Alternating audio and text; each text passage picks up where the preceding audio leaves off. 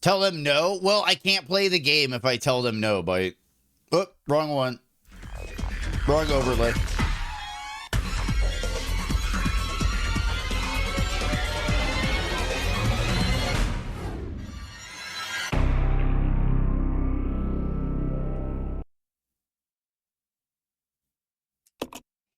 Yeah, Machina. So we've been talking about it for some time. It's been something we've been talking about for a while. So like for us, it's just kind of like, all right, we're doing that thing we've been talking about. And we didn't really talk to a lot of people about it. So like everybody's getting like stoked and excited for us. And for us, it's just, I don't know, we're weird.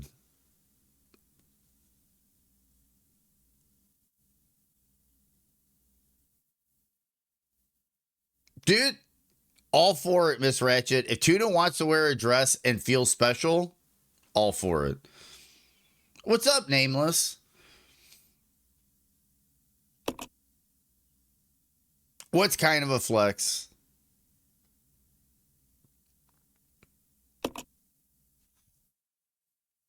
Resident Evil. We're gonna load our game. Soul is goated, Nameless.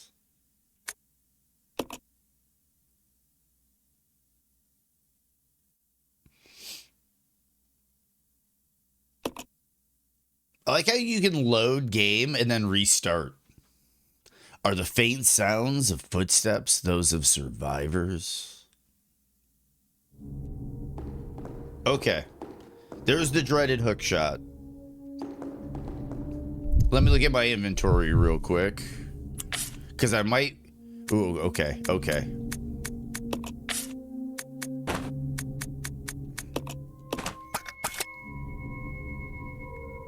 I'm going to relocate the hook shot. Never finished with how you like it? Okay, so this game has a bit of a mixed reception to getting married like it's no big deal.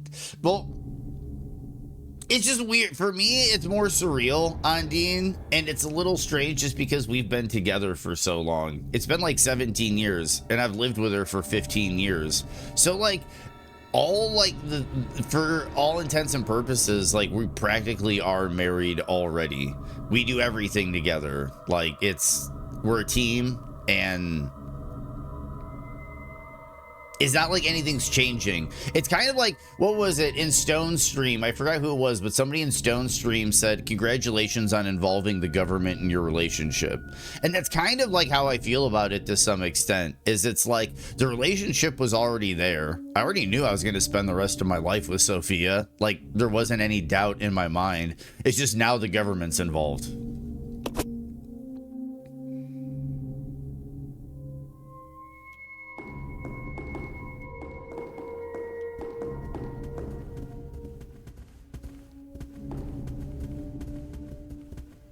I like this game a fair amount, Nameless, but there are some issues with this game when it comes to item management, inventory management, routing, and the hook shot in particular.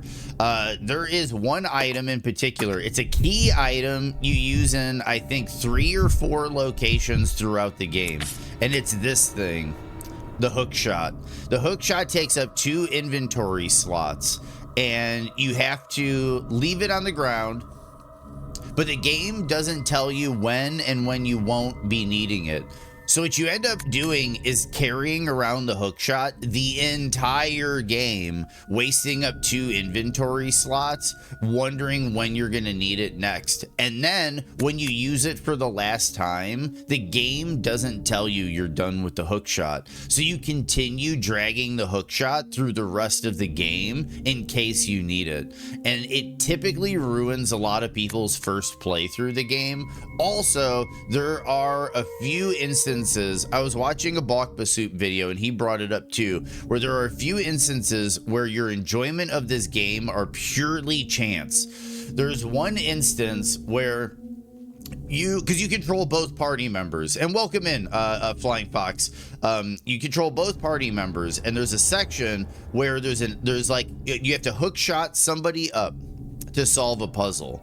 If you hookshot Billy up, Billy finds out he needs certain items, and Rebecca has to make those items and get it to Billy. So Rebecca has to run around the entire game populated with enemies looking for specific items to get back to Billy. But if you hookshot Rebecca up into the room, all the items Rebecca needs are in the little room you hookshot to. So you can hookshot up there and complete the puzzle in about 5 to 10 minutes as opposed to 3 hours. There's a lot of things like that in this game where you can have drastically different experiences depending on what decisions you make.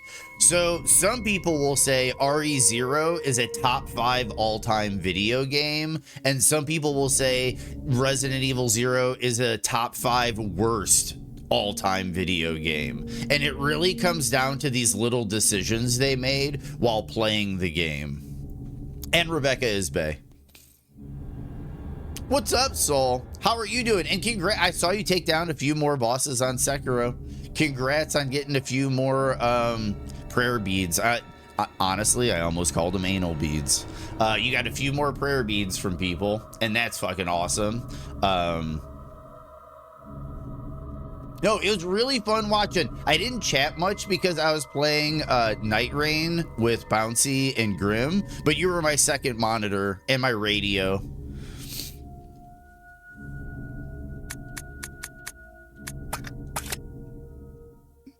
Butt beads, yep.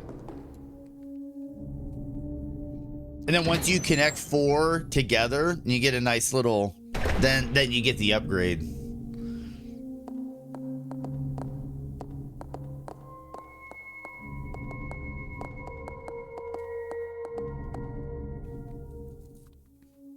You are him. You are him, Soul.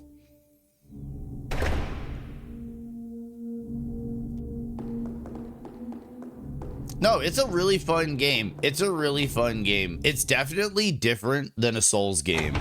You can tell it's built on the same engine, and some of the mechanics like posture and a few other things carry over.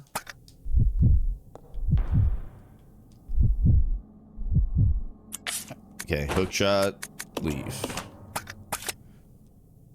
The other big divisive thing about this game, Nameless, will be a couple years before we see a remake of this game. They're saying they might be coming out with one.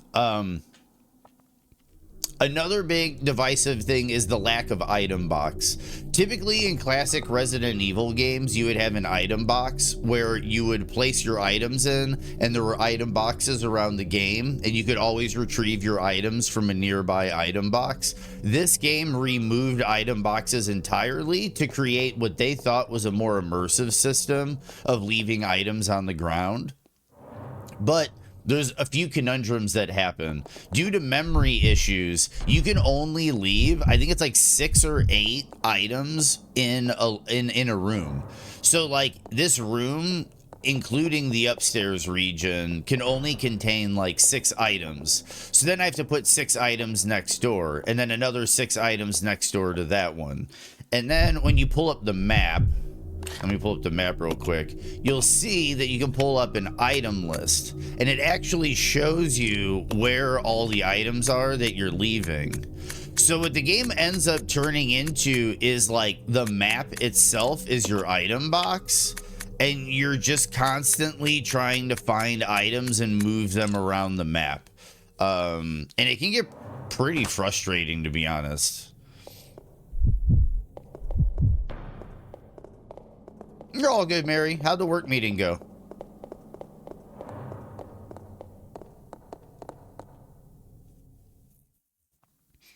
Yeah, it's not pleasant. There's a lot of friction against the player in this game. And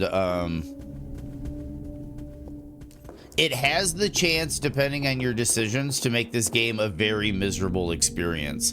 And I've been trying not to like spoil the game for me, but I did some reading and some checks, and I watched some Bakba Soup videos.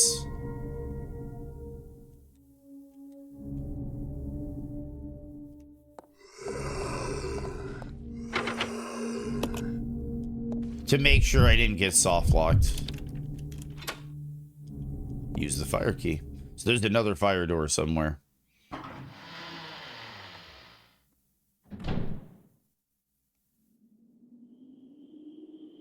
Dude, Cemetery Gates is like, that's one of those tracks that's like a song for humanity. Like, that's gonna be one of those songs that's like 50 years from now, people are still listening to. I even think like 100 years, people will still be listening. Okay, Bakbasuit brought this up, and this is honestly one of the most terrifying screens in the entire game. Can anybody tell me why this scene is absolutely terrifying? Yeah, Phil's always catching a bunch of shit bite, and I am, it's understandable because Phil has zero filter, and has definitely been inappropriate. I would like to think Phil is well-intentioned, but he's also rather juvenile. It's complicated when you aren't particularly fond of, okay, how do I do it? Like, I enjoy Phil's personality, but I don't always like what he thinks. Does that make sense? Like, I can enjoy the way he carries himself. I enjoy his storytelling. I enjoy his sense of humor. But there are certain things that he talks about and does that definitely rub me the wrong way.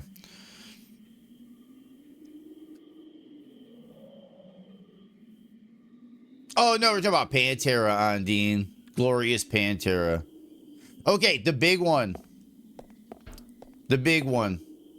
Why are there cracked eggs next to the cutting board?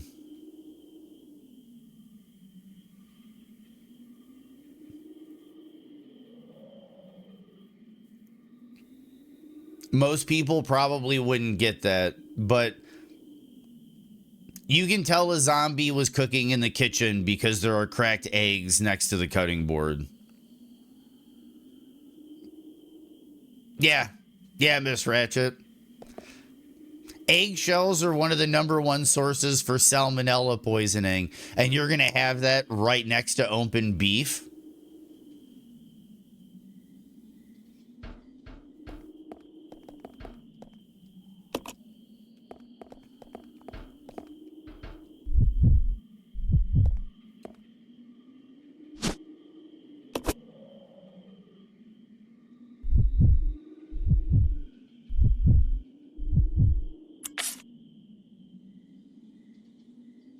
You just want to leave work and grind Radon?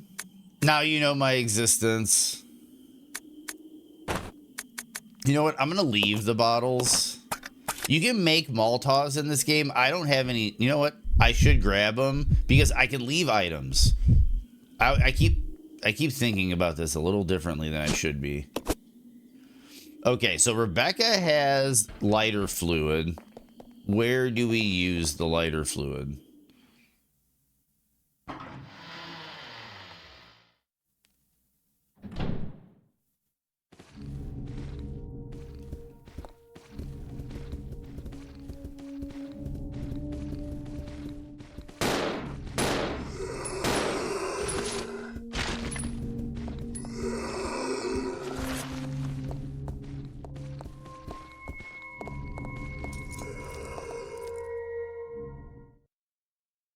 You mean like you understand the addiction?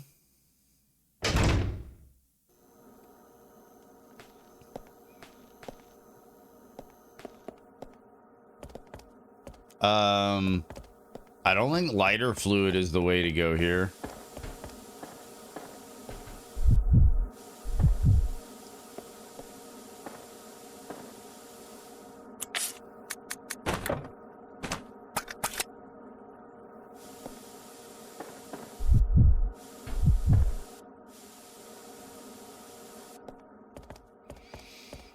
I'm stoked to only have to judge Saturday and Sunday this weekend. It'll be a nice change of pace. That's nice. If it's just 2 days this weekend, that'll be nice, Soul. That'll be really nice.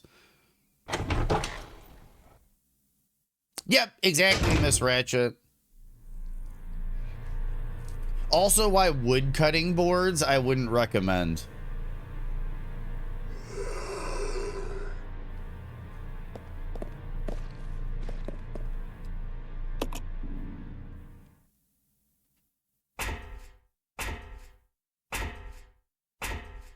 I know wood cutting boards look nice. They look clean. They have a nice presentation. They've got a nice sound to them. But they are extremely porous. And you do not know the bacteria and nasty that can get trapped in your wooden cutting board.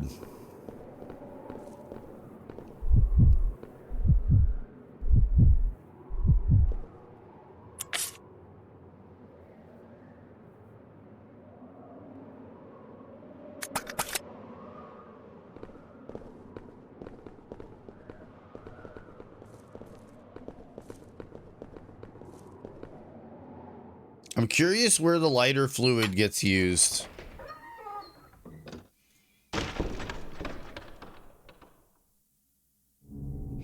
Aren't wood cutting boards more hygienic because most of the woods use ATP? Nope.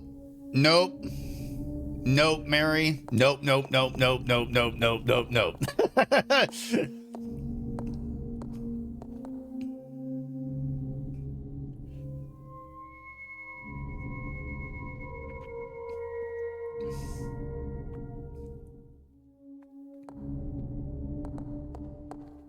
Do not trust anybody that tells you that. Okay, obviously I'm not using the lighter fluid here.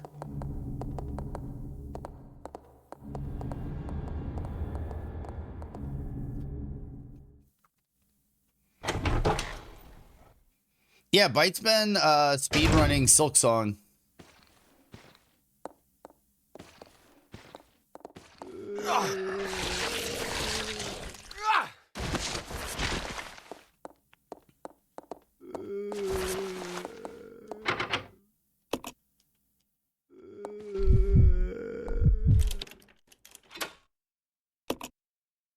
Don't need it anymore. See, you use the fire key. It tells you you don't need it anymore. They let you throw it away.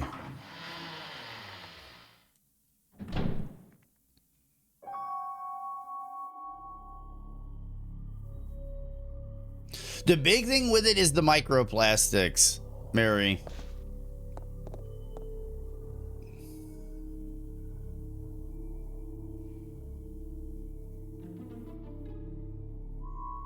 Yeah, exactly. Stone's right. That's the thing. The wood cutting boards are better for the cutting. It's better for the knives. It's better for you to an extent because of the microplastics. But wood cutting boards trap mountains of bacteria and viral content and all sorts of nasty. And even washing it might not get it out because of how porous it is. So it really is kind of like you weigh it out. Me, I go with like an acrylic cutting board. That's just my own personal. Glass is another one. Some people use glass. Yeah, it's a pick your poison kind of thing.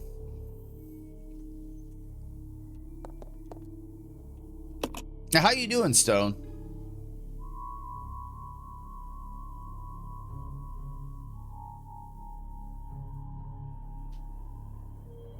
Yes, exactly. Dude, did you work in a kitchen, Stone? Did you work in a kitchen?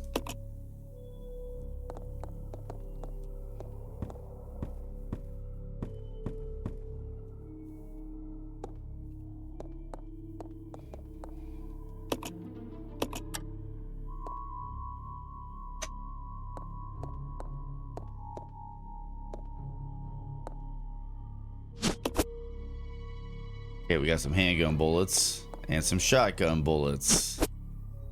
Shells.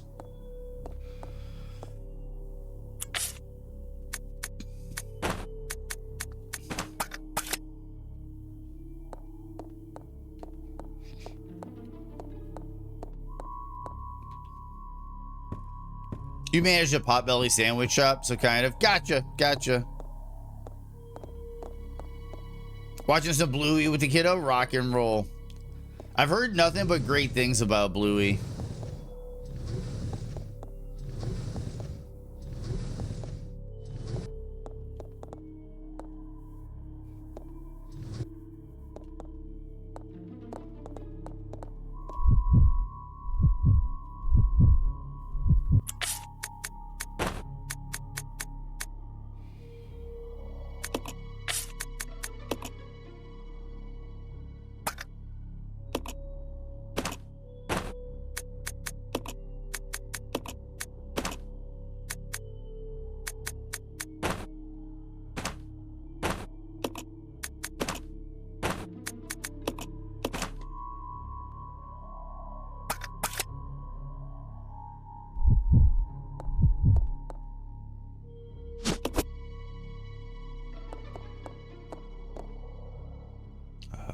Then we combine.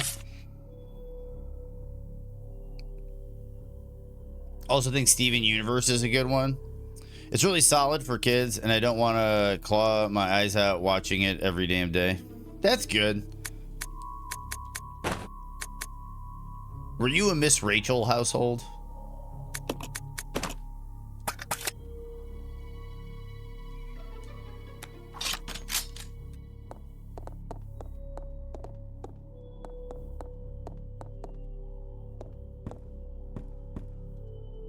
Someone say Claw. Nice, Claw.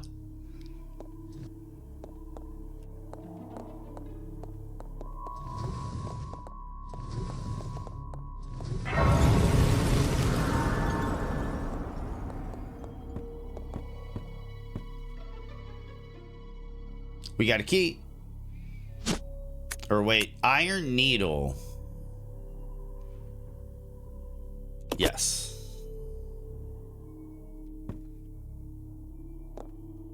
We also have a note. What's up, Use? Hi, all. Now lurking. I love it, Buse. Welcome in, dude. I hope you're having a good day. I hope the youngster's having a good day. Assistant Director's Diary, September 2nd. A useless bunch of trainees as always. Where does headquarters find these idiots? We did get a couple of decent ones though, so can't complain, I guess. William and Albert. So William Birkin and Albert Wesker. They might have a future. September 25th. Scholar Will, Practical Al. They really are opposites, and they're always competitive in everything they do. There's something ruthless and cruel about them both. October 7th, got a sudden call from the director. It was to tell me to encourage a rivalry between those two. It's the first time since this training facility was built that Director Marcus has ever shown interest in anything other than his research. Well, whatever. Orders are orders. I'm gonna have them tearing at each other's throats.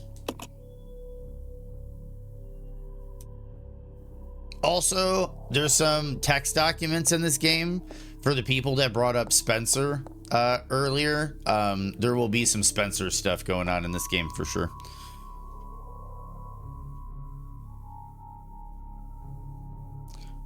What are you collabing with Daft tomorrow on, Claw? Until the bedtime is still early? Gotcha.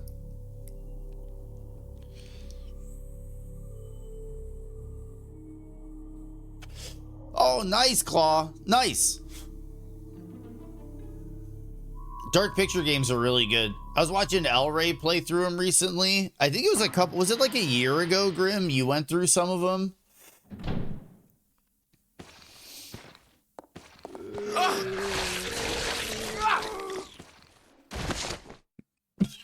I don't know where that needle thing gets used.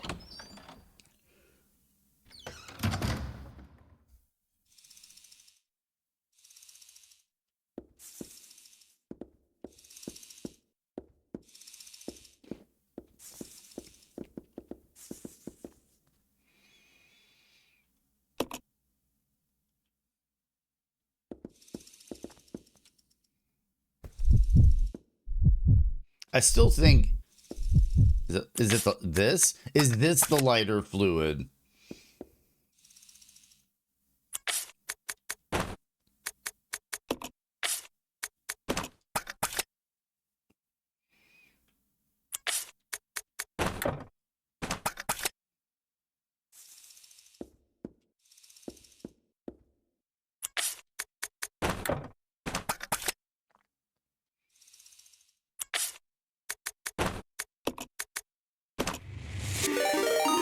Bingo! Now it makes sense. What is up, Jing? What is up, Golden Black Owl? Welcome in. How is everybody doing? Lalafy? I hope I'm pronouncing that right. Almost said Lalafell from Final Fantasy XIV. I hope everybody's doing well. We're playing through Resident Evil 0 right now, which is like one of the more divisive Resident Evil games.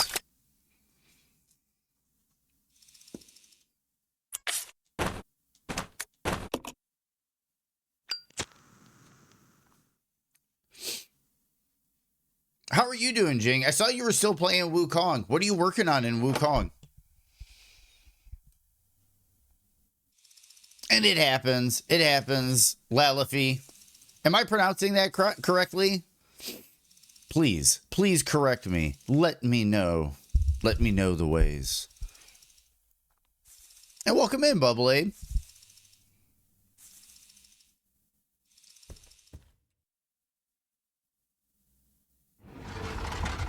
You finally fucking beat it? Nice. Nice. Oh, shit.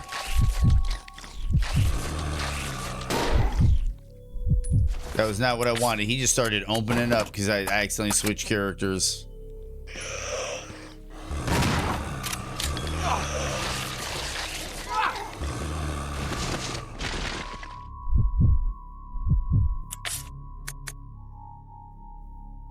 Did that already burn? Yep, I already burned it.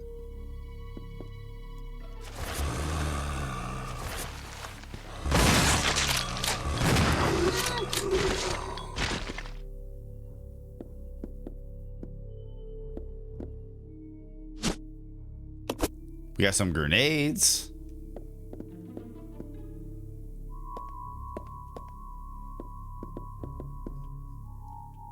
The filing cabinet is in a state of total disarray, but there doesn't seem to be anything of interest. Wait.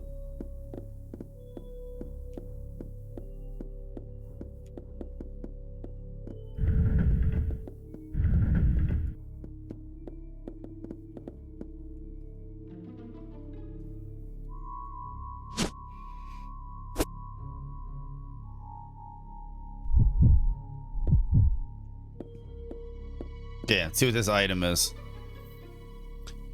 Rocked him hard, whipped it out, flopped it, that shit on his forehead. You draped it across his face.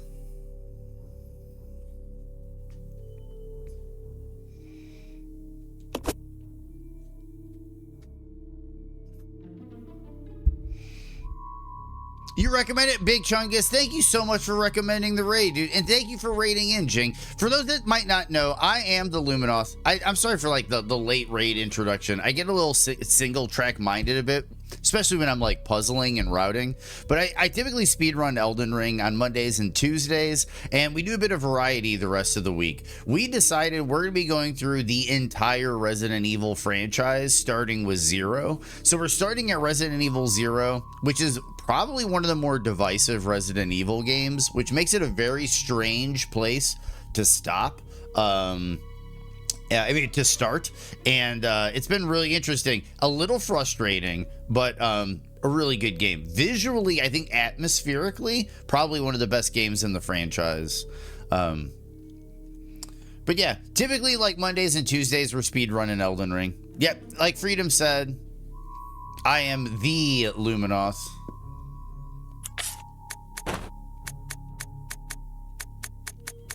We're going to examine this book. I think you opened the book. Yep, there's the wings.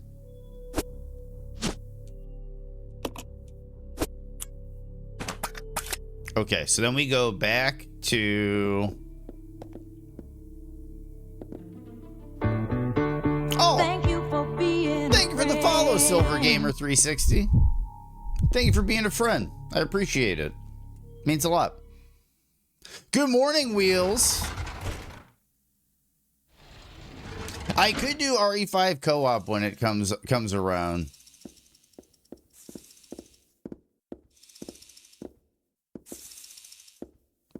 Oh, I'm hearing the bugs above me. That's what's happening. Okay, so then I have the wings. So I'm going to go put the wings on... Thank you for being a friend. Wait. Is she going to travel with me or not? Golden Black Owl. Thank you so much for the follow.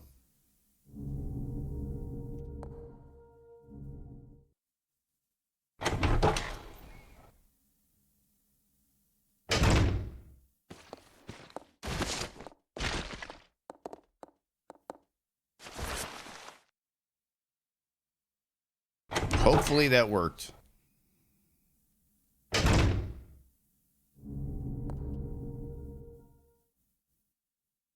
Is that zombie like blocking Rebecca from being able to get through and warp to me? Come on. Okay.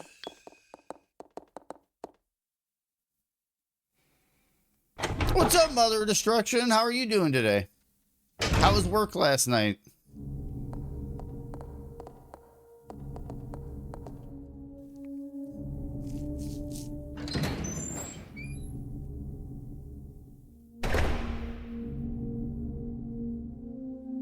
Yep, the good old zombie cock block. Indeed.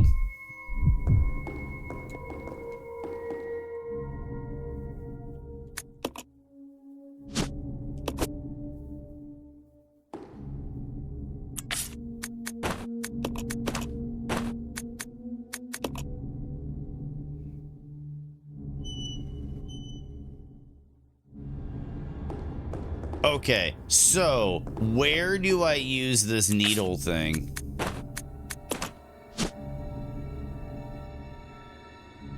Is it for the clock?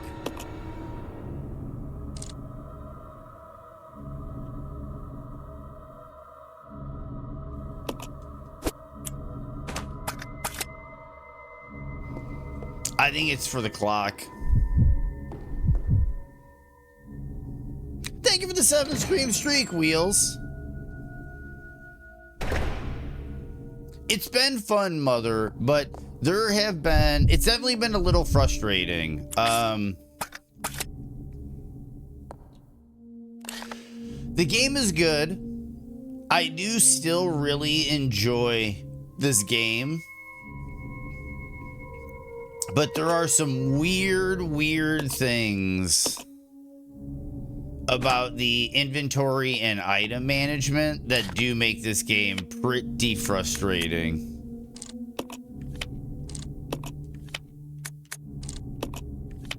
And I have no heals.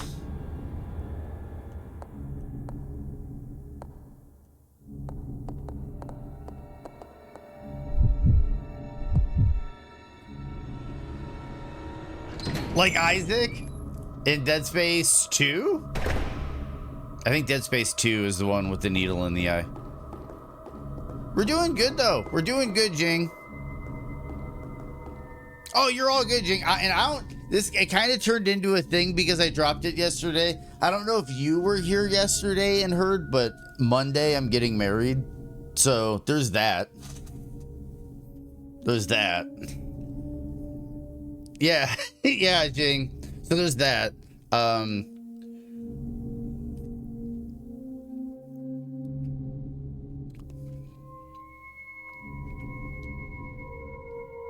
Yeah, thanks for the congrats. And thanks for that, Bubble. Thanks for that. You're all like, oh, you do not have to do that, Jing. Love theism.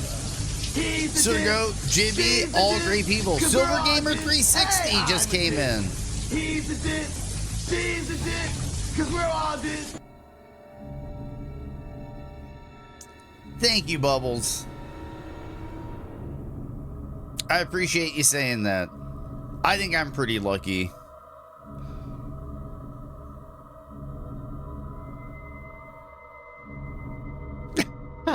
Wifey's got to be careful, though. I know. She knows. She knows. But let's just say she's a bad bitch.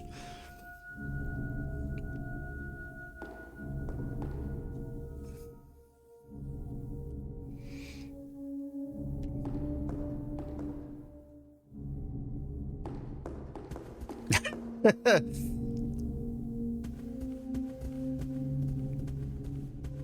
welcome in, Lotan. Is she gonna change her last name? Kate didn't? I think so. I think so, Ryan. I don't know. I don't know. We've kind of talked about it. Honestly, we're just, that's like the thing. Like we're just kind of doing it. What do you mean by dude? What's the dude? Dude.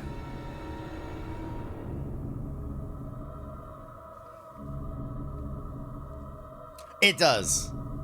Louis Petrillo does sound awesome. Mary started it, and Sophia loves it.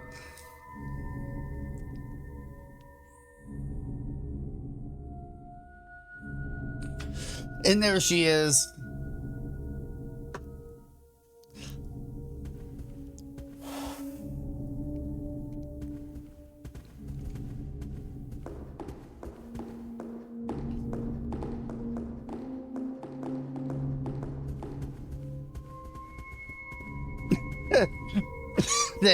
Thanks, Jing. It means a lot. And Sophia Petrillo is, I guess I'm the lucky dude.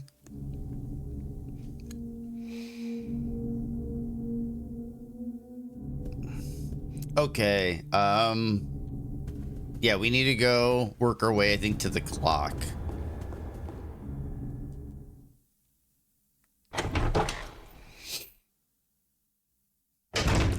Get this right.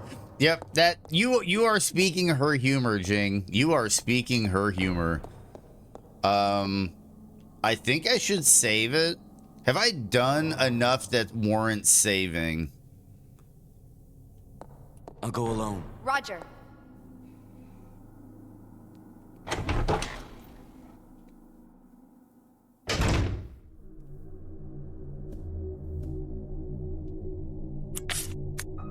Oh, I don't have the thing. Thanks for the Gigantify, Mary. Thanks for the congrats, Wheels.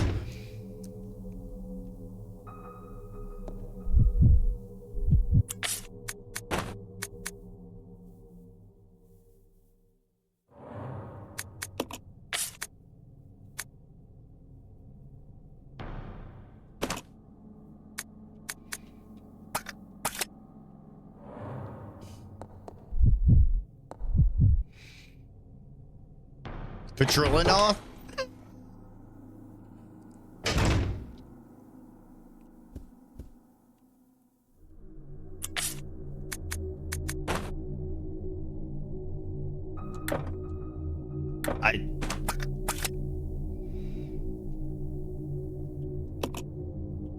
Wait. Do you actually use it on the clock door?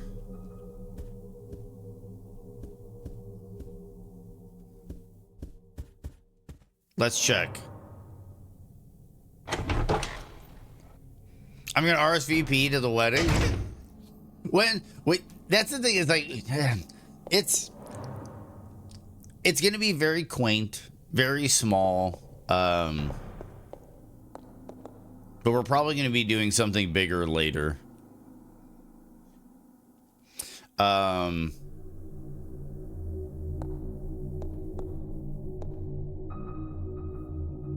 Let's check the doors and see if you use it like a key on the door.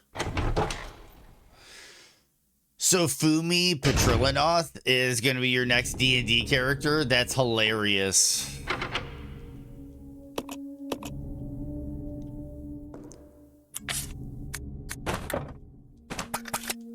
Where do I use the clock?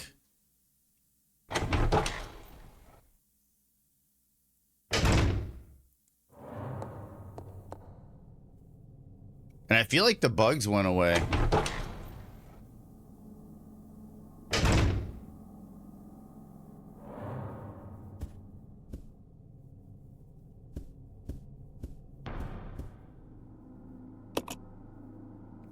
The painter has accentuated her sense of nobility.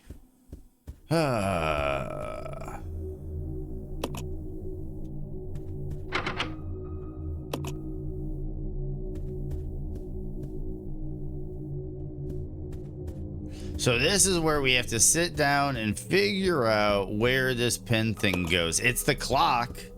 I'm pretty damn sure it's the, like a clock hand, and I need to put it on a clock. It's just... Come on. Roger. Which clock?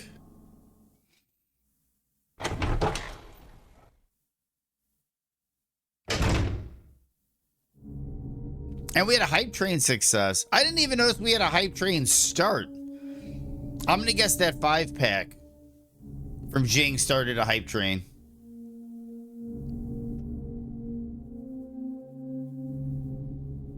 Thank you so much for the hype train.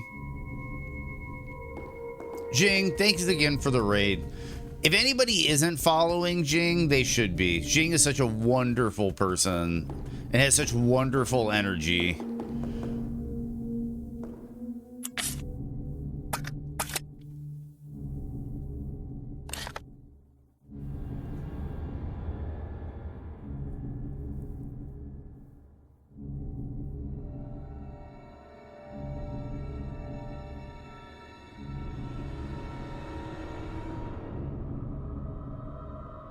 Where's the clock?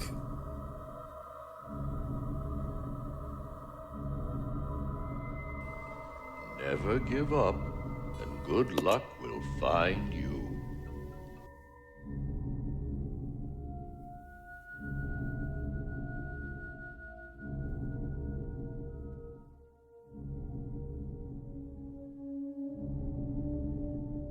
Where is the clock?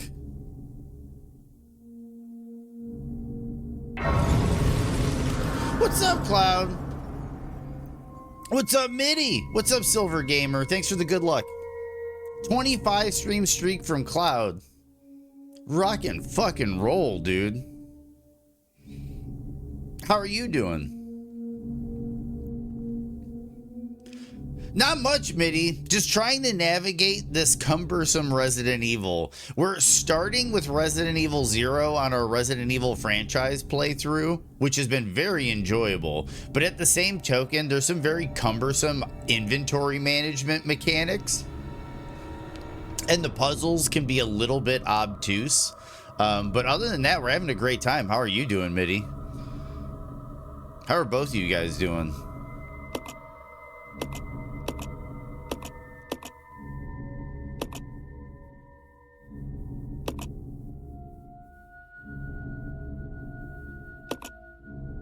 I don't want to look up where you use it.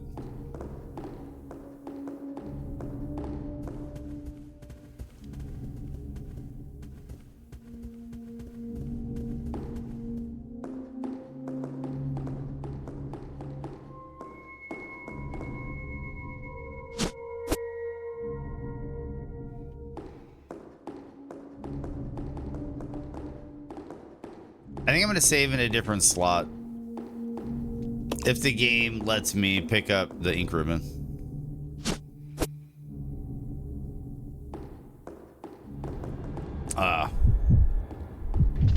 Where you going, Rudy? Dude, Machina, 21 months. I don't believe you. So Fumi Petrolinath is a great name? Yes, it is. Especially for like a, what would be a good one? Would that be like a good Githyanki name? Would that be a good Gith name? Or would that be like a... Or would that be like a Drow? And W Machina for 21 months, dude. A Githzerai monk? I can see that. I can see that.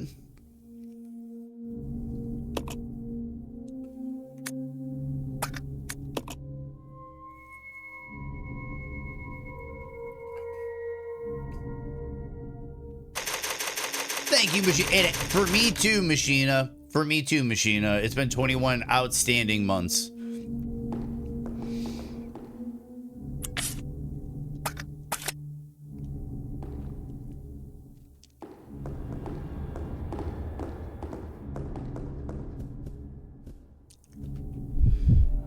I'm just kind of like, where is the clock?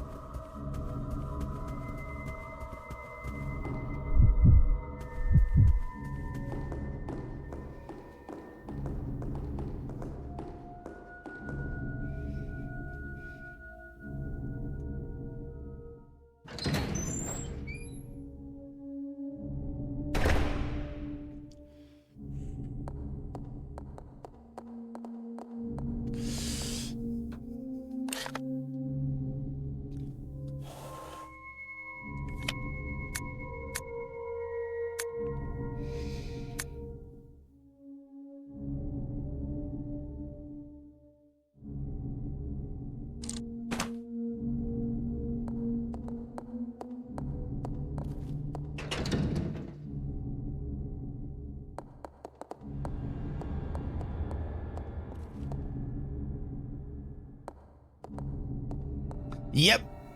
Yep, Machina, this is the start of the entire franchise.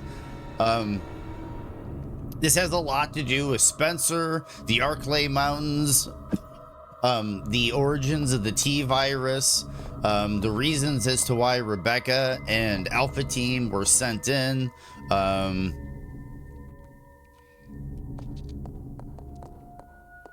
Albert Wesker and William Birkin being friends.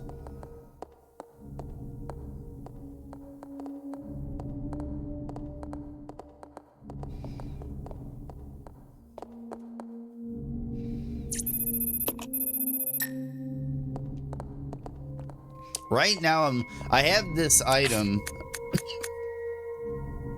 the Iron Needle, and I think, whoop, if you look at it, it looks like the hand of a clock.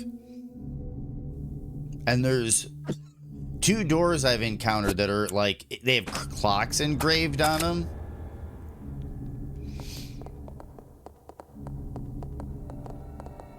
So I'm trying to figure out where I'm supposed to use this to progress. One day he missed the bell and fell on one.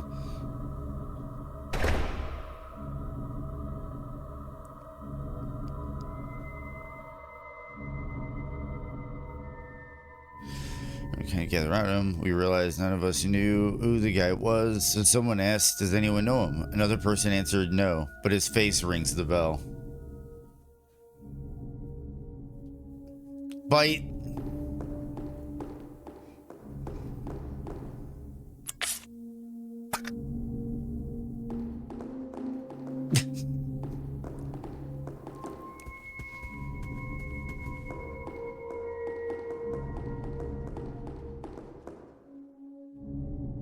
That's a good one.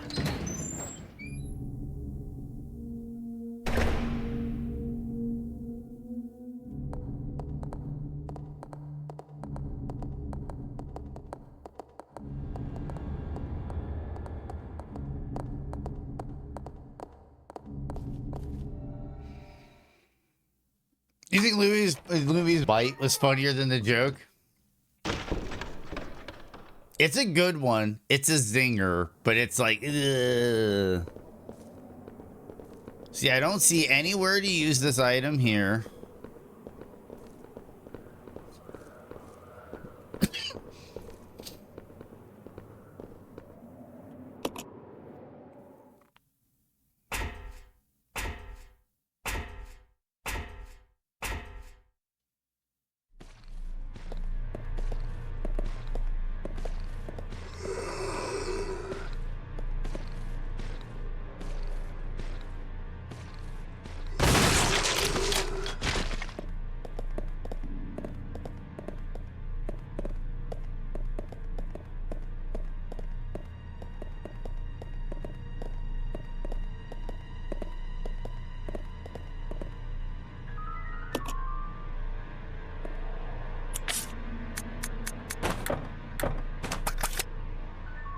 There's clocks everywhere. What am I supposed to do with this?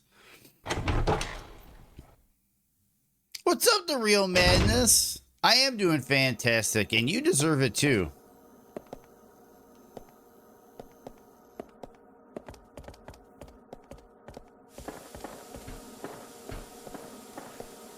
I don't know how to get past this yet. Can I just walk past that? I don't think so. Yeah, see?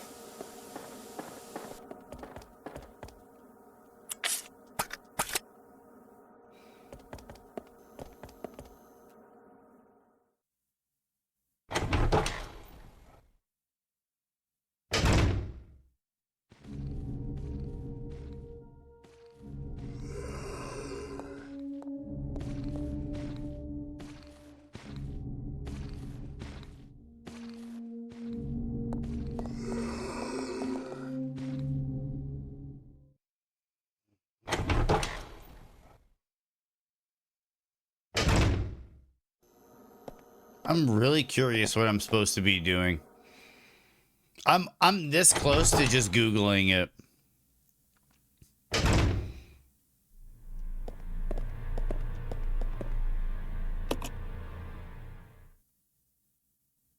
I can't do psychedelics anymore.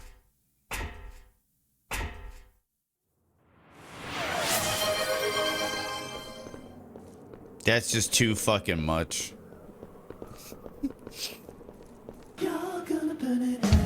And thanks, Real Madness. I am gonna burn in hell because this is taking forever.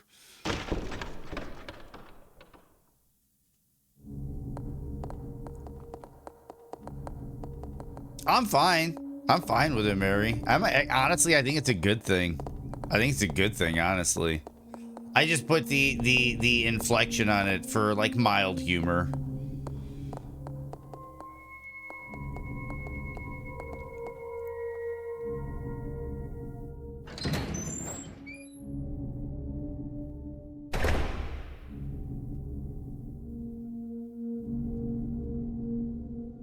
I love the text just told some loser to burn in hell.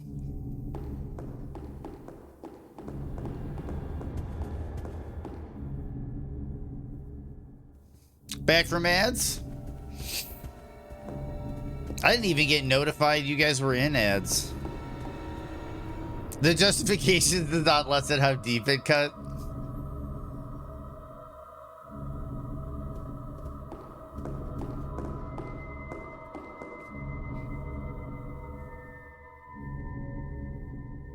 As soon as I get in, I end up with a work call transferred. Dude, it happens. It happens, Mitty. Sophia's the same way. Like, Sophia came in and dropped, like, a joke earlier, but I bet immediately she had some work shit she had to do and she had to run. So I told her, dude, Mitty, I know how the life be. I know how the life be.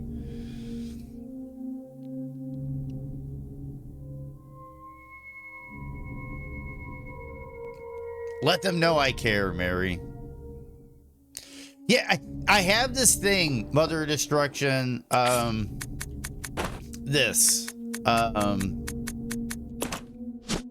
Iron Needle, which I think is the hand of like a grandfather clock, or it's for a record.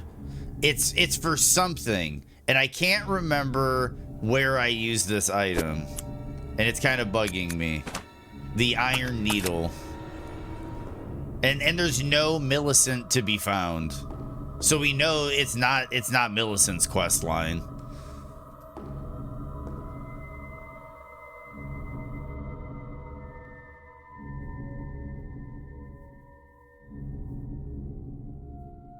Oh, dude, no problem at all, Mitty. I feel the same way sometimes with the late night streams. I've been so busy lately. I haven't been so as chatty as I usually am, and I feel like shit for it. But I lurk where I can, and I try to get. Millicent would not be out of place in this game. Not at all, Ondine.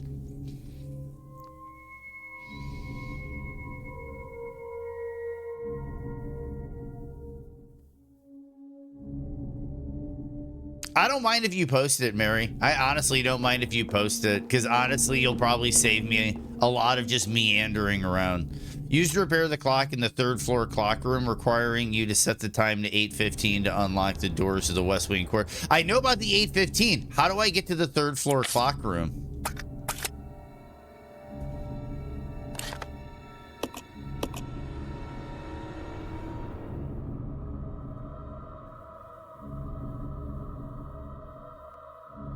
Oh, wait.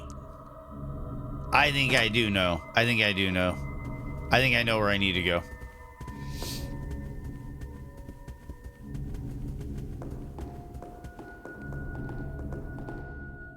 Thank you. Thank you for telling me third floor. Thank you for telling me third floor. That I haven't been back to the third floor. I haven't been back to the third floor, and that explains everything. I forgot there was a third floor.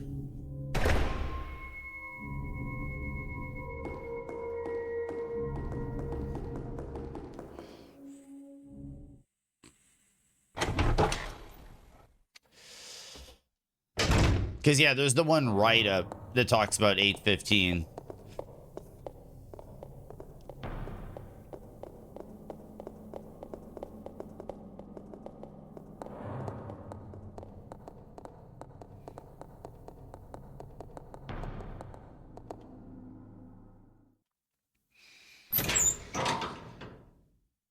What's the juice today? What do you mean by the juice? That I'm vaping or drinking?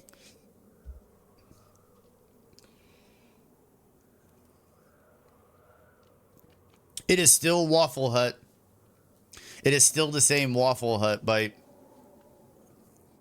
It was 2 grams. It was 2 grams of Waffle Hut. And that shit'll last me like a week and a half.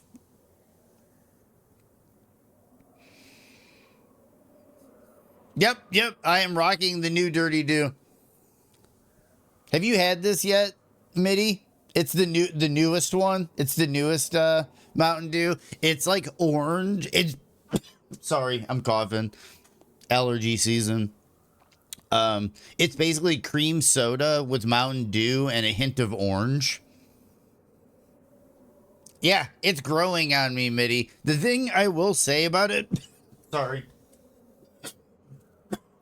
There we go. The thing that I'll say about it is it's a heavy beverage because of the cream.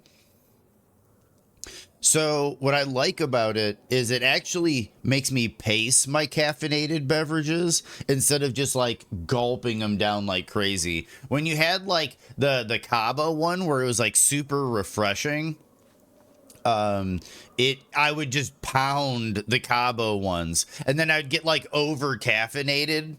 And I've noticed with these, I kind of sip on it a bit more.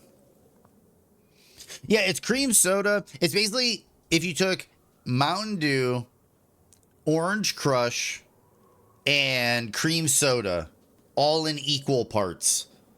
So you get that nice like back and wide flavor palette of like the cream where it kind of almost kind of coats your throat and kind of has that like back of the palate flavor.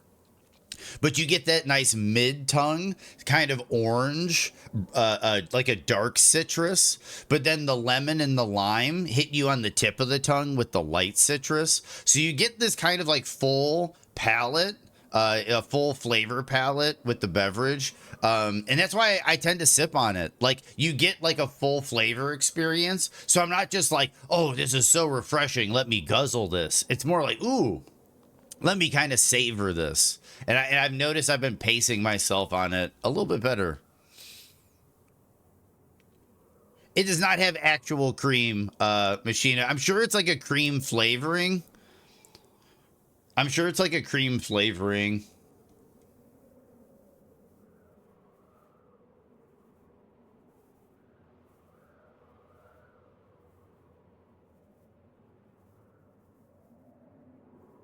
Yeah, they probably just add some shit to give it that cream flavor. And what's up, player 2?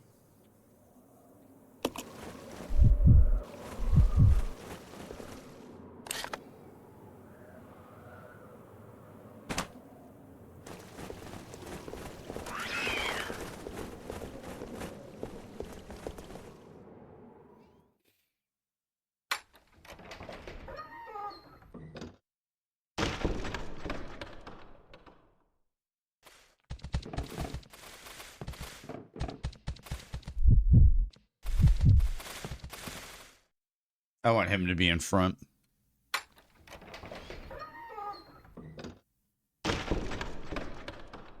It could just be like a vanilla extract or something. Like they put like a vanilla extract in it. I'm reading the ingredients list, but it's so fucking small. Because it's like, you know, like they'd have like vanilla Coke. Does the vape taste like syrup? No. Honestly, Bite, it just tastes like weed.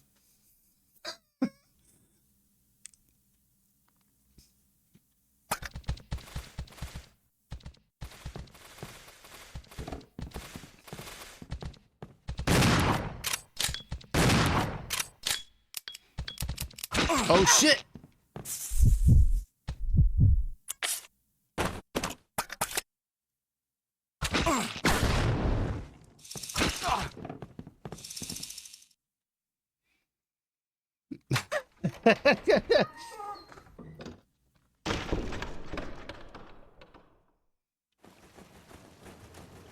I had a feeling, Bite, but I'm just being real. It just gets to a certain point where it's like, yeah, you know what?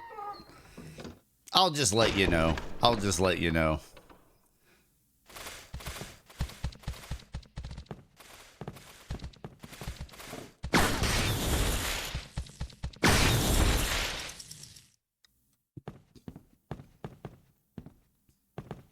There we go.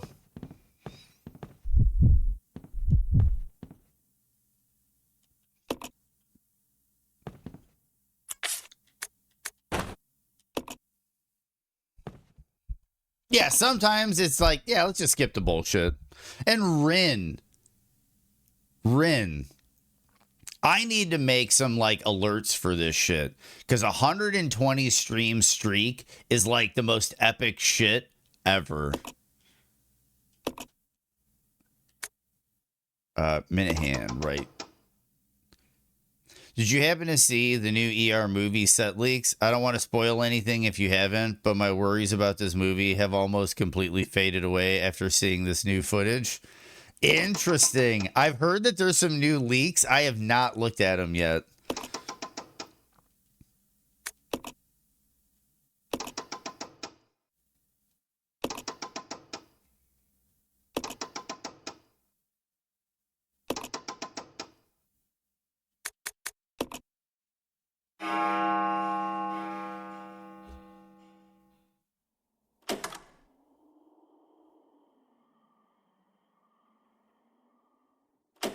I know the director is a huge fan of Elden Ring.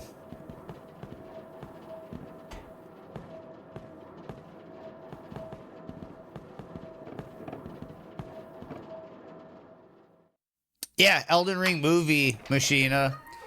It's A24's biggest production. A24 is spending more money on Elden Ring than they have spent on any other movie they've made. A24 is going all out on this. And the early set leaks look exactly like the video game. So like there was a lot of skepticism at first, and it's slowly starting to turn into hype where people are like, you know what, this might actually be kind of good.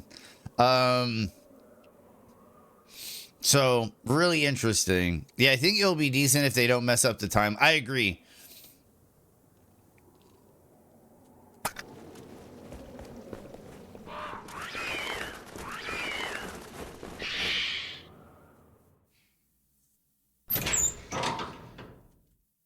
Yep, if they spend too much money, they could always... Exactly. Exactly.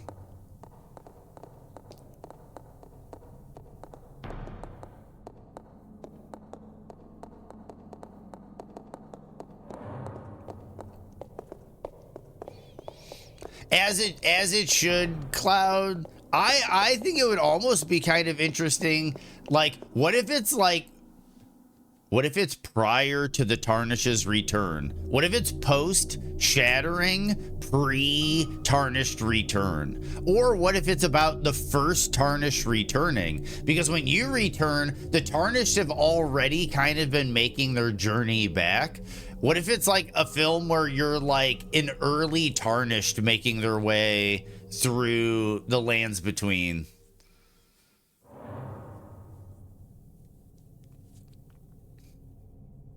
I don't think that's ever going to happen, Mary. I think actually showing us the thing is the thing FromSoft is never going to do.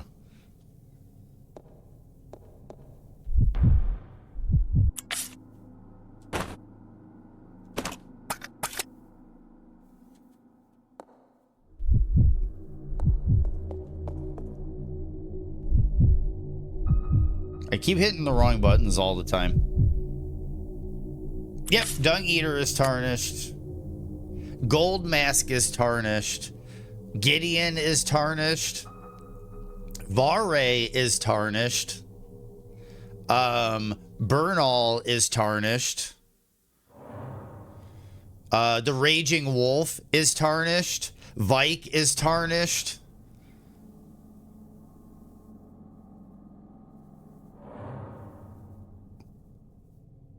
The Hoslo siblings are tarnished.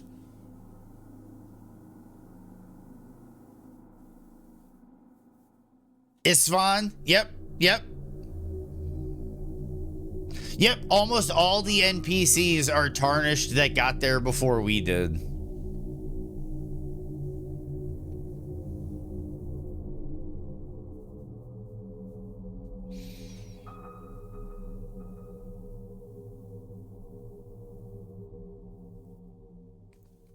You want the movie to be it? What did they make what if the movie is the introductory cutscene? What if they give us the introductory cutscene as a movie? Like, you can watch the movie and then go home and start up your game, and that like intro 5-minute, tarnished, you dead who yet live, all that stuff. Like, you watch all of that, and then it's just like, then you play the game.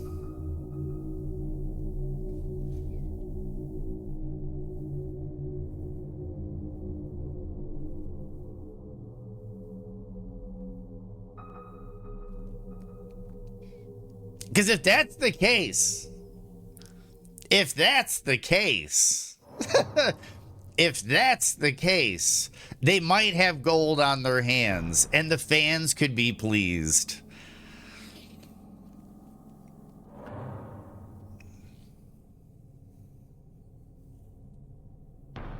Yep. What was it called for FF15? I'm not gonna look at the screen. It was like High Guard or something, but it wasn't High Guard. Royal something? Oh, what the fuck was it called? I'm gonna give up soon, though. I see it. King's Realm? King's Realm?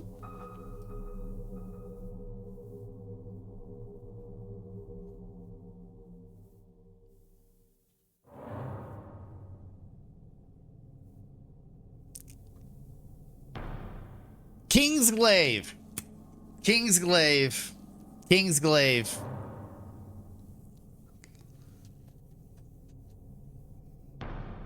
Yeah, Kingsglaive.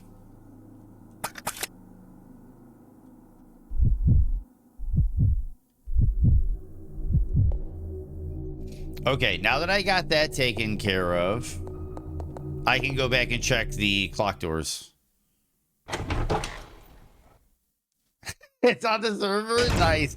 Welcome back, Kelly. Thanks for the alert, dude. Seriously, Kelly. Dude, you're one of those people, man, that just, like, there's an energy you carry with you everywhere. And, I feel it. Every time I see your name in chat, it's like, dude, fucking Callie.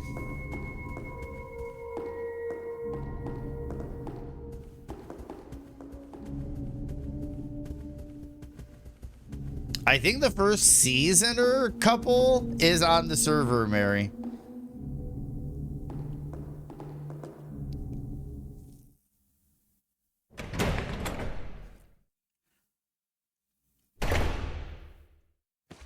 You mean a lot, Callie. You mean a lot.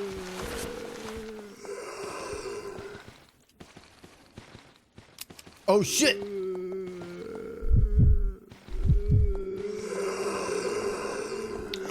I goofed this up.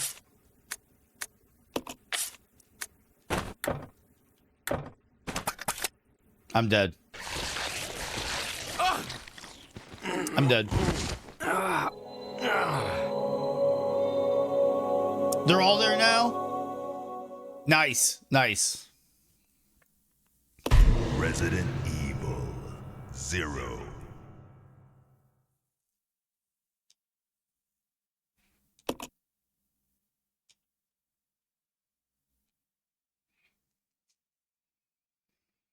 Now we know what we're doing. This will be a lot quicker.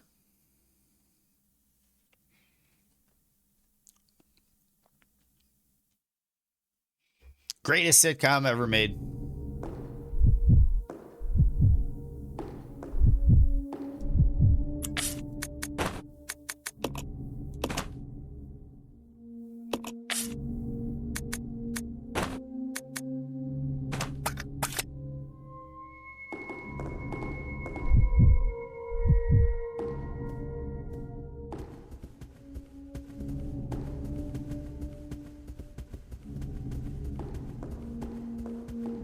Oh, wrong door.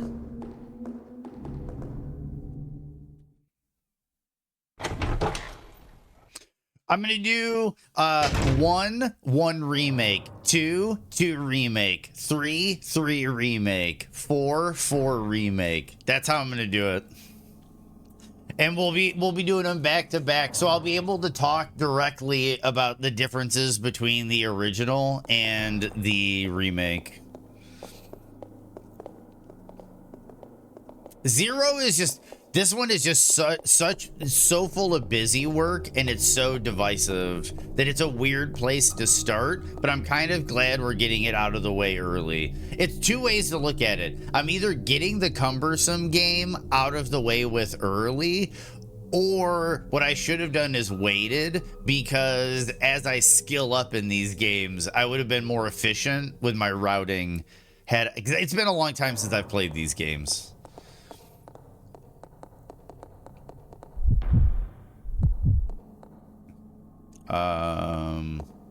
Let's split up. Okay. That's the way we're gonna do it.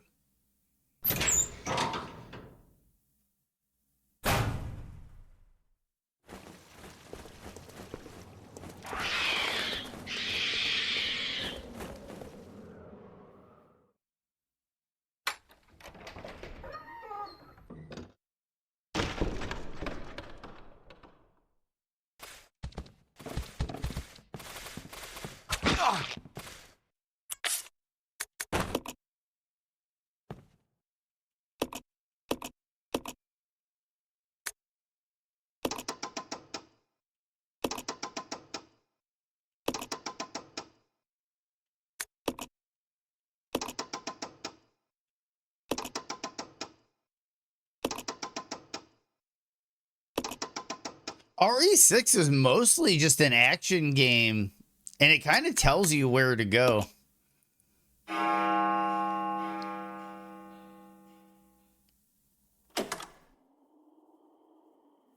The other game that I would say comes close to being as cumbersome as this is Code Veronica.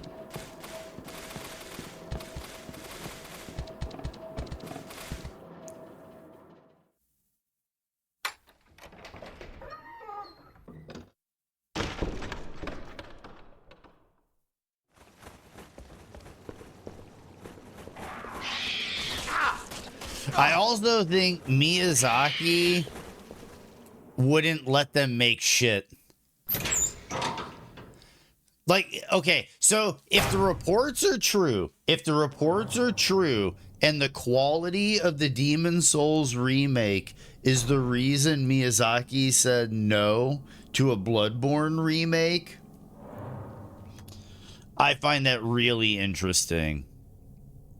And I also think that means that if they were to sign off on a movie being made, Miyazaki had to think that it was a good idea.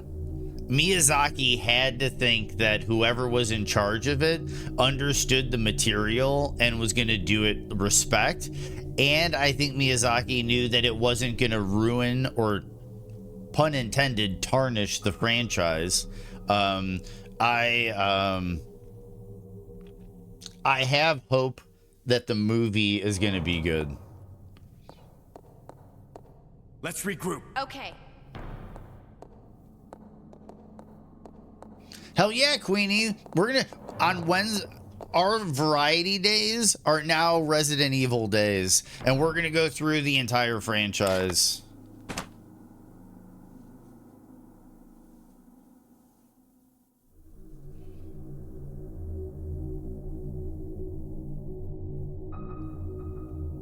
Yes, Ondine. It's like, I really do like the remake, and I think it's a quality remake, but I think tonally they missed the mark. And I think it's like something that really sits with fans is that the tone is really off on the remake for like the diehard fans. I still prefer playing the original version of the game. I recently did a playthrough again with the remaster, and yeah, it's different. Like when I played the Shadows of the Colossus remaster or remake, it's like, wow, I don't think I'll ever go back to playing the original. And then when I played the Demon Souls remake, I'm like, you know what? Let me play the original again and let me see how that feels. And then the art aesthetic is like, whoa, the atmosphere is totally different in the original.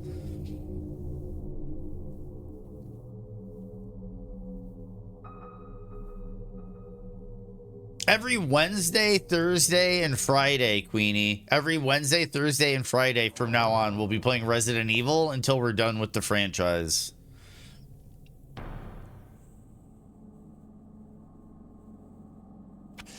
Yeah, Queenie. They need to make the original available. I kind of have a beef with Sony, where Sony is starting to get into this weird thing where they're trying to George Lucas their games. They're trying to be like, this is Demon Souls. That's not Demon Souls. This is Demon Souls. And it's like, no, that's Demon Souls.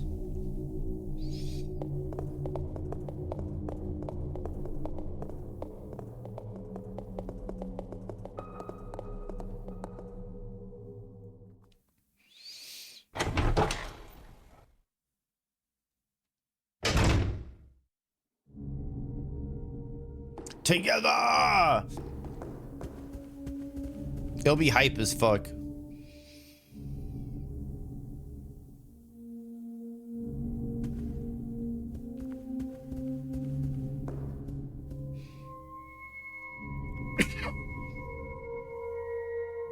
Way more egregious. I wouldn't say it's worse, but it's more egregious. Where like, it's not necessarily that they're adding or subtracting, it's that they're changing. Like, it still upsets me that when I look at the remake and I see the fat officials and they're all like covered in pustules and like these sores and like these giant like pustules and cysts and stuff, and they look all like infected and gross. And it's like, no, that's not who that character, that's not the right representation for that character.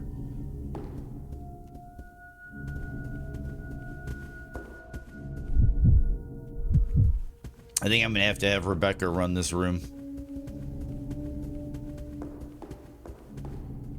I'll go check over there. Okay.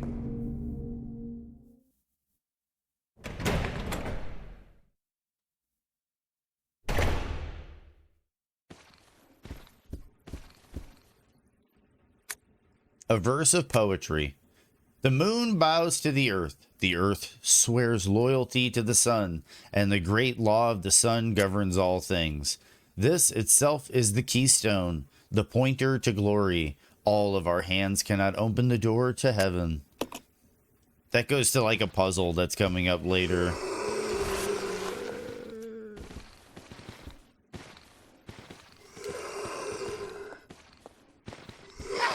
Dude. How many of you assholes are in here?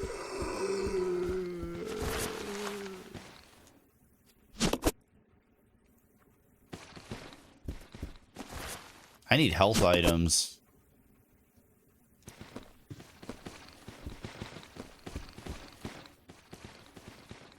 Shit. Nope, I don't want to do that.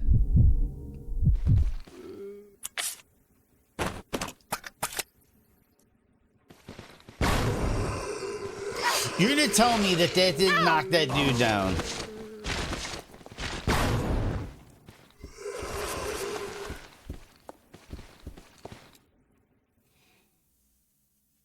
So much neck love in here. Yep. They're necking. They're necking at Lover's Lane. Does anybody like remember that term? Okay. I know some of you might, but necking, that's a weird one. That's an old school one that I never quite got. Stay here. Okay. Follow me. Yeah. Like, if you play Demon Souls on an emulator and fix some of janky PS3 visual issues, it's close to looking better than the remake aesthetically. Not on a technical level, obviously, but like, it's a beautiful game with very focused art direction. The same way, Ondine, the same way that Elden Ring is a more beautiful game than Demon Souls Remake. Demon Souls Remake has better lighting, it has better texture definition, it has better physics, it has better sound. On a technical level, Demon Souls is superior to Elden Ring in every single way. The reason it's not a better game visually is because of the art direction. The art direction of Elden Ring is absolute peak. And that's like, you just can't match it. You know, it's like, yeah, you can make like another Tower Knight. You can make another Armored Spider. You can make another Garl Vinland. But holy shit, Geraint Malekith. The spectacle of Radigan Elden Beast. The spectacle of Radahn. Like, traveling through Caelid, traveling through Limgrave for the first time. Like, all of it is so aesthetically pleasing and aesthetically beautiful that, like, it's just on a different level.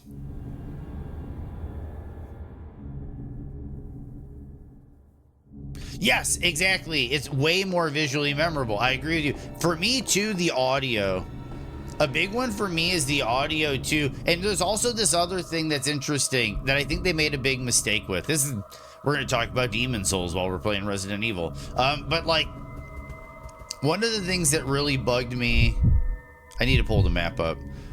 One of the things that really bugged me was when you get to Tower of Latria. In the original, the shopkeeper is singing.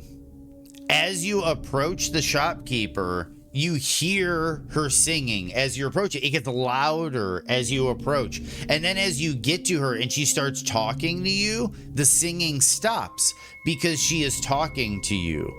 And then you have an interaction. And then as you leave, she starts to sing again. And as you get further and further away, it gets quieter and quieter and quieter. But the remake, they just make it to where the singing is the background music for Tower of Latria 1-1. Anywhere you're at in Tower of Latria 1-1, you can hear the singing. And if I'm not mistaken, it continues while she's talking. It's like they made the singing just background music. But in the original, it is the merchant. It is the old lady merchant, the old noble. Sorry for hitting the microphone. It is the old noble that's sitting there, and that's where the singing is coming from. And they kind of miss that. Like those little details is, I think, where the Demon Souls remake kind of starts to fall apart.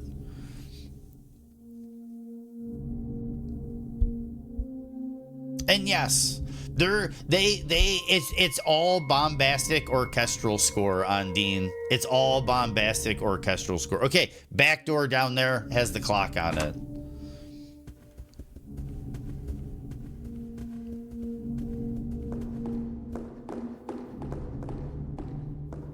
I have no heals.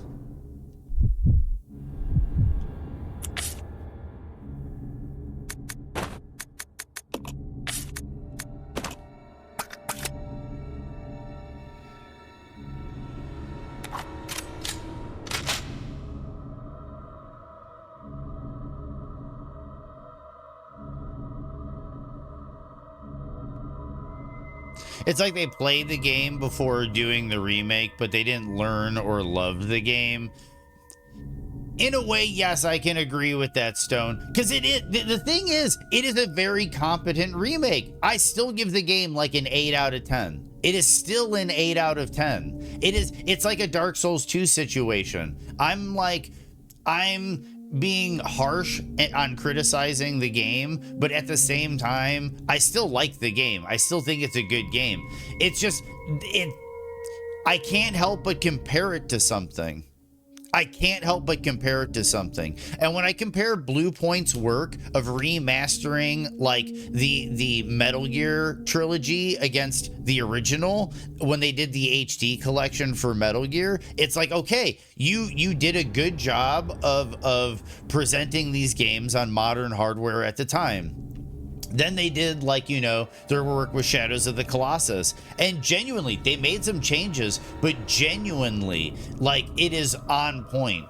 But what I'm starting to notice though is, like, thinking back on it, Shadows of the Colossus has a lot less that you can get wrong. You have 16 Colossus, a world to make, a horse, a main character, and things. Whereas like with Demon Souls, you have to worry about like nuance and art direction, and you have to worry about like over like 100 different enemy types, and you have to worry about like all these different bosses and everything. I think it was just a very different project for them.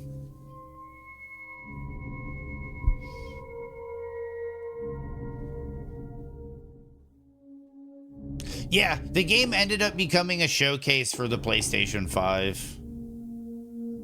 Hopefully I don't die here. I like really need healing items. See, leech dude.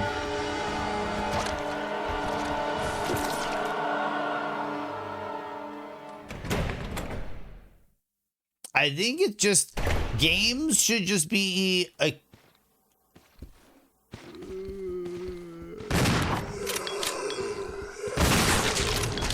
Oh, you wasted ammo, Rebecca.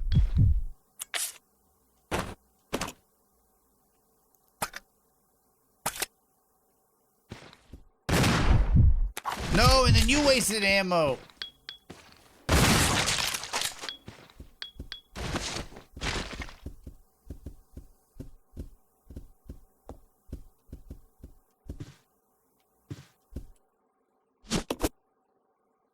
And there's no heals in here.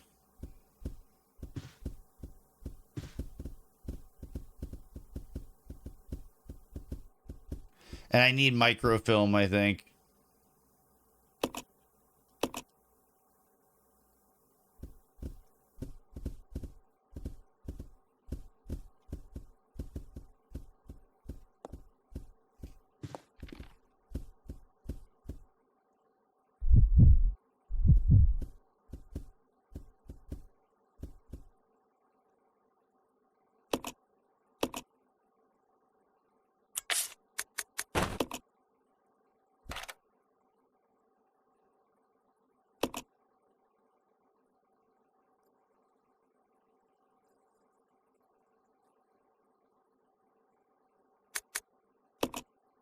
Okay.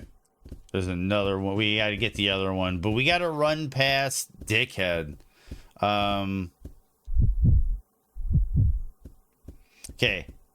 I'll go alone. Roger. Where is...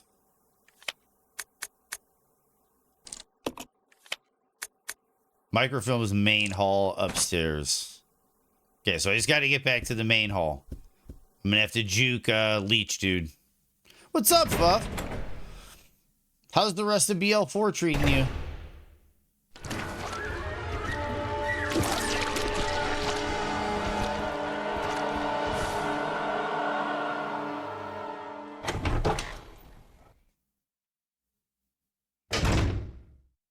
FF7 Remake is a good example of this. Okay, one second.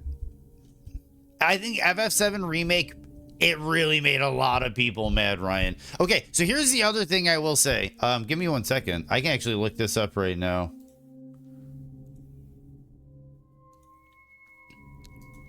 FF7 Remake copies sold.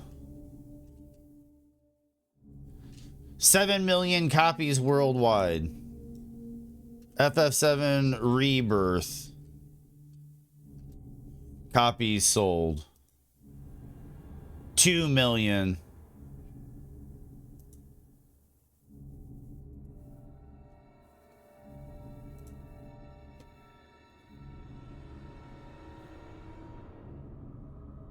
I'm in the opposite camp, Cloud. I don't like it. I don't like it.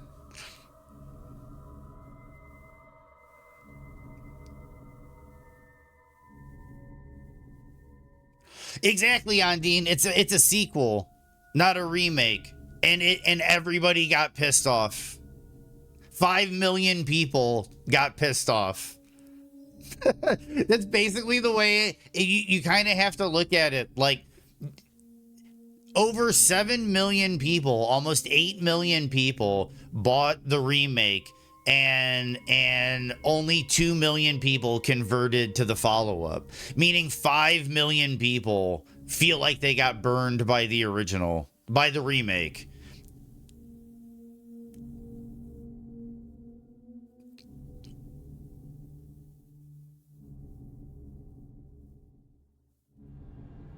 It's bad meta narrative, Mary. That's the problem, I would say. Is it's not that it's meta narrative, it's that it's poorly executed meta narrative.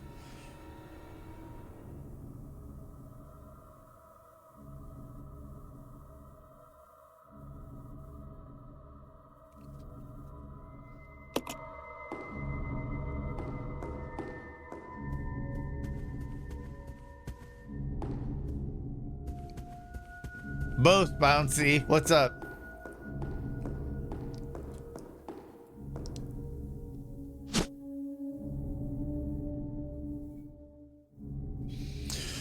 That's not including those among the 2 mil who thought they'd try that one first. Oh yeah, for sure, for sure, for sure. No, and of course, I'm not discounting that people didn't enjoy the sequel. Like, and that there's other dissonance there between the original sequel. Original's been out longer. It's probably on sale more frequently. It's probably cheaper to obtain. So like, I kind of understand that level too, but most of those 7 million in sales were on initial release. It cracked 6.5 million like in the first week, almost like the first month. So like, most of those sales were the initial hype and excitement of people like, I need to get this game. And then the sequel, the continuation, comes out and 5 million people just were like, no, I'm not interested.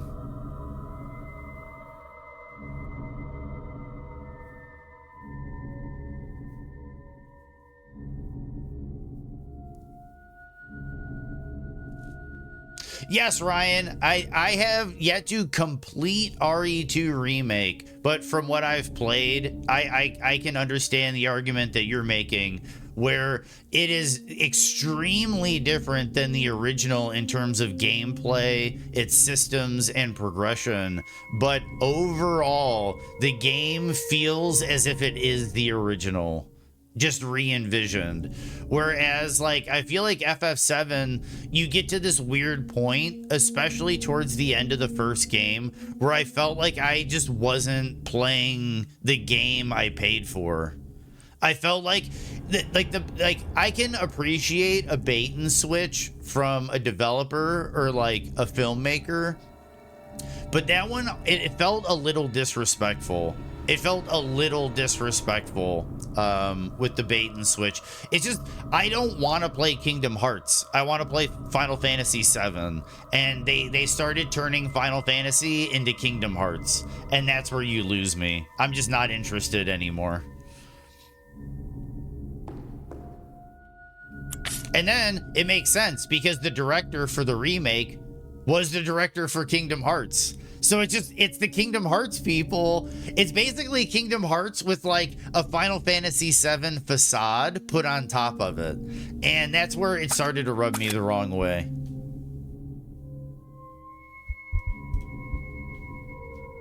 Exactly. No hate to Kingdom Hearts. No hate to Kingdom Hearts, Ondine. No hate whatsoever to Kingdom Hearts. I just feel like FF7 Remake was Kingdom Hearts.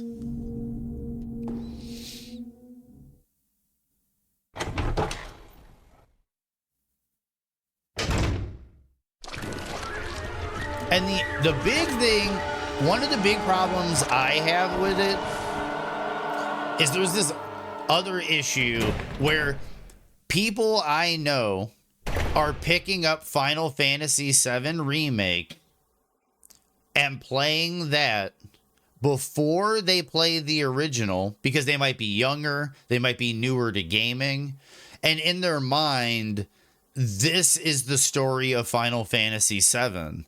And you have to explain to people, no, this is not the story to Final Fantasy VII. This is a sequel to Final Fantasy VII where the universe is being remade by characters that reach divinity in the original. And then they're like, well, what the fuck is going on? And like, you have to have this whole conversation, and they're like completely lost on this idea that Aerith becomes part of the life stream. Sephiroth becomes a god before the end of the game. Sephiroth is traveling back in time to change the events of the future. Aerith is going back in time to kind of like assist Cloud and the party. And then you have the like these weird fate monsters trying to like push the events back to normalcy of the original events of the game, but you fight fate and defeat them so that the storyline can rip away from the tethers that it originally had in its OG universe. And you get to this point where you're like, dude, you're not playing Final Fantasy VII, and people just like get put off by it.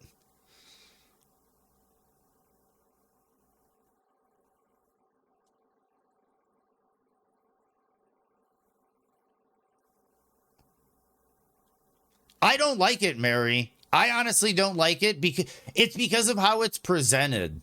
I think they present it in a disingenuous way. They present it as if you are getting a Final Fantasy remake. What they're not telling you is that it's a Final Fantasy VII remade by Sephiroth and Aerith. Not remade by Square Enix, the studio, as like a modernization of Final Fantasy VII. It is an actual continuation of the narrative. And it's weird because none of the people involved in the original are working on it. So it's like, it's weird. It gets weird.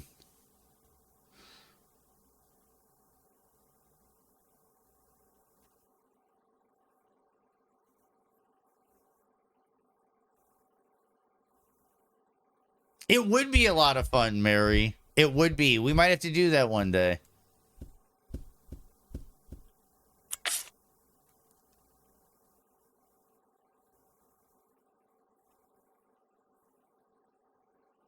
I even disagree, though, on that, Ondine. I do not like some of the recontextualization of characters that happen in the remake.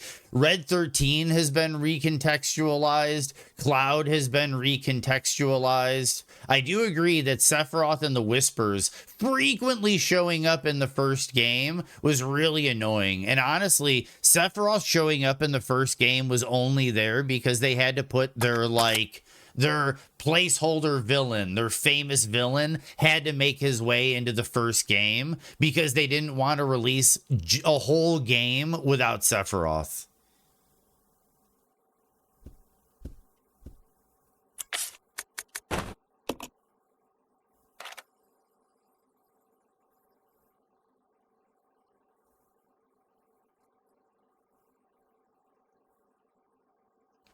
There's something written on top of the picture of the seats.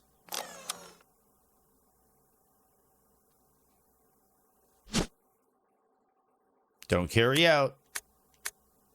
MO disc. Microfilm image. An image resulting from overlaying microfilms A and B. Numbers appear on the seats of the conference room. I have 2 characters in danger. Do I take them through one at a time?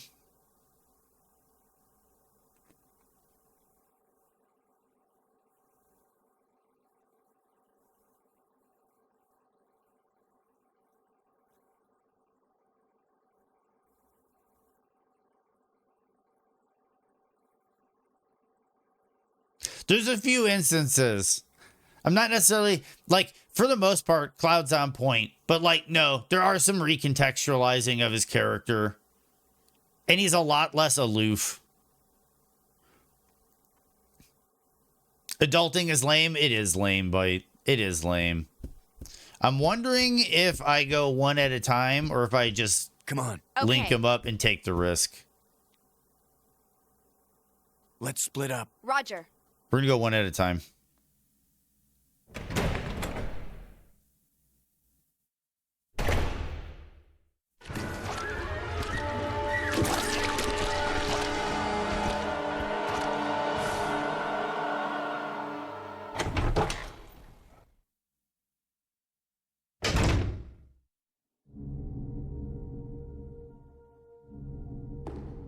Barrett's done pretty well. Barrett's done pretty well.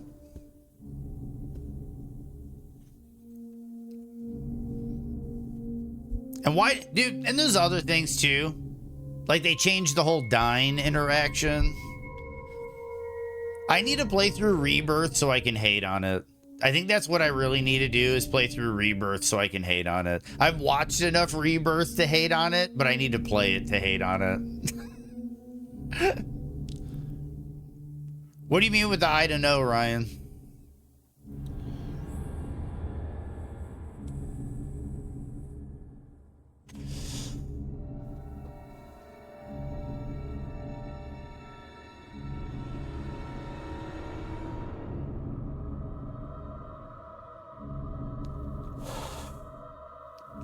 I'm doing good, Stug. How are you?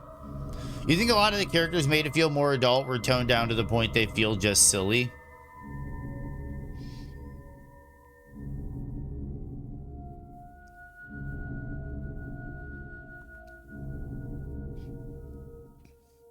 I think Tifa was my favorite character in the remake.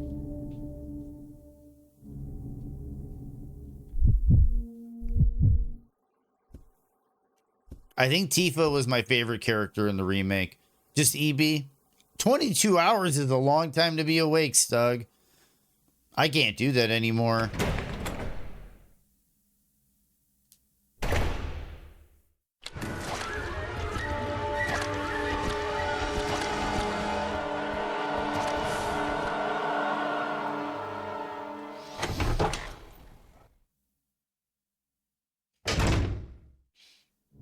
No, of all the characters in the remake, I think Tifa's the most well done.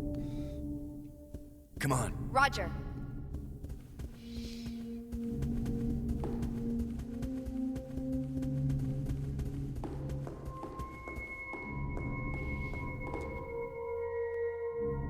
Oh, I think this is the wrong door. No, this is the right door.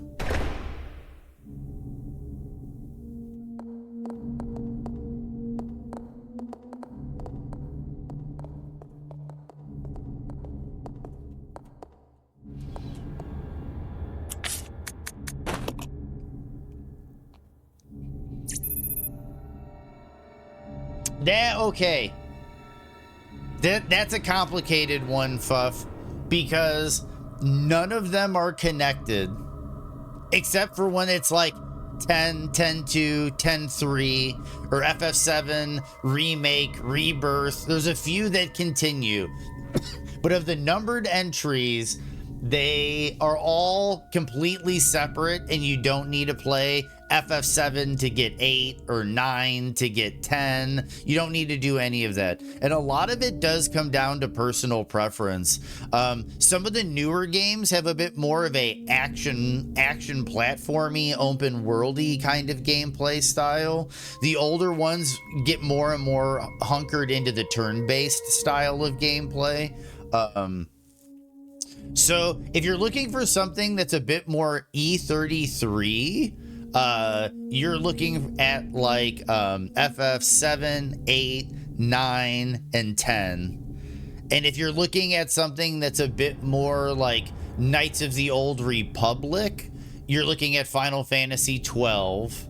And if you're looking for something that's just kind of like a romp with the boys and a hot whip, driving across the countryside, that's FF15. If you like the Devil May Cry games, FF16, the combat director for FF16 is the combat director for the Devil May Cry games. So if you like games like Devil May Cry and God of War, you'll really like Final Fantasy 16. And then the older sprite-based games, much more older, like Super Nintendo-y, you know, like Secret of Mana, Earthbound, Might and Magic, and all that type of stuff, where it's like hard-coded, turn-based, everything is text-based kind of dialogue. You own 7 Remake, 10, and 15. Yeah, there's a lot of freebies we got with PlayStation, Fuff. 15 might be an interesting starting point just because of the bro babe aesthetic. There's a lot of bro babe going on in 15. It's basically like you're basically a group of 4 homies that just hang out and kill shit, and like one of you is a prince. Yeah, exactly. Mary's right. 15 is basically bro babe the game. 15 is basically bro babe the game. You're all bro. It's 4 bro babes that are going across, and you need the main bro babe, the prince, to get his princess. Like that. That's basically the game.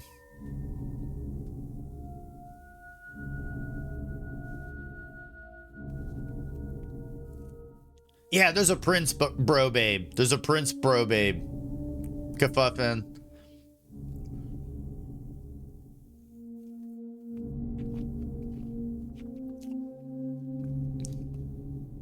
But like literally, Fuff, like a good chunk of the game is just chilling in the car with your homies.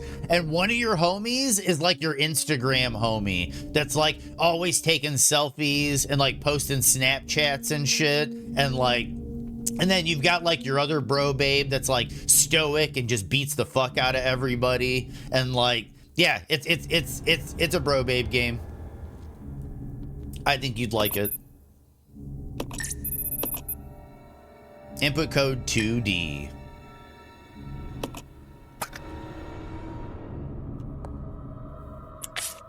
Files. Microfilm image. Okay. 2D.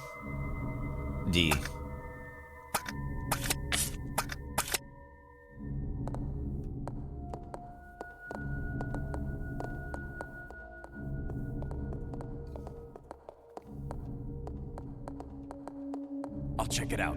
Okay.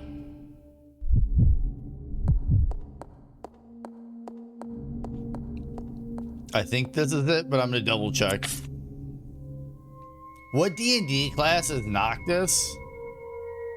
Eldritch Knight?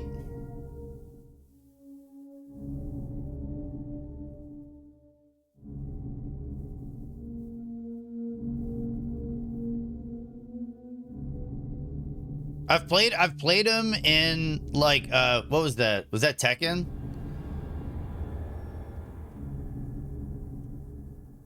FF8 is the best one on Dean.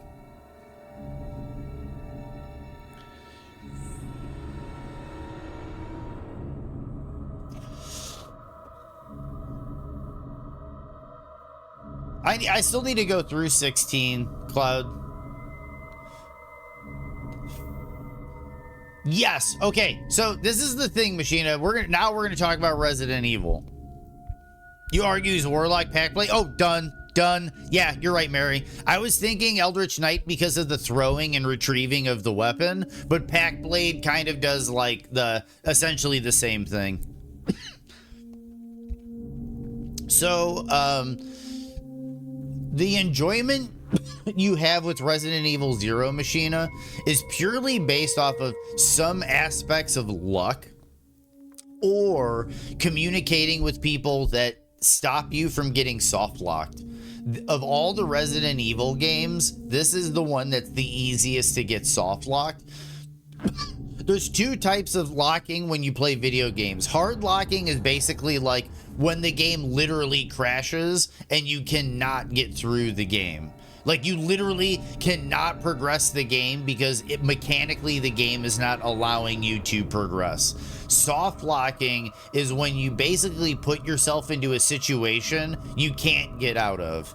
And there are a lot of situations in Resident Evil 0 that you can paint yourself into a corner and you're not able to get yourself out of. Such as, I've been playing for like 2 hours with both characters in danger, and I have yet to find a healing item. So I am really close to getting soft locked on this playthrough.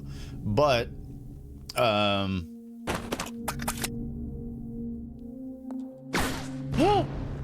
I wasted a bullet. I wanted to reload. This way. Yeah. No. I'll go check over there. Yeah. Ugh. I didn't know I could put them all in. That changes some things. Okay. Files. We need to do 2D. And it was upper right and then that one. Yep. Okay, so I'm at the right ones. So, and there's other instances with the hook shot where if you're not moving the hook shot item around properly on the ground, or you're mismanaging your inventory, this game can turn into a nightmare. 16 is very flashy, so I should be careful, but the combat is so much fun, and the story is genuinely one of the best stories you've ever been able to experience. I'll have to check that out, Cloud. It is flashy. I played the demo. It didn't have too many problems with the demo. 'Cause it's very flashy, yes, but if I remember correctly, it was very bloomy as opposed to flickery, but...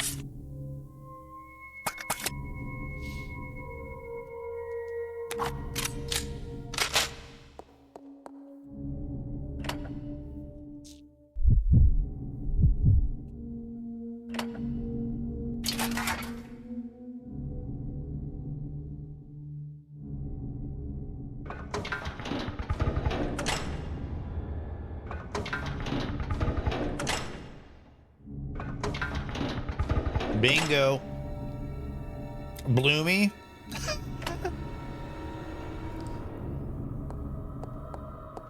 This way. Yeah. That's what he said.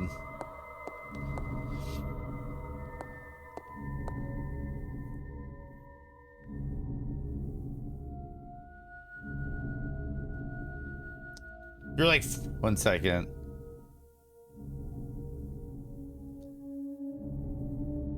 You didn't like Zelondine? My main party, I think my first time through the game was Squall, Renoa, and Irvine, I think.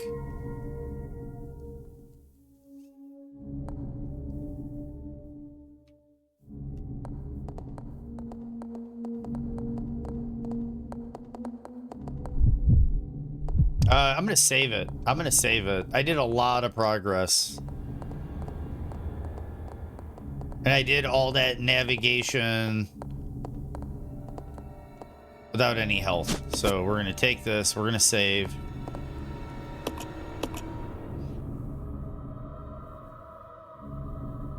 Squall, Zell, Renoa. You got Sad Boy, his GF, and his Golden Retriever best friendo.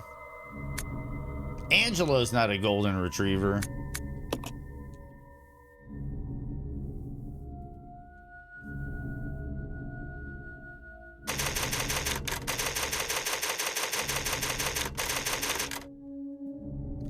I know, Mary. I got the joke. I'm just throwing it back at you.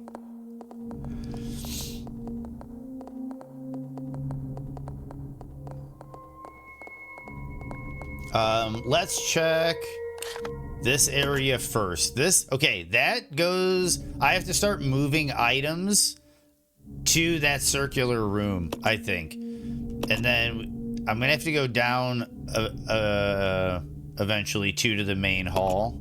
You know what? We'll do main hall. We'll do main hall now. We'll do main hall first.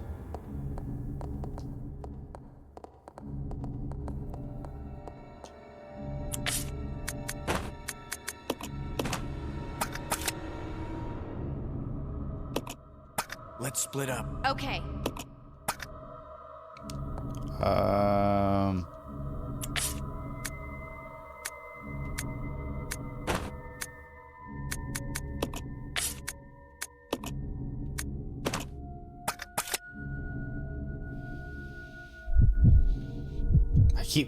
I keep fumbling buttons.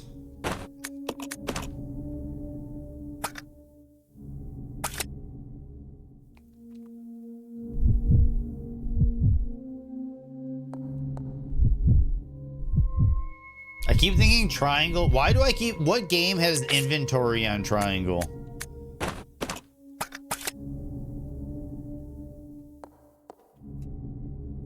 Because I keep hitting triangle for inventory. Zell is like a corgi. I actually see Zell more like a literal boxer.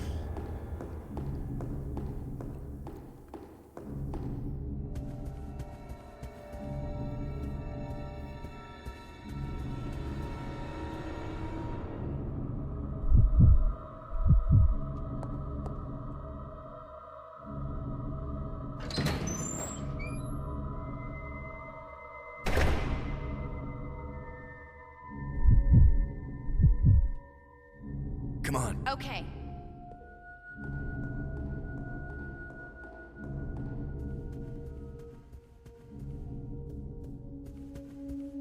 He's got a Mike Tyson tattoo.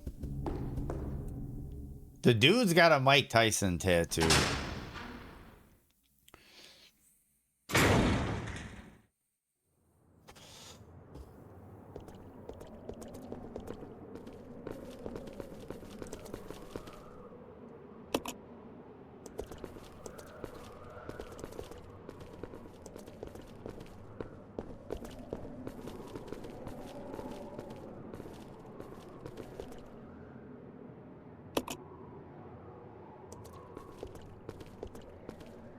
Okay, so I need a battery for that. I don't know why I need that elevator.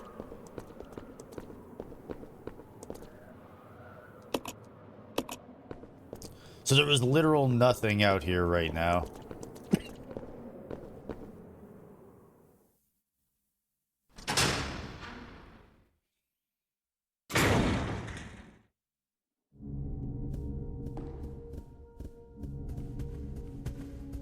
What's up, Tuna?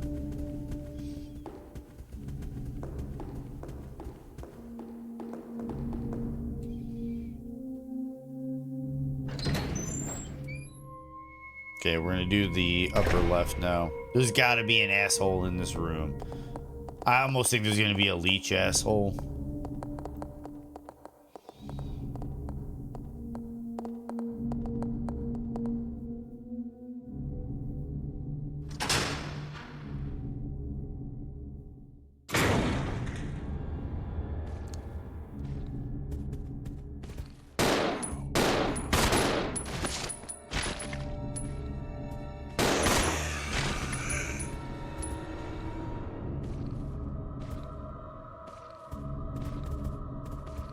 I love the fact that they let you move both characters. You use the right analog to move one.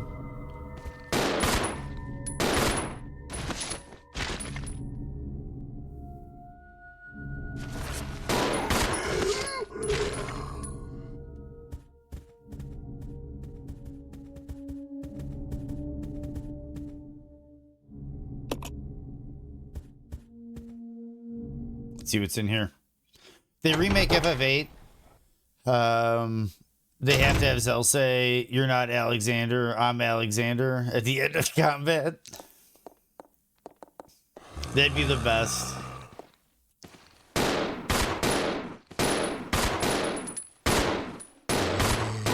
Ow! Ow! That. Okay, I gotta play this super safe. Resident Evil. I have a 0. feeling that if they remade Final Fantasy VIII, they would steal the dodge parry system from E33.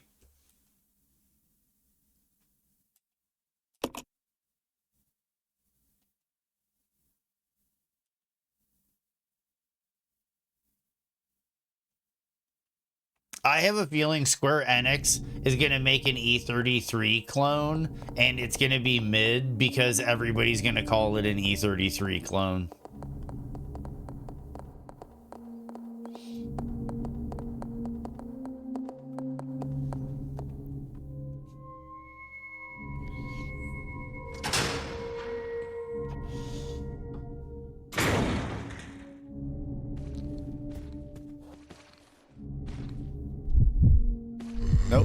keep hitting the wrong buttons still.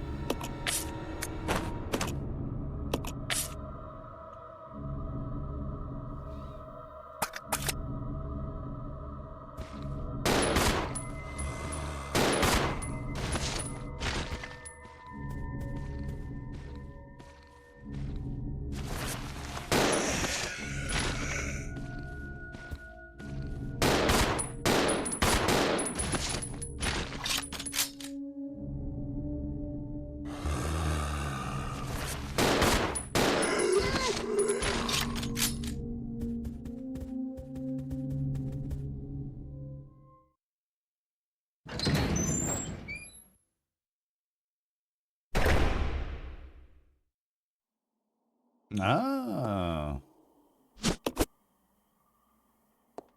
Please be health on the other side of the room. Oh, is that an ink ribbon? Dude, you're gonna give me all these ink ribbons, but no health item.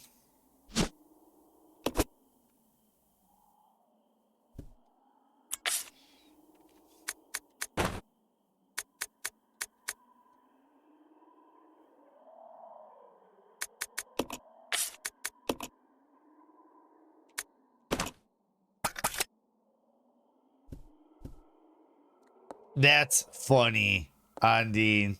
Maybe he does want him for more tattoos.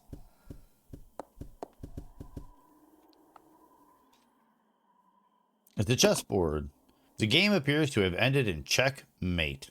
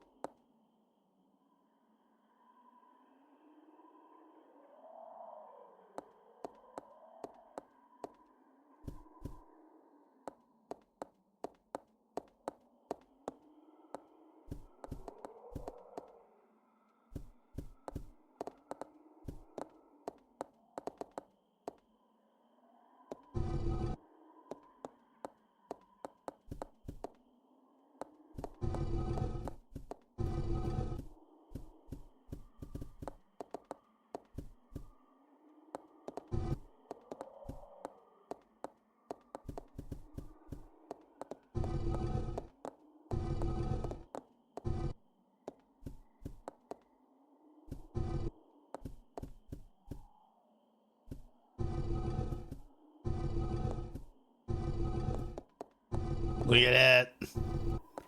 Teamwork. Ah.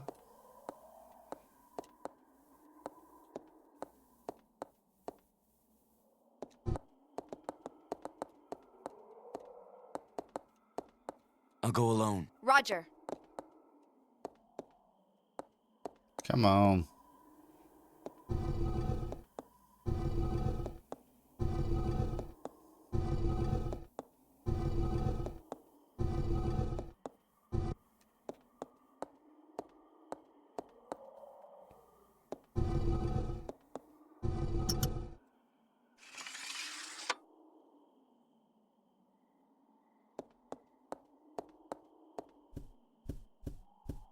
What do we have here?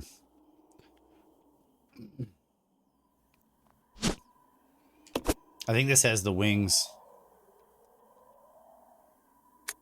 Marcus's Diary 1. They don't need AI upscaling or real-time HD visuals, just CRT glow and a little anti-aliasing. For some of the older games, yeah, that's really what they need to do. It's like the retro tink thing. If you see a retro tink with your own eyes, it's like, oh, that's why these things are so expensive. And that's really all they really need to do is come up with really good, like, filtering tech to get these older games to smooth out and look presentable like they used to on a CRT. December 4th. We finally did it. The new virus. We called it the progenitor. I want to carry it back and start detailing investigations immediately. Spencer says he's going to start a company. Well, I don't care, as long as I can continue my research into progenitor. He can do what he likes. August 19th. Spencer keeps asking me to be the director of his new training facility. Maybe it's because of the business, but he's becoming intolerably pushy. But maybe I can turn this to my advantage. I need a special facility to properly explore all this virus's secrets. A place where no one will get in the way. November 30th. Damn, that's Spencer. He came to complain to me again today. He thinks of progenitor as nothing more than a money-spinning tool. Fool. But if his influence continues to grow, it can only be bad for my research. If I'm to properly develop progenitor, I must strengthen my own position too. September 19th. At last, I've discovered a way to build a new virus type with progenitor as a base. Mixing it with leech DNA was the breakthrough I needed. I call this new virus T for Tyrant. October 23rd. It's no good. I can't hope for real progress. Experimenting on mere rodents. Only humans can be a proper mammalian subject for the experiments. Otherwise, I'll never make any real progress. November 15th. Someone seems to suspect something about my experiments, but perhaps it's just my imagination. Well, if anyone does get too close, they may find themselves unexpectedly assisting in my research. Dude, thanks so much for the 69,420, Stug. I really appreciate the bits. It means a lot. And he's huffing them to fuel his war crimes. Billy is a war criminal. At last, they are ready, my wonderful leeches. Those of low intelligence, they will never have the privilege of tasting this sense of joy and satisfaction. Now, finally, I can move against Spencer. Soon, I will control everything. January 31st. The devices I set to protect my work have been disturbed. It appears someone came looking for tea and the leeches. Fool! No doubt the work of Spencer's group. Today, I again found evidence of tampering around the entrance to the labs. If that wasn't what they're after, I must find a suitable way to deal with them. Perhaps I should have William and Albert smoke out the pests. Those two are the only ones I trust, apart from my beloved leeches, of course. But Spencer, it wouldn't end here, would it? I will announce tea at the next director's meeting and collect my just rewards. See, here's the other issue with Resident Evil 0. If Rebecca knows about Albert Wesker, why doesn't she just say something in Resident Evil 1?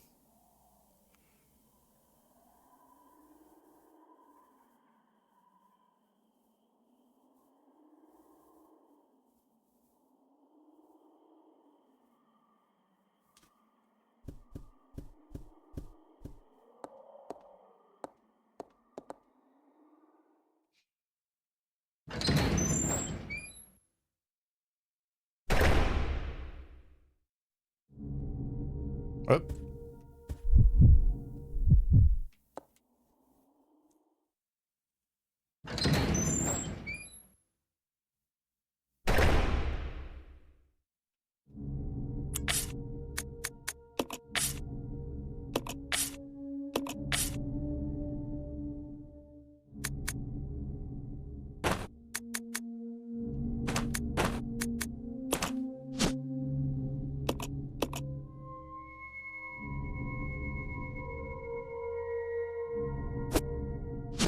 It's only one. Oh, because I only need the one. Bingo.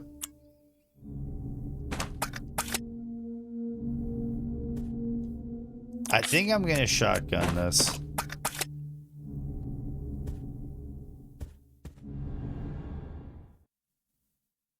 Yeah, maybe not.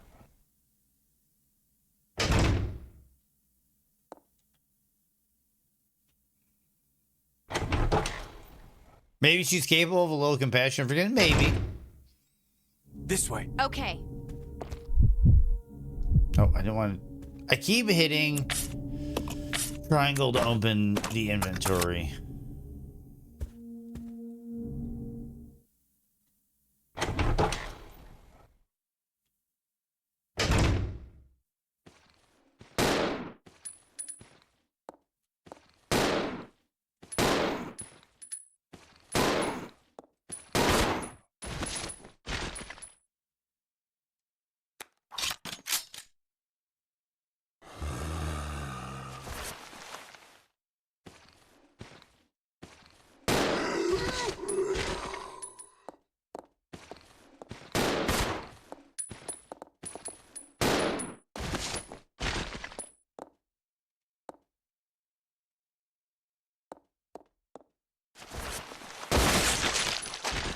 Head pop. Okay, so we got blue herbs, but no green. Okay, so here's the other thing. Rebecca is going to need this. Green chemical is now in the mixing set. We got a first aid spray. Billy, you're going to need it.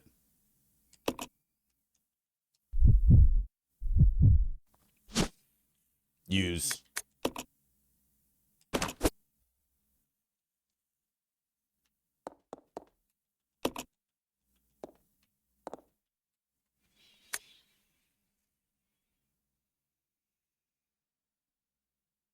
Okay, first investigation unit notes.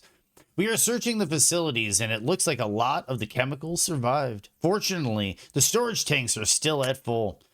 We have just started and there is still a lot we don't know, but it appears that the chemicals can be mixed to produce new substances. The chemicals are scattered all about, not because of the accident, more a result of plain mismanagement. When we reopen the facilities, we will have to develop a system for dealing with these chemicals. Something is scrawled on the back of the note. Red plus blue equals sulfuric acid. Green plus red equals stripping agent.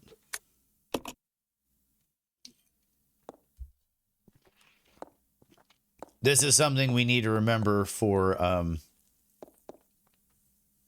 Rebecca's sake. What we are going to do is pick these blues up and put them on the ground.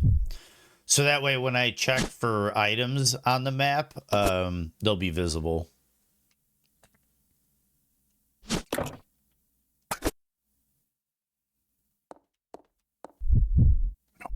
keep hitting triangle to pull up the menu, and that's not the button.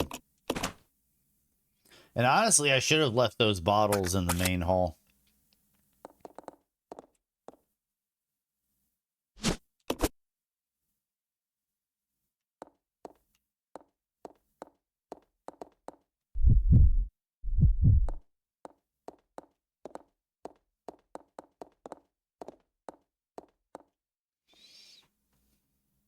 You have to, if you take Billy up the one hook shot, you have to have Rebecca get that green chemical if you don't already have it. This goes to that nightmare scenario, and you'll have two monkey enemies that will lock you in this hallway, and you just basically eat damage trying to get through. And if you don't have the heals, you get soft locked. A blue moon sounds tasty, Stug.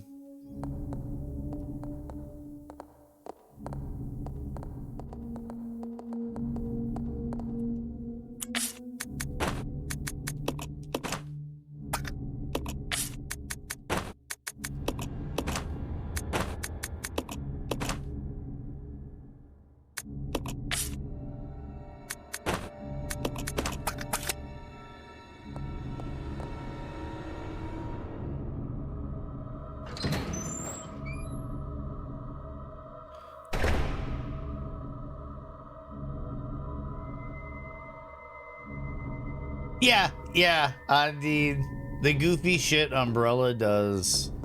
Okay, so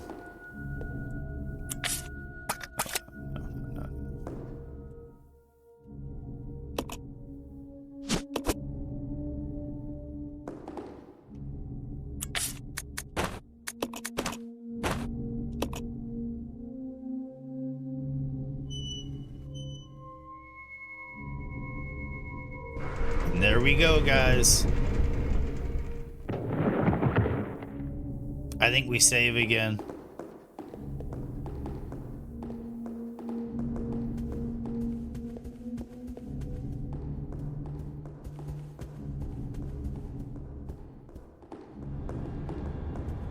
I'll go alone. Roger.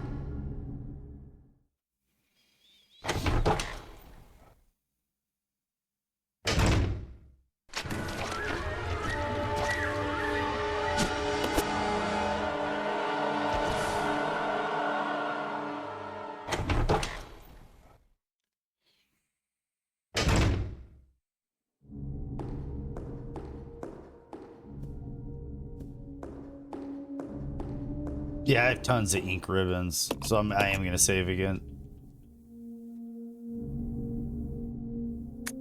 You hope that there'd be a research facility or a lab down there? I think it's gonna be a backyard.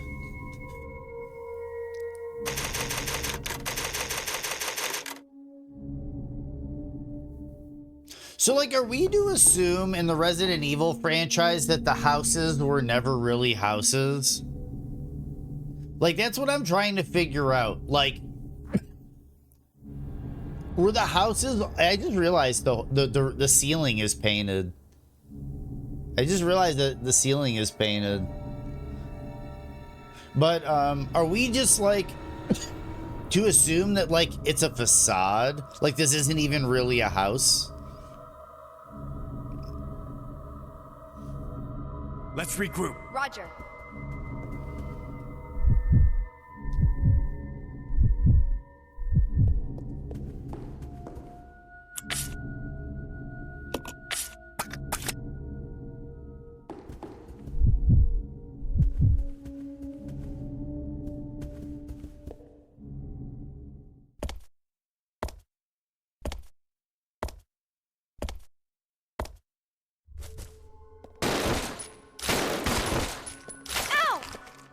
Not good.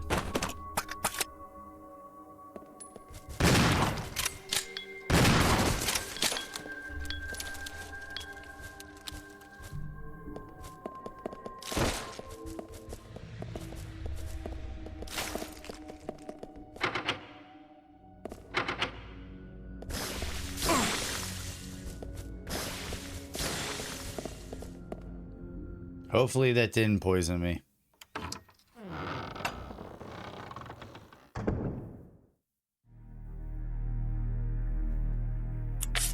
I'm poisoned. Do I reload? Oh. Do I burn this blue?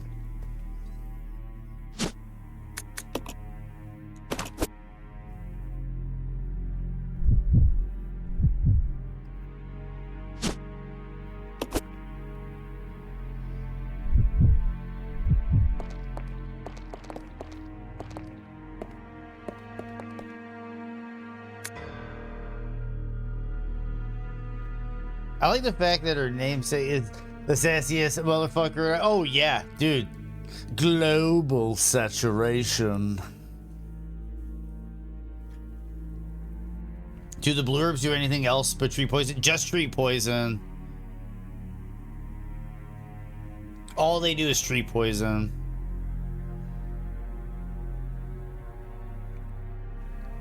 Correctional Institute inmates list. K. Matthews. Deceased. Disposal complete. D. Midge. Deceased. Disposal complete. W. Keith. Preserved as specimen. C. Savage. Macho Man Randy. Transported to research facilities. Transported, dude, preserved as specimen. So they started getting people and started taking them places. Arclay Laboratory. We know what that is. Research facilities. Research. Arclay Labs. Research. Transported individuals to be deleted from the records. Correctional Institute inmates list.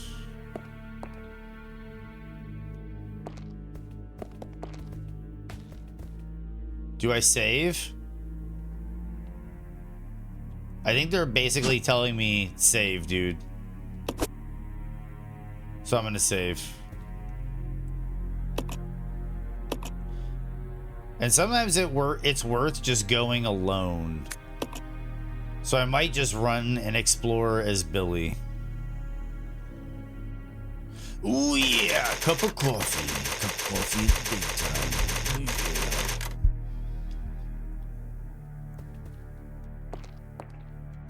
I'll go alone.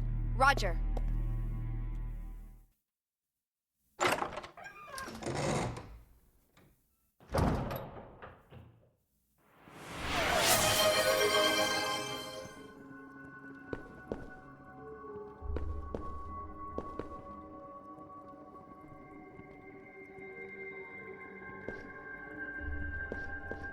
I'm not looking forward to this.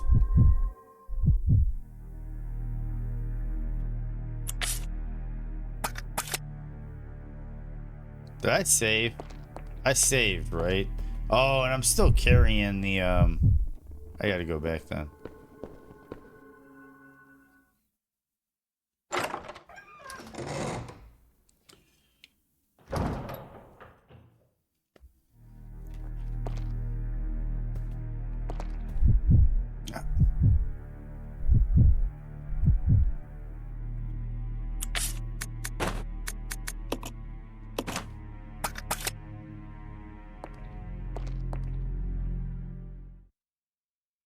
Rename sip of beverage to ooh yeah cup of coffee.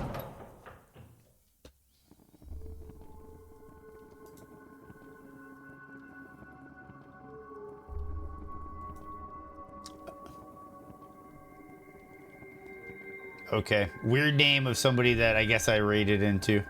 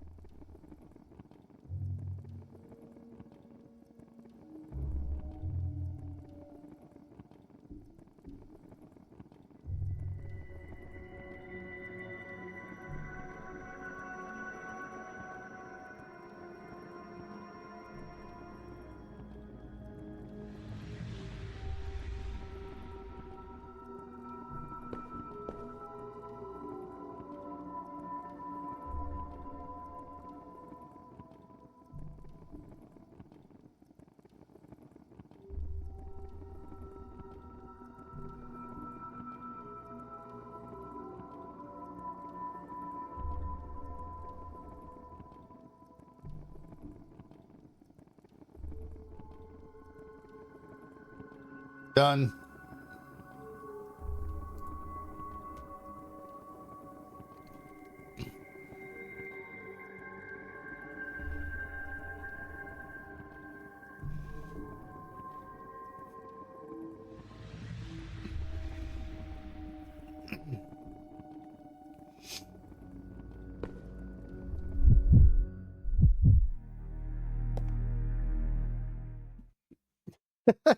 Of course I did, Dean.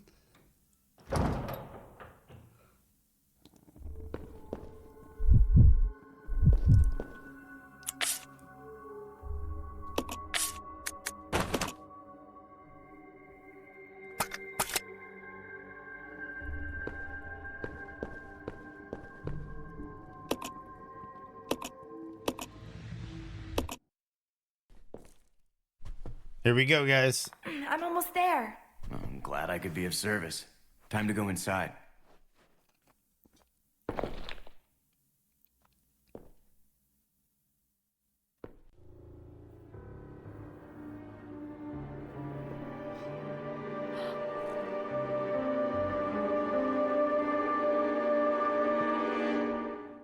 I'll get the out. You know what I'll do? I'll get a recording of it. So when it gets redeemed, we'll have the ooh yeah cup of coffee. Yeah, we'll have it. We'll have it. It'll be nice. We might also need a cream of the crop in there too. Maybe get both of them and have them alternate. You know, the cream of the crop. You're clipping mine, Mary? I was like I'll get actual Macho Man doing it. But if you want me doing it, fuck.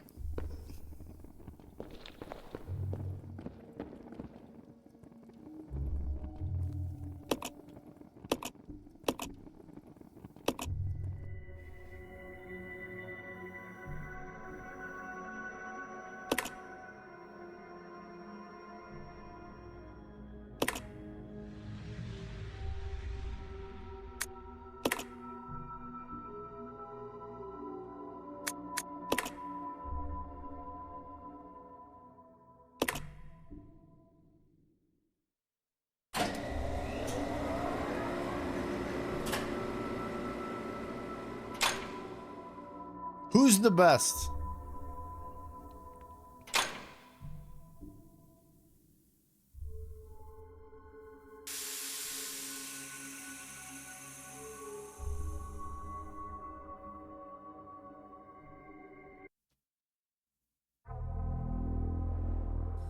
You are wasting your time. I have already claimed this place for myself, which means you are trespassing. Because it's flat, And I Stug. am very territorial.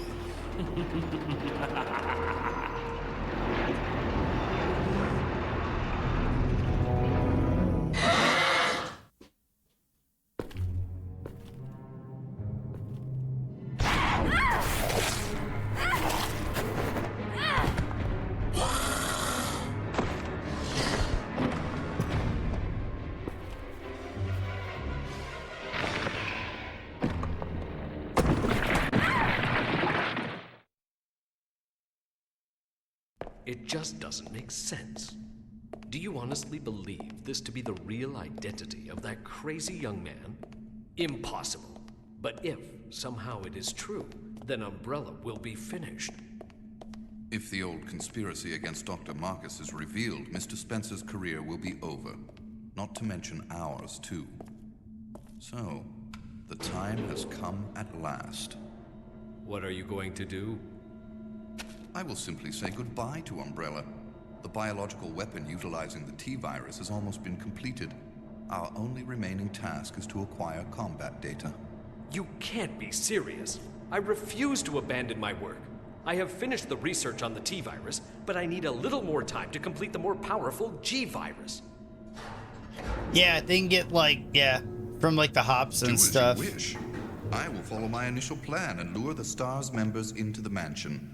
Their superior combat training should make them perfect test subjects. Or if they add anything for flavoring. In the meantime, something must be done about that madman. As I recall, URC is equipped with a self-destruct device in the basement. I'll find it, set it off, and annihilate the place to nothing more than a mass of rubble.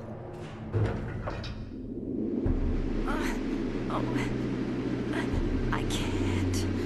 Hold on. Oh.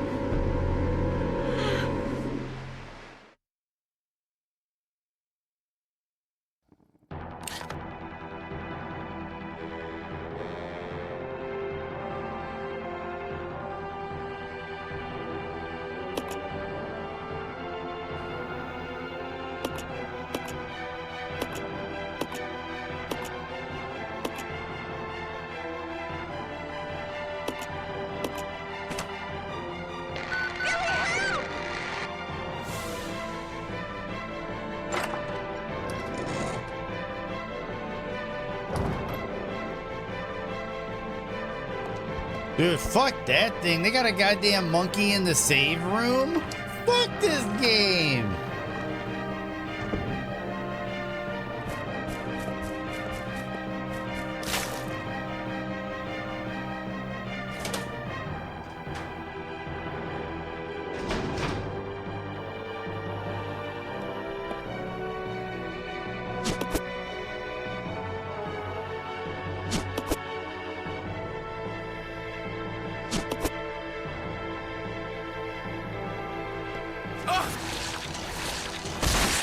I knew that was a dude, but like...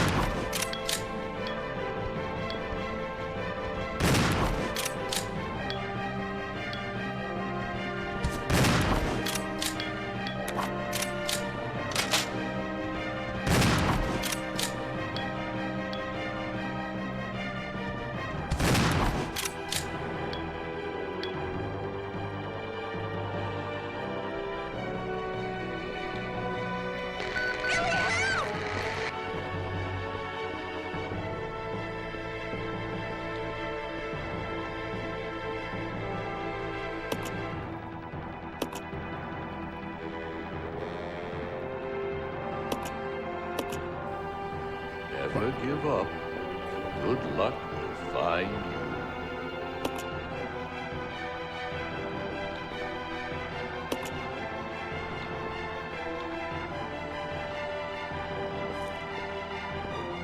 I'm confused about the power regulator. Due to the recent lighting strike, the power regulators continue to be inoperative. It wouldn't really matter about the power except for the fact that the boiler room experiment is on the same grid. The equipment is so run down, I'll probably have to have it fixed up all the time. If you wish to exit rapidly, set the indicator to 70. I did that already. Okay, so, but how do I save her?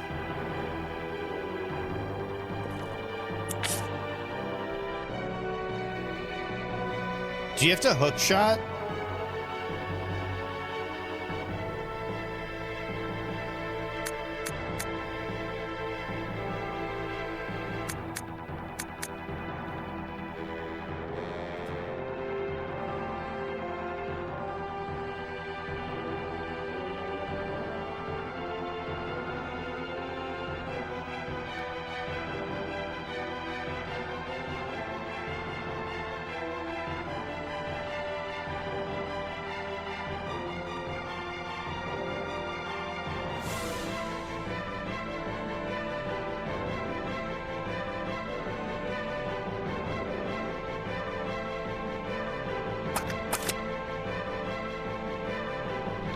Basically saying I should be able to save her if I...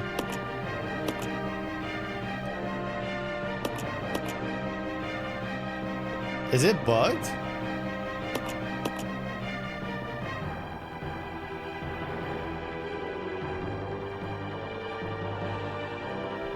Do I have to go below?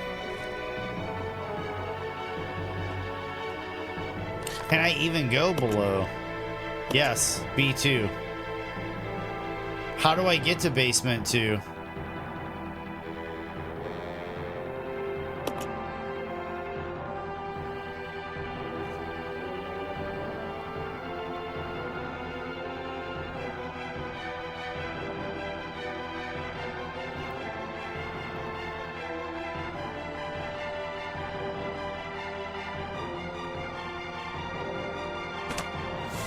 Okay, this is wild. Okay, guys, I figured it out.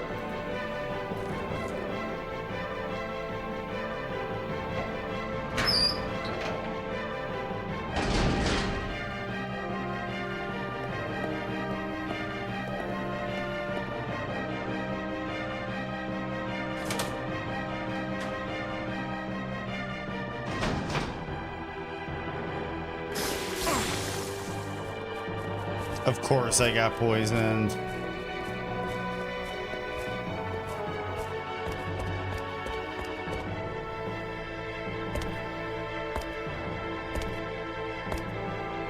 Same way you get to Carnegie Hall. That reference always makes me think of Last Action Hero.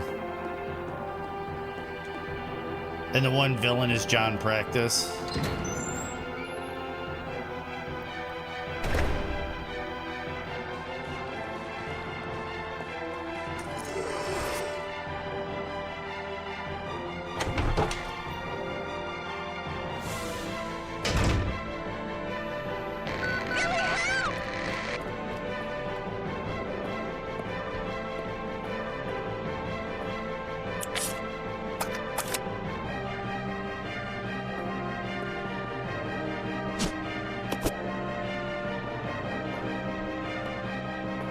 Well,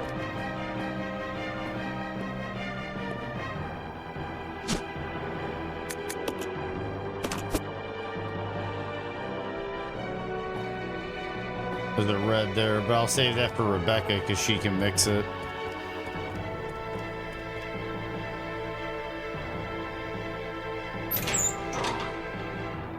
That's funny, Mary.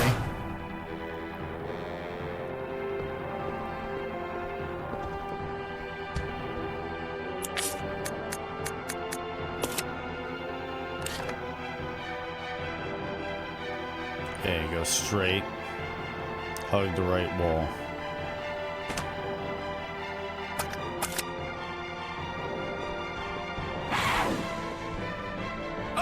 Dude, monkeys are the worst.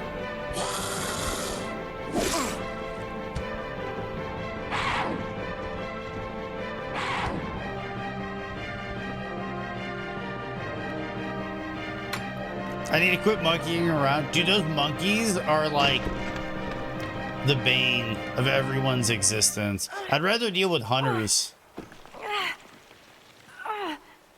Rebecca! Hang on. I'll pull you up.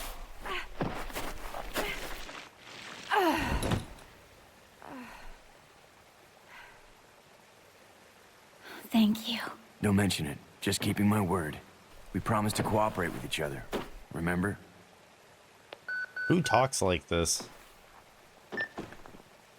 This is Rebecca, over. Rebecca, this is Enrico. Have you managed to locate Cohen yet? Over. Rebecca, answer me. No, sir. I have not found him yet. Thanks for the I'll support, continue to Stug. search for him. Over. Rebecca, My first mission, and I've already disobeyed orders. So much for my great law enforcement career. Oh well, I probably won't live long enough to worry about it. Billy, I just need to know. I need to know the truth. Did you kill 23 people? I'm not going to judge you. I just want to know the truth. it was around this time last year.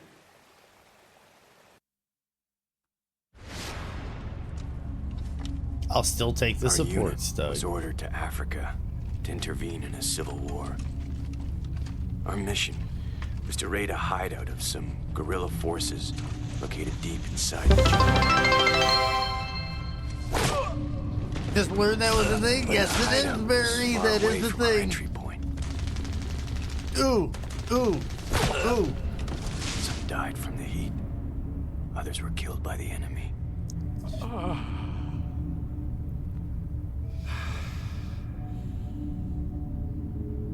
In the end, only 4 of us survived.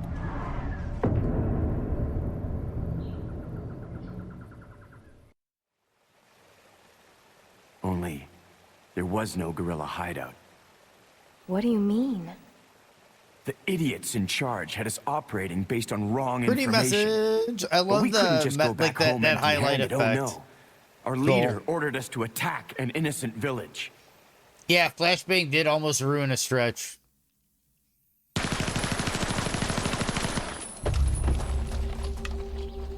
This is definitely one of those safe spaces, Get rid Stug. of them! Kill them all! Please, sir! Ceasefire immediately! Shut up!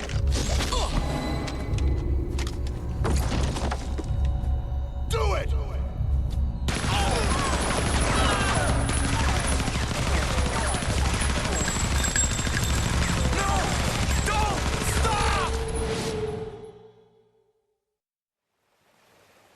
So did you execute those innocent people? Forget about it. Doesn't matter anymore. That was then, this is now. Besides, you said you wouldn't judge me. I'm Oh, not what's up, judging Grim? you. I can read It him. does matter. Look, now my people think you killed those MPs. Thanks for in the van, highlighting messages, but I don't guys. think you did. I appreciate the bits. I appreciate the So support. some I appreciate you guys dogs, right? having fun. When they attacked the van, you were able to escape. Isn't that right? You don't get it. I've only got 2 choices left. Either So report glad to this the kind of Marines thing and doesn't serve have out my anymore. Are you talking about sentence, the or keep on running for going to as long guerrillas as I can. and That's all. corporations having influence on war? No, that doesn't happen anymore. And you're all good, Grim.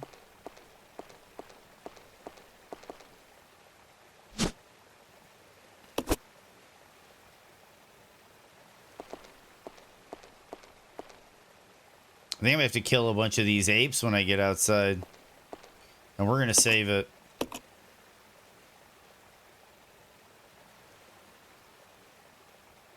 Fries? Oh my goodness. That is such a great saying. I'll give you a hug and fries. Fucking A. Dude, French fries are goated. Like, I'm gonna have to give up carbs soon. And French fries are one of the things I miss. And as weird as it is, like, once a month, I need me some McDonald's French fries. Like, once a month, I need some McDonald's French fries. And I'm gonna have to give that up.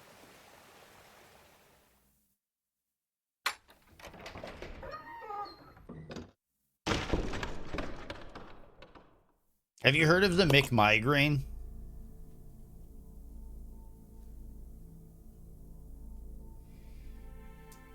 There's this thing that people use called the McMigraine, where if you have a really bad headache, you go and you get a large French fry and you get a large Coke, and the Coke, the caffeine and sugar content will adjust your blood pressure and your blood sugar, while the caffeine starts to tackle your headache. And then the salt and starches from the French fries balance your electrolytes. And believe it or not, a large fry and large Coke from McDonald's actually does quite a fair amount to assist with migraines and headaches.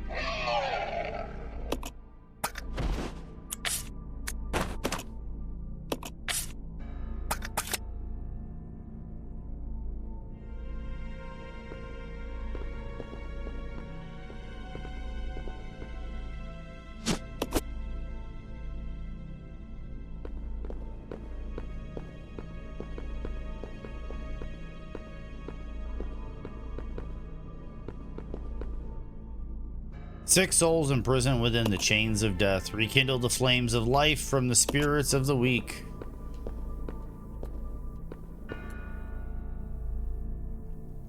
My sharp wit allows me to bring down even the greatest horned beasts.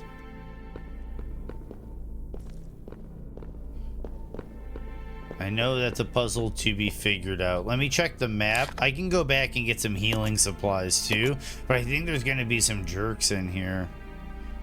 Oh wait, that other door is available.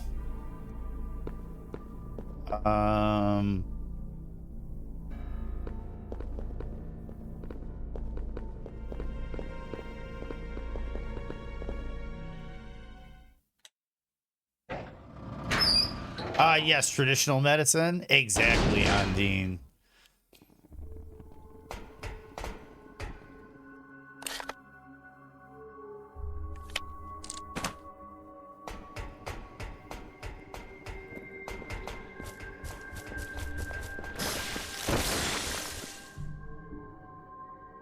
Wowzers.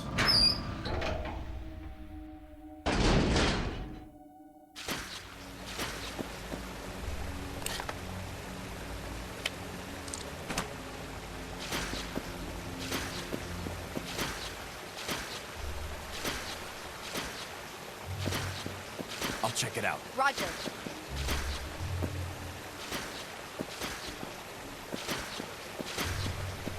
Do I have to fight these dudes?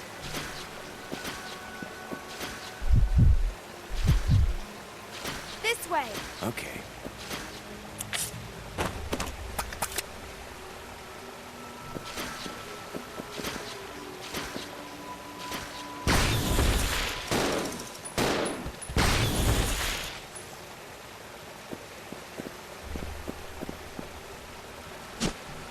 Locker key.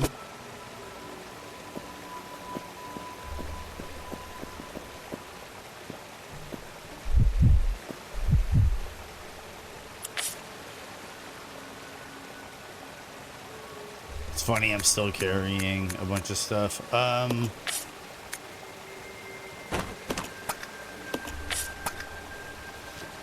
The giant spiders, bro. Dude, this game, the detail, the detail in this game is really good. Because of the use of pre-rendered backgrounds, they were able to have really high resolution character models and textures, even on the GameCube. This game really took advantage of the hardware it was on to the fullest. Fuck McDonald's. I'm kind of on board with that, Mary, but A convenient meal is a convenient meal. Because the one thing you got to remember that's really cool about this game for its time, Grim, and I think games nowadays, indie games take advantage of it. But the thing is if you look at the environment that you're in, if I can leave the menu real quick and not get killed. If you look, the environment is actually not 3D rendered.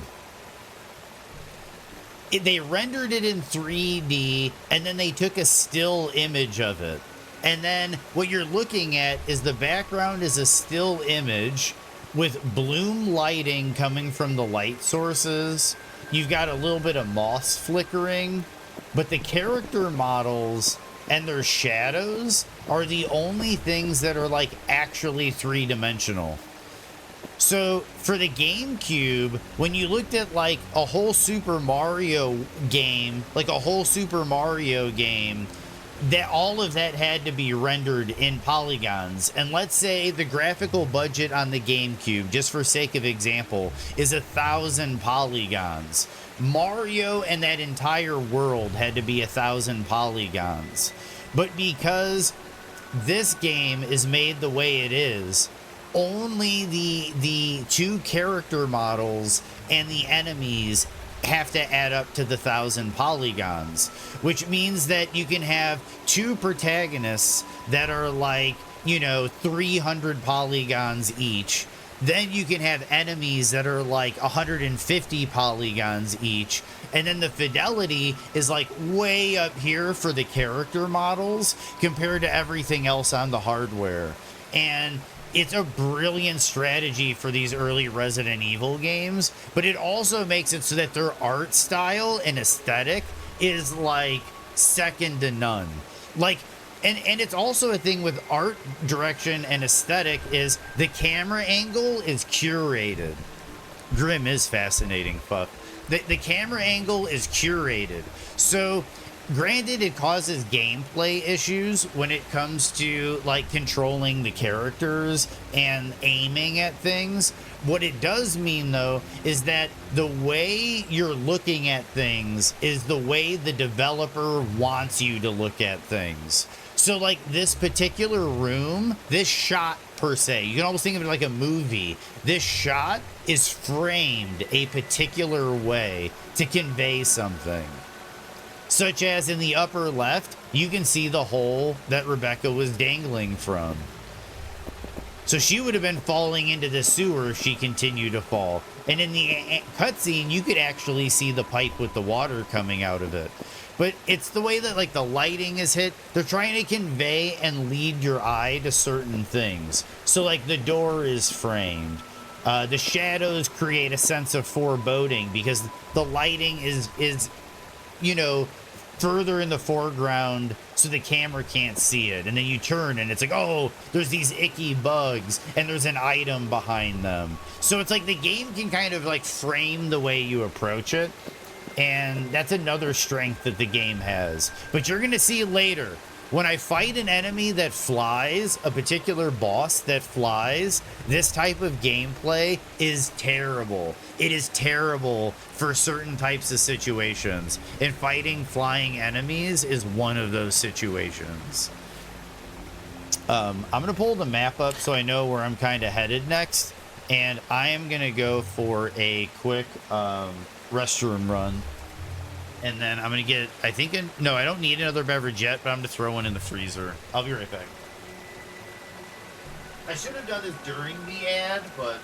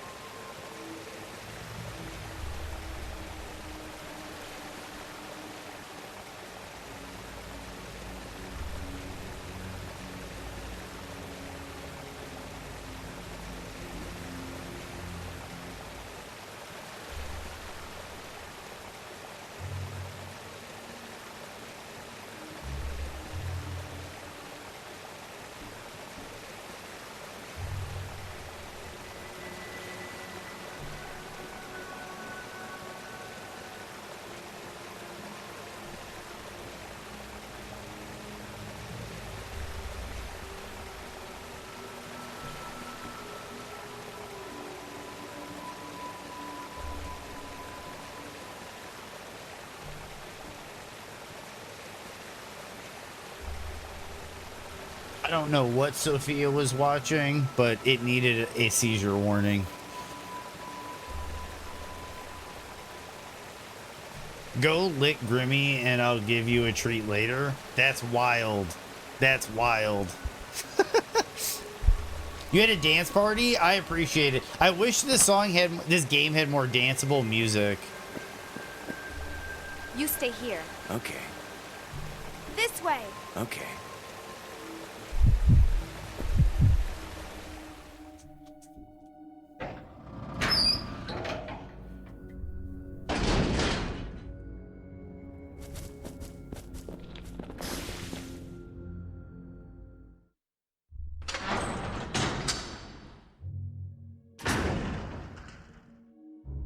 Oh, rock and roll.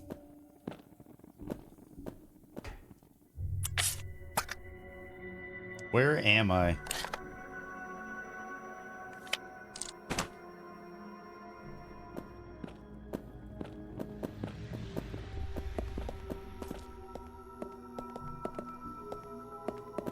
It's one of these.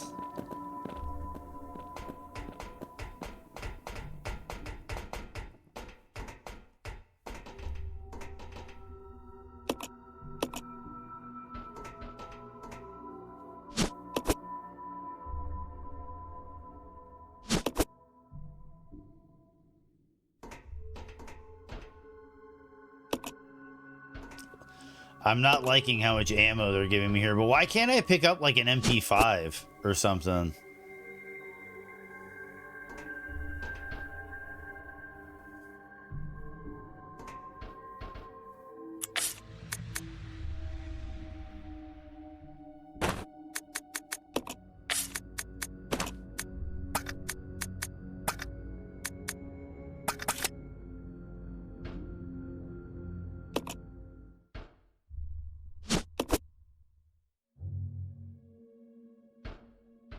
I'll go alone. Okay. This way. Roger. Wait, what's down there? Magnum ammo.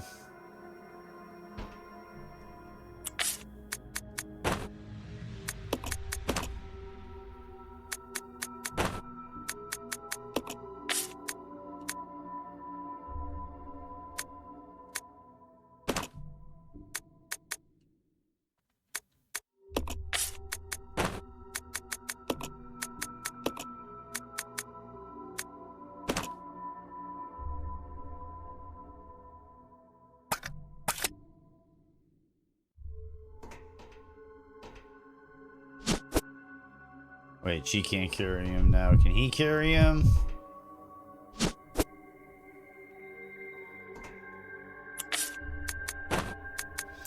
I don't want to just leave the ribbons in this room, but I might.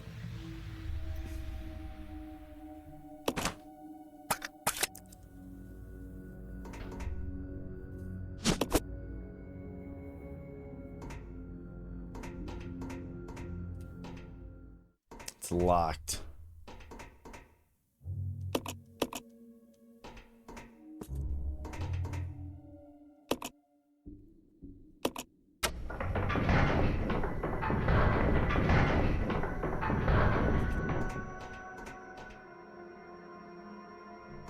Let's split up. Roger.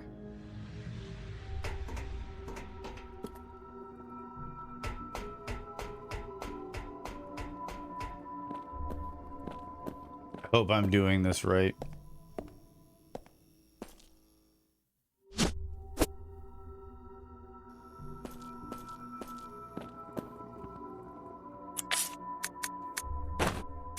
One bullet. That was one magnum bullet.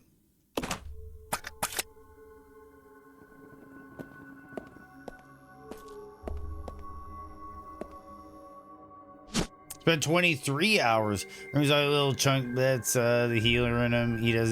He deserves every single treat, Grim. One bullet to rule them all? I think so. I'm gonna drop this out here too. I gotta keep making sure. This is the thing, inventory management is this game's nightmare.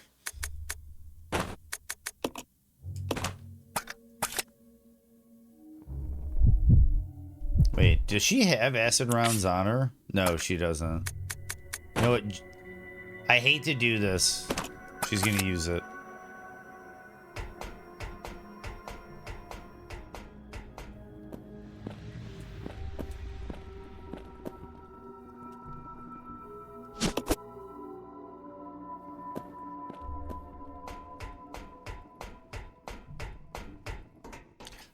I hope you have a good night, Stug.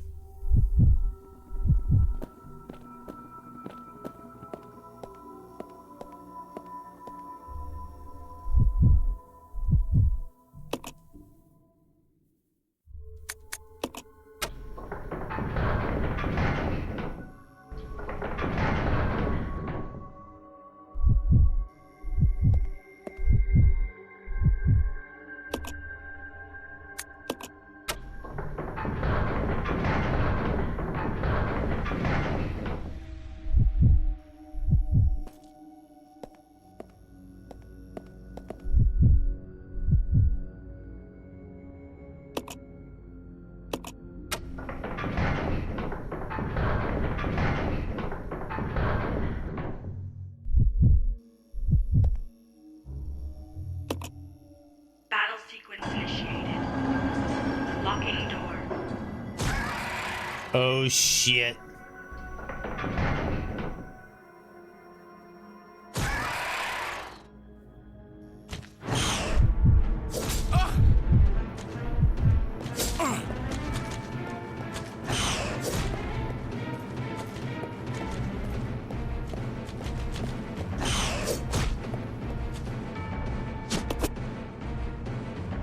Water key.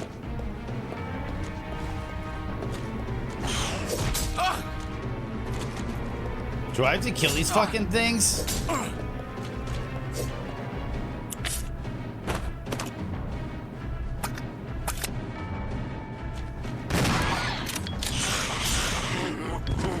have to kill the things, and it's been a while since I saved. I was locked in there with them. No! We're good. Resident Evil 0.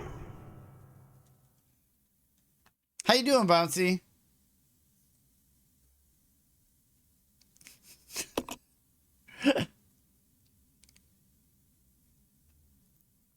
Who the fuck is Hannah?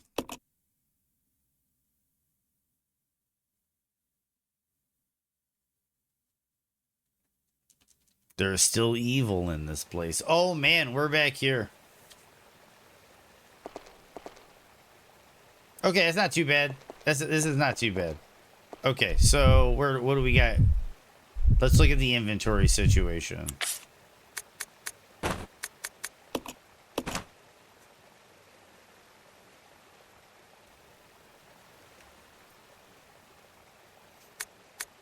Sophia sneezed.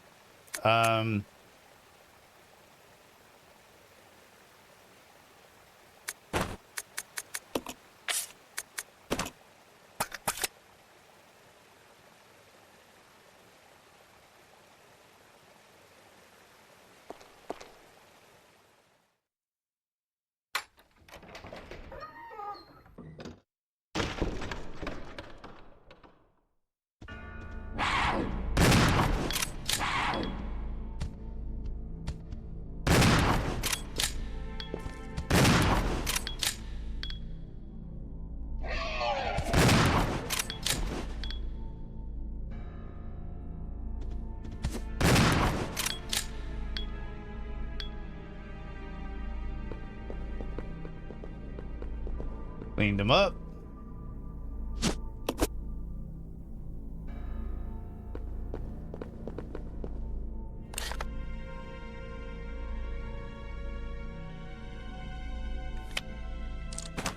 I'm gonna backtrack so I can make that one remedy.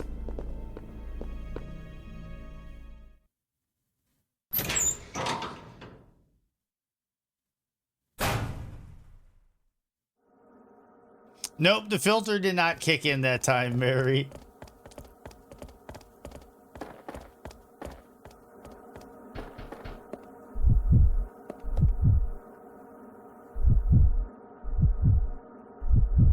Okay, so what do we have? I can grab the red.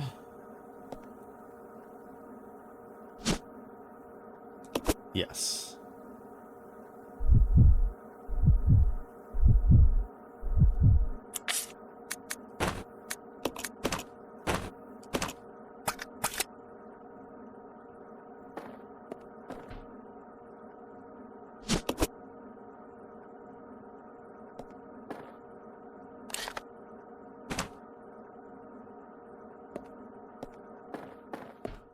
I'll go check over there. Okay. This way. Yeah. Dude, a 70 stream streak from Gandalf. Dude, Gandalf, you're a legend. I had fun last night too, Bouncy.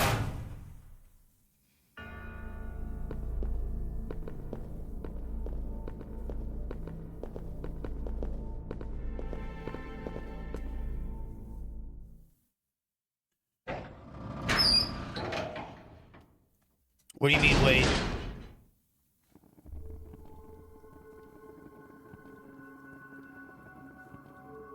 Gandalf? Yes. Gandalf the goat went to goated Jesus Christ, and then that turned into Gandalf the legend. Oh! Didn't get poisoned.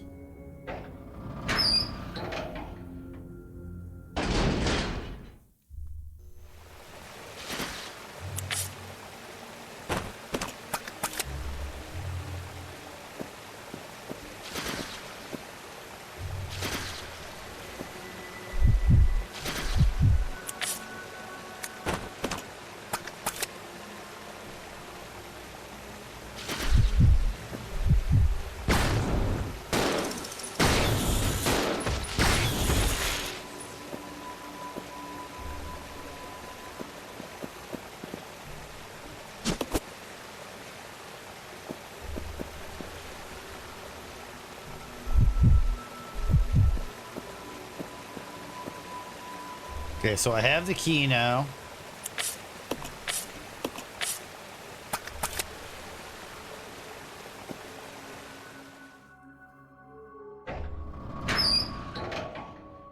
Same, always Gandalf to me. It was a fun little joke there for a while.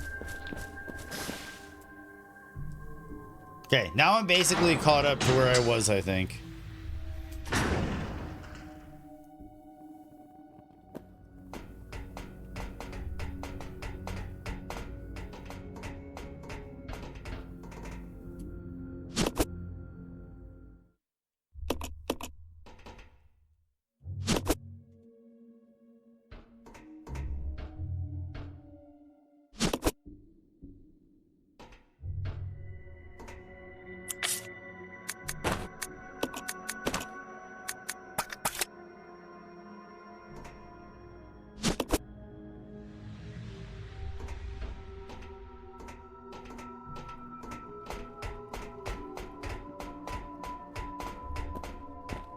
Let's split up.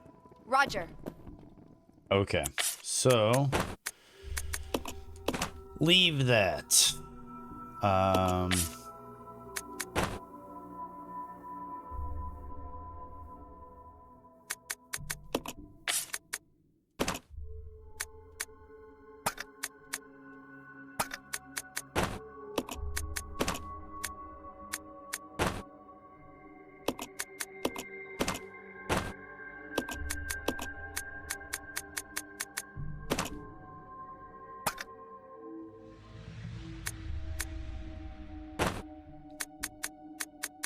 Just in case.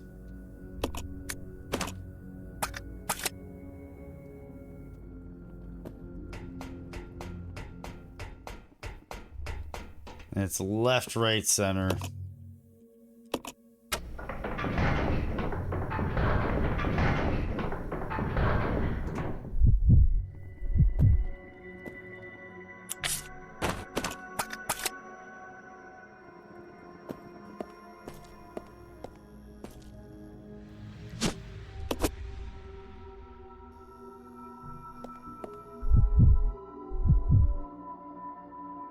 That's your favorite emote? Dude, your cat was adorable, just passed out last night. That was hilarious. Right?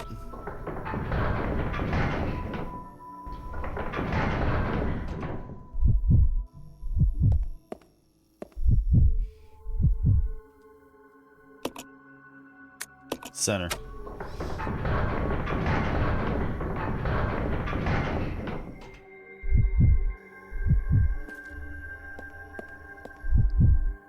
And then I think it was left again.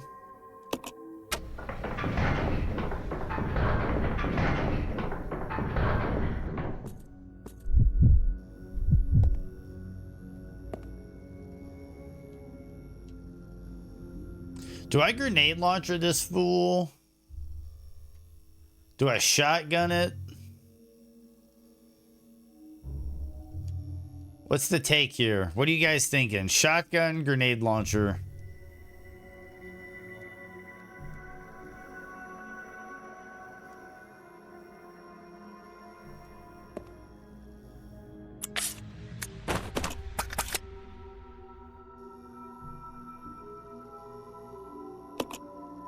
Battle sequence initiated. Locking door.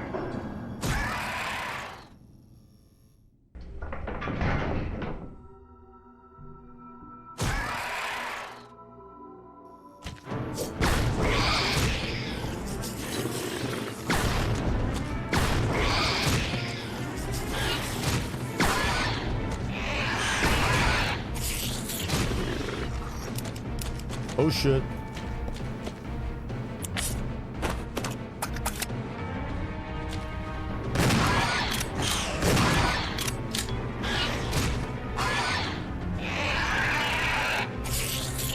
Battle sequence complete. Unlocking door. Good call, Grim, but I think what I can do now is... See, there we go. Freed up a little bit of inventory, but we're good. We're through. And then now we have the water key.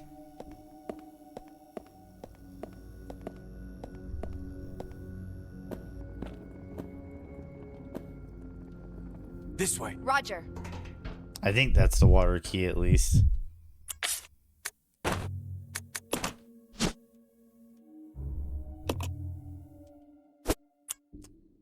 I'm a dummy. Okay. This is the water key.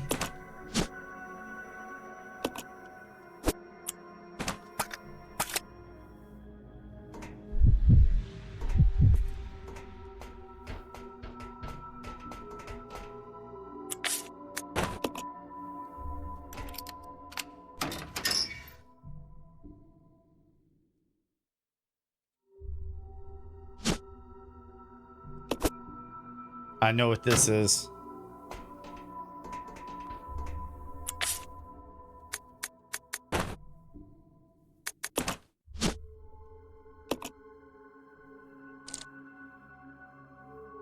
$385.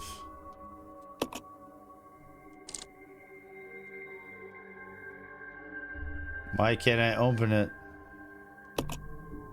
It's locked via combination lock. Looking closely, you notice the combination number is 385 written on the corner. First off, I don't see the 385. Second off, how do I turn dial? Yes.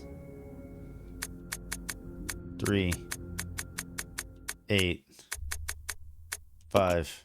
The lock is opened. There's something inside. Handgun parts.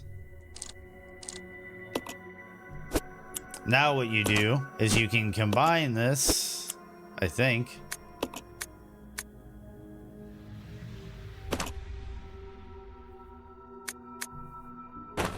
Yep. Now we have the custom handgun.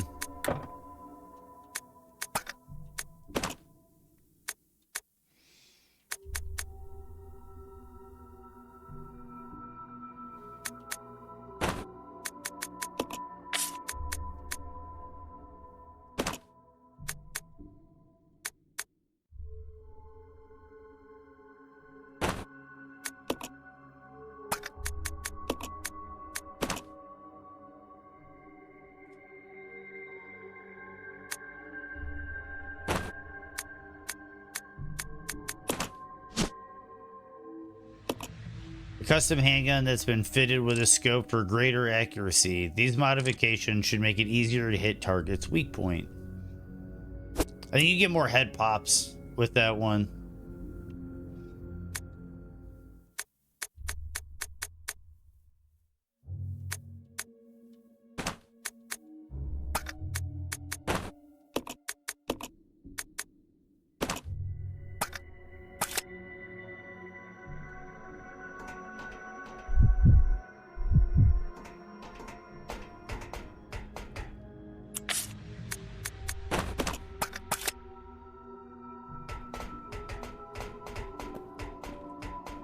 Okay, so now we go back to the main mansion. Like that's not main mansion, but the main training facility. Because we cleared this out.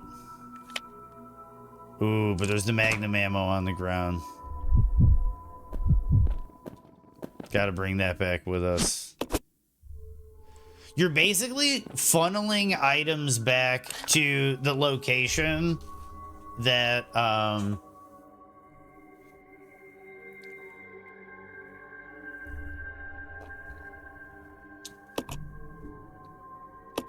the main lobbies.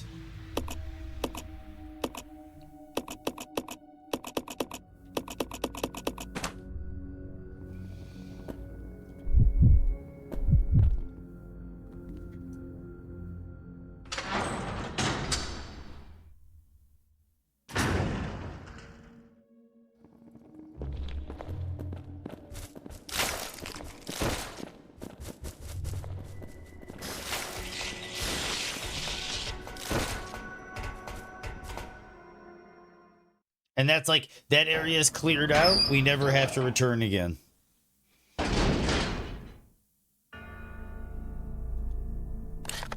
Okay, so from here, that's the save room. We can re-save. I think it's worth it. Because then we don't have to deal with the hunters again.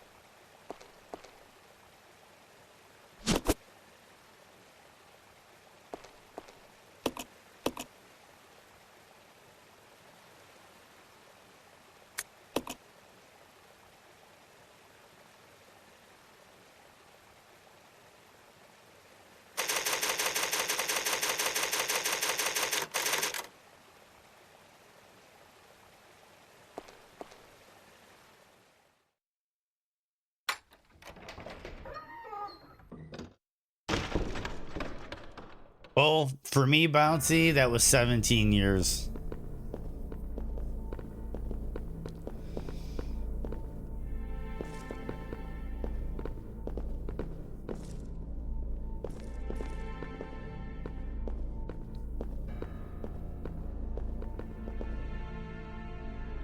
Six souls imprisoned within the chains of death. Rekindle the flames of life from the spirits of the weak.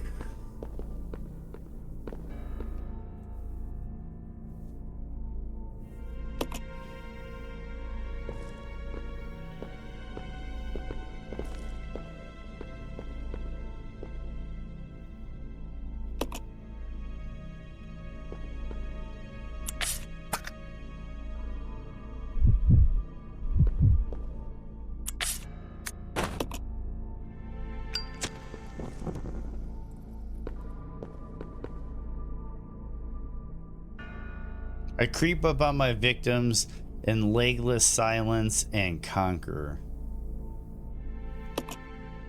Even the mightiest of kings with my poison.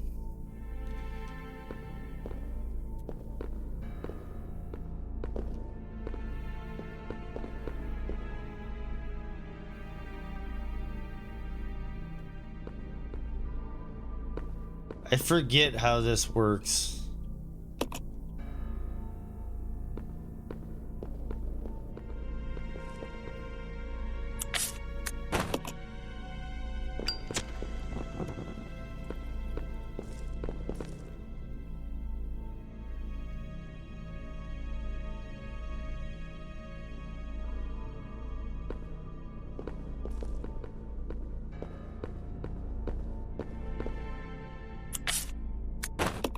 I'm just gonna see what happens if I line them all up now. I know the order's borked. If there is an order.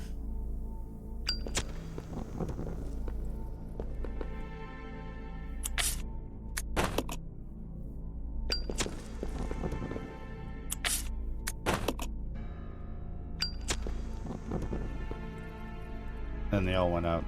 The 6 souls imprisoned within the chains of death rekindle the flames of life from the spirits of the weak.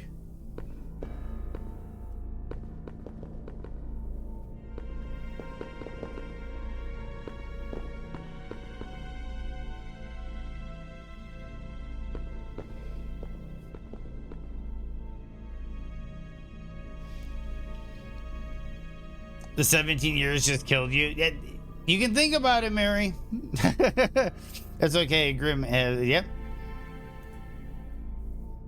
Do we want to make like a schedule or just feel it out? I would really like him on Christmas this year. Interesting. Okay, negotiations. What's up? Rekindle Flames, yes reference? It would be hilarious. It's sissy, but no. Obviously, this game came out on the GameCube. How are you doing today? I am the king of all I survey. No creature can escape my grasp.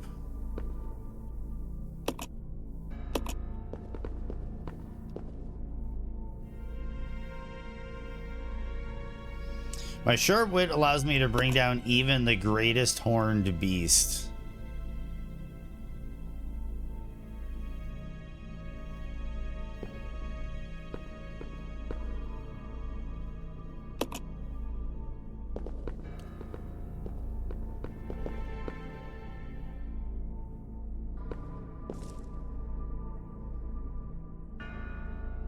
I dance freely through the air, capturing a legless prey. I stand with horns proudly displayed.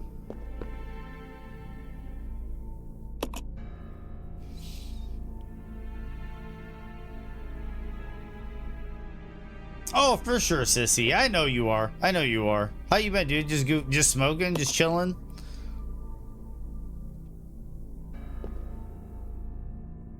Can creep up even on the mightiest of kings with my poison.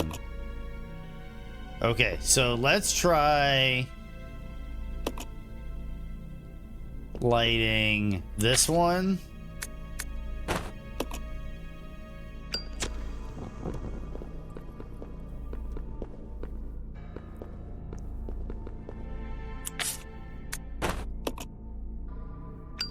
This one.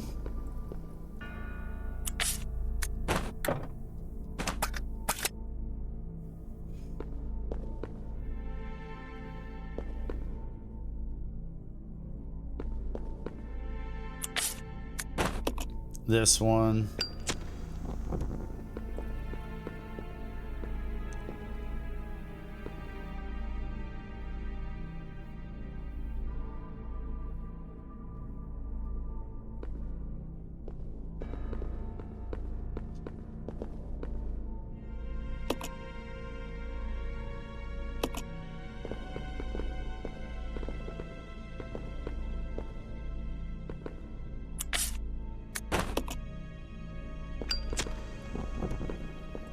That wasn't it.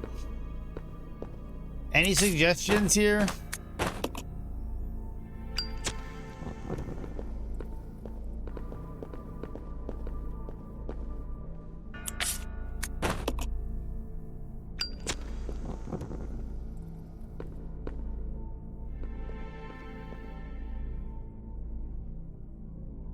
So is this bouncy grim thing happening or what? Oh, Callie, if you haven't been around, Callie, I think if what you're asking is what you're asking, that is official.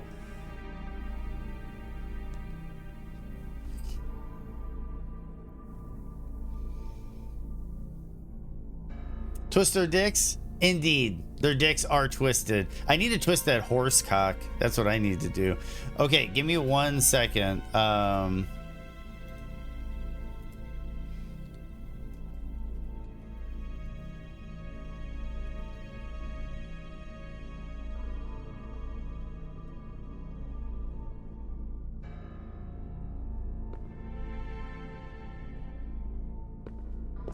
Okay, it's a little abstract.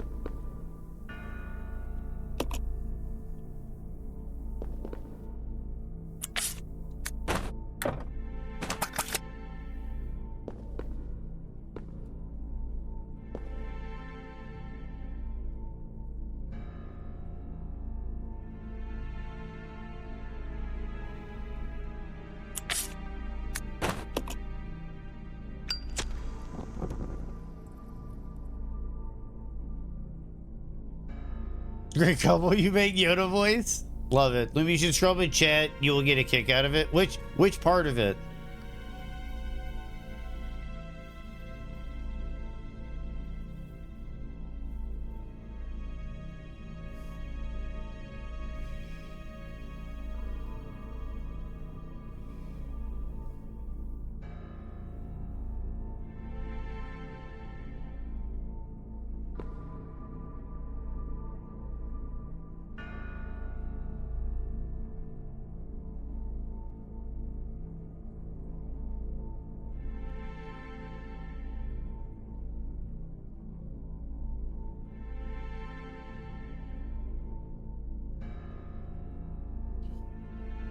Got you. Got you.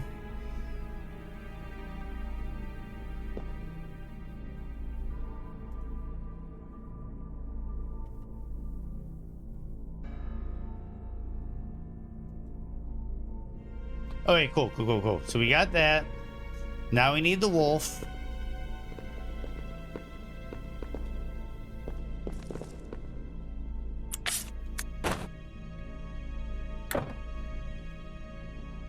What's that? What'd you see?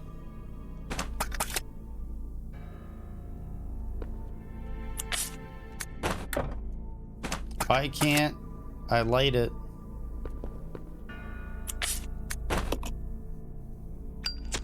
There's gonna be a new Echo the Dolphin? Or like a remastering of Echo the Dolphin? First two games and a new one? Oh my god. That's super fucking cool. Echo is goated. And also, a lot of children have nightmares about Echo because of how difficult it was. Wolf, then horse.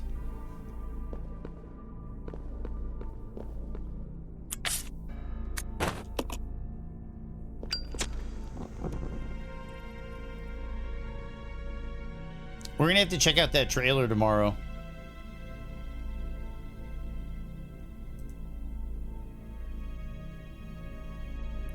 Tiger, snake, eagle.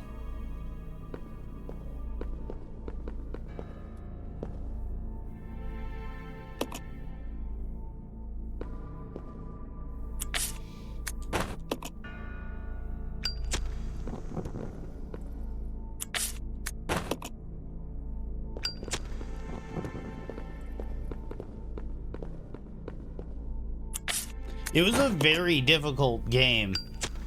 Have you ever watched, I think his name is Blue Glass. He used to speedrun it at like GDQ and stuff. Dude, the speedruns for Echo the Dolphin are serious.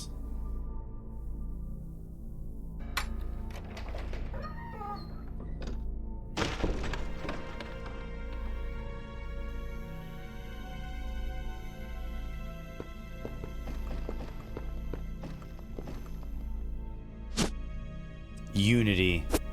Oh, I'm a key item I can't carry. Let's check my inventory.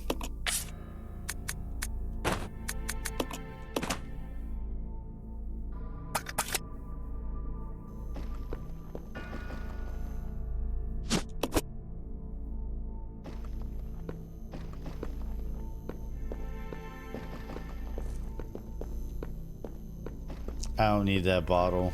I haven't been making Molotovs.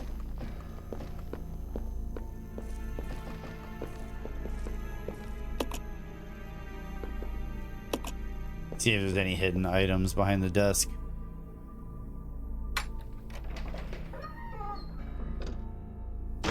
What?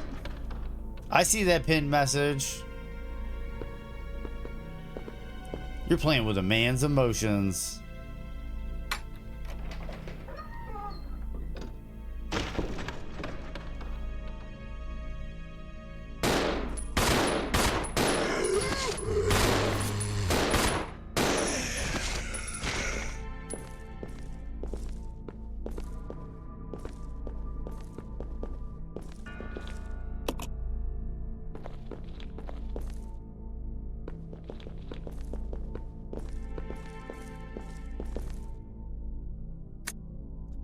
Management trainee's diary.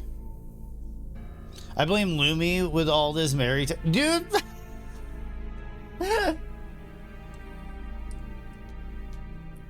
Well, I was just gonna try to like drop that and move past it. So like it's just like it's a thing that's happening. I'm gone on Monday, and then we just kind of come back on Tuesday, and like I speed run, and we're back to normal. We're like business as usual.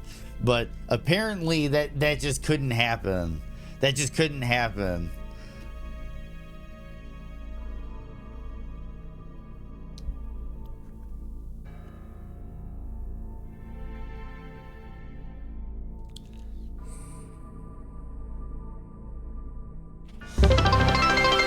Thanks for the bits, Callie.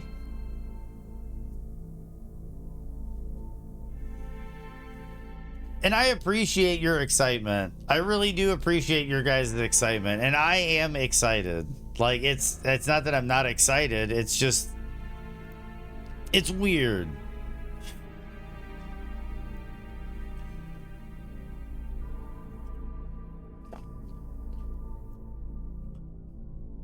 Management trainee's diary. What is it that Director Marcus is researching all the time? And what's with his weird interest in leeches? And oh my god, we got a hype train going. Another one. We got a treasure train. I can't wait for you to be the flower girl either, Fuff. It'll mean a lot.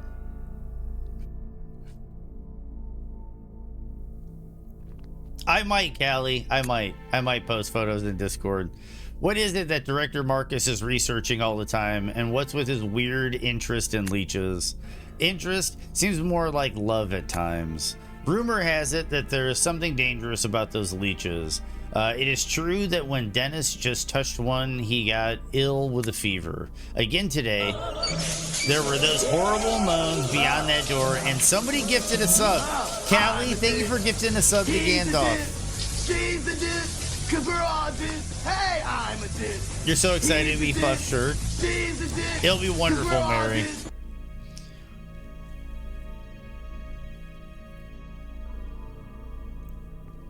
There were those horrible moans beyond that door.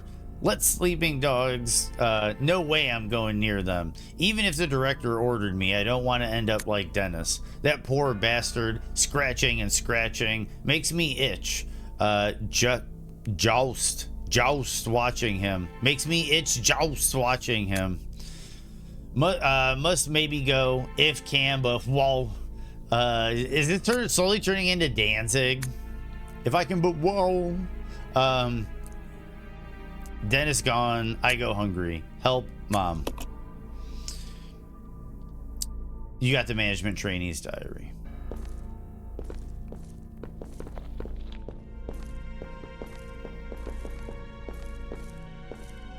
Did I get? Oh, the one thing out of the fireplace, right? Or no?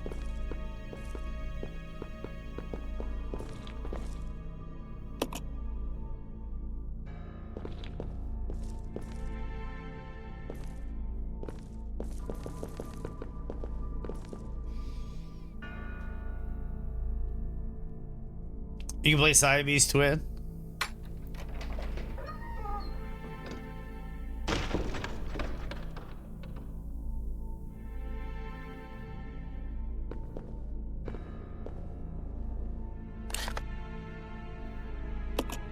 Yep. Okay. So that did get me that one item I need.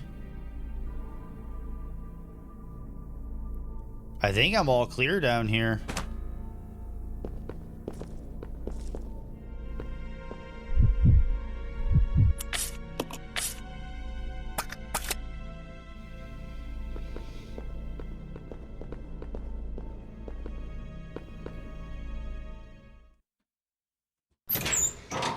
We're actually making some good progress today, guys.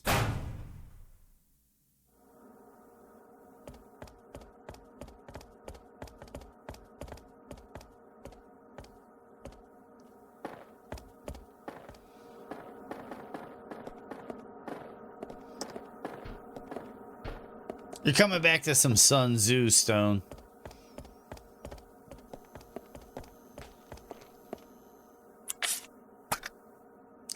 This goes back to main hall, right?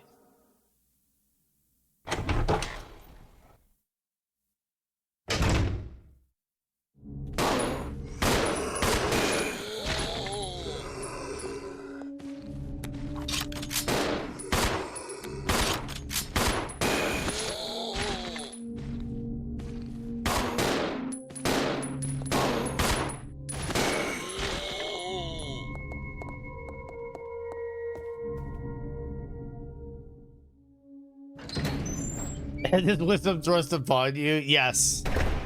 Pure and utter wisdom. Okay, so I can start dropping some items here. Wait, no. We gotta start moving some stuff.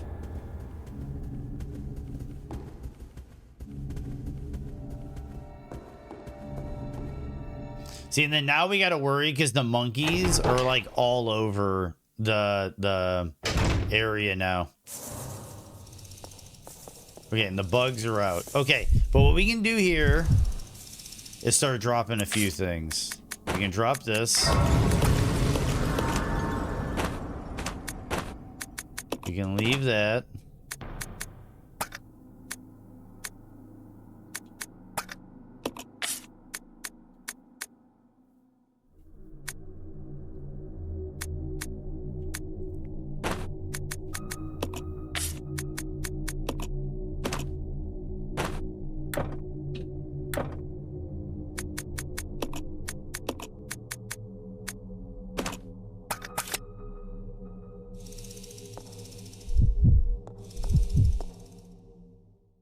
Back to work, rock and roll, Callie. Thank you for stopping by. Thank you for the gifties. Thanks for hanging out. Thanks for just being you, Callie. I really appreciate it. Good fucking people. Okay, so we had some keys. Oh,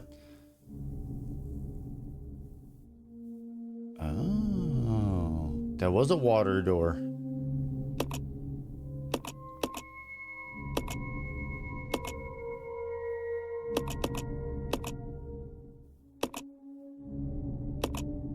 That is a water door.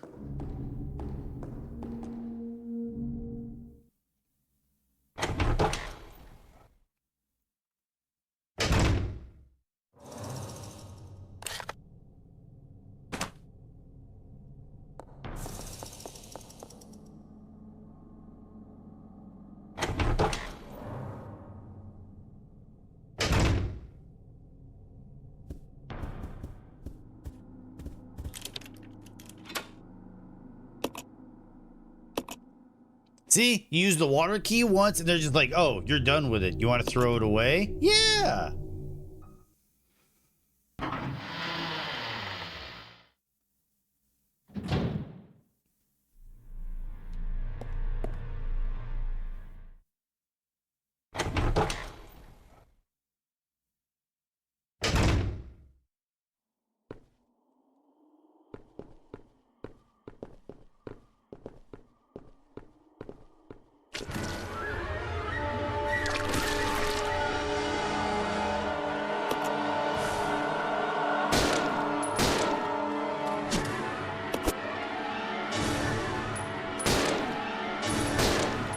No, I'm stuck on stuff.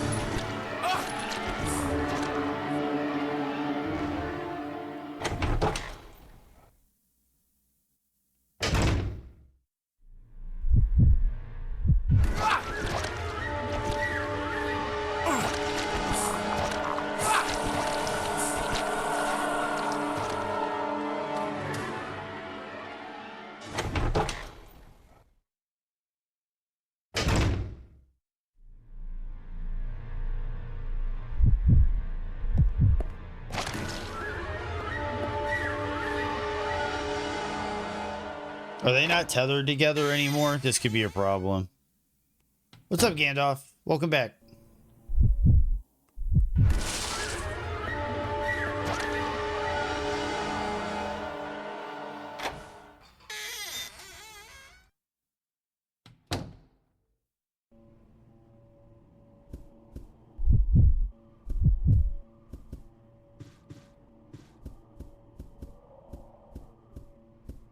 Oh, I remember. This is a cool head nod to the OG.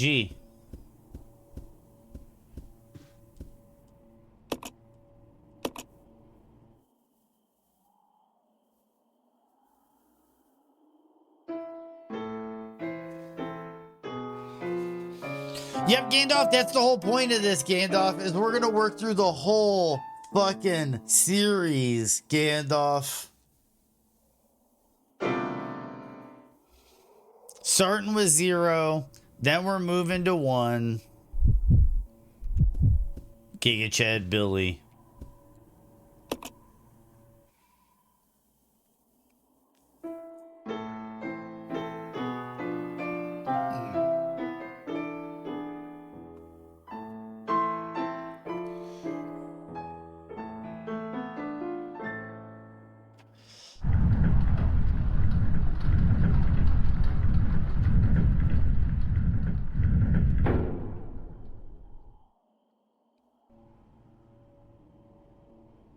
No way. Yep. Yes way.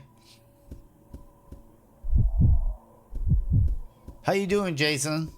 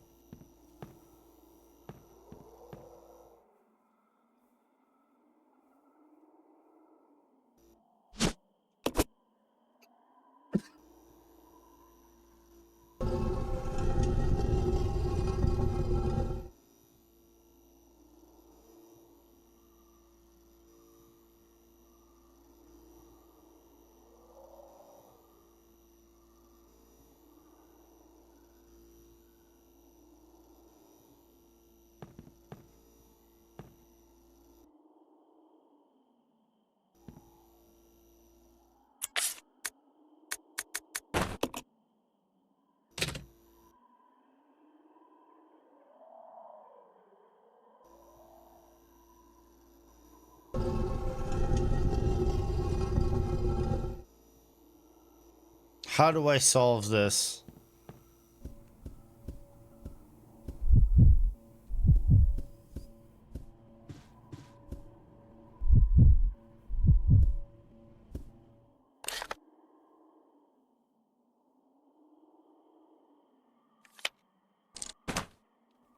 I'll probably get what I need by Follow me. Yeah. continuing this.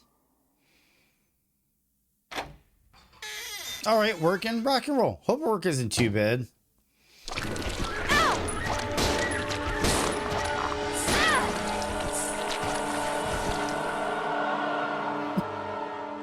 Get the hell out of that hallway.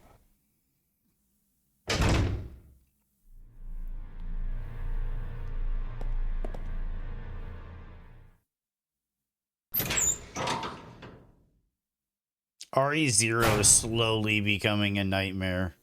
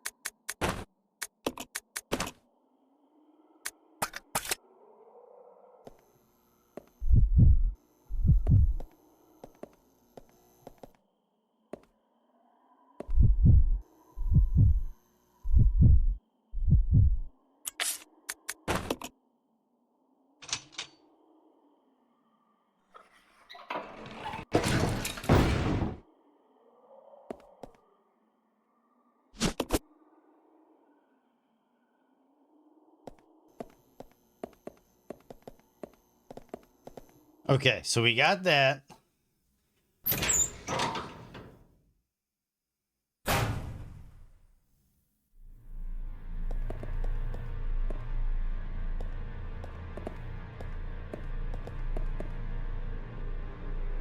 Let's see what's behind this door.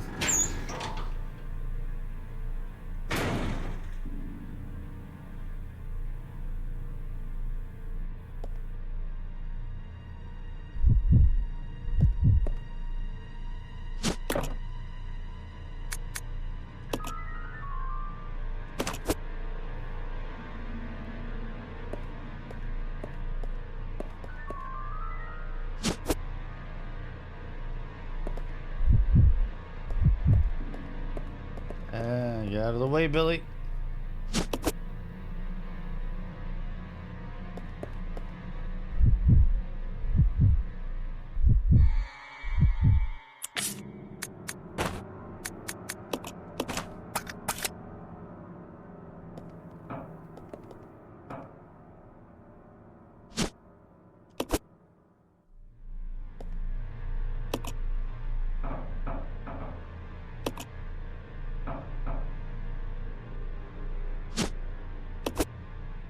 Okay, then we're gonna combine them. Then we got a nice. Oh shit.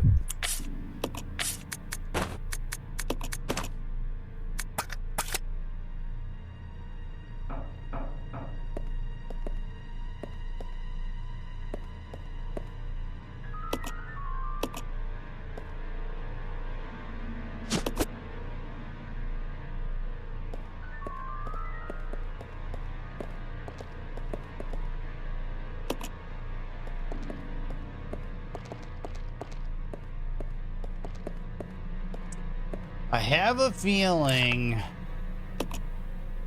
that circle room is where I need to go next.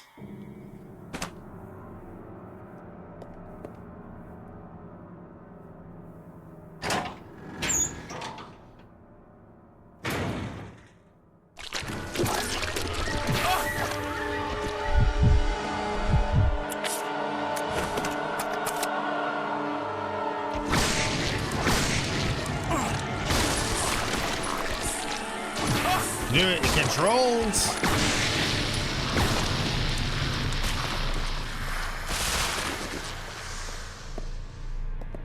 I got rid of him because I gotta come back.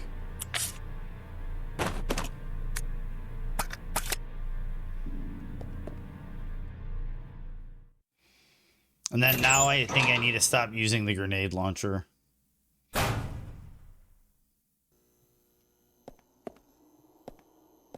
Wait, did I pick the wrong hallway? Yeah, I did.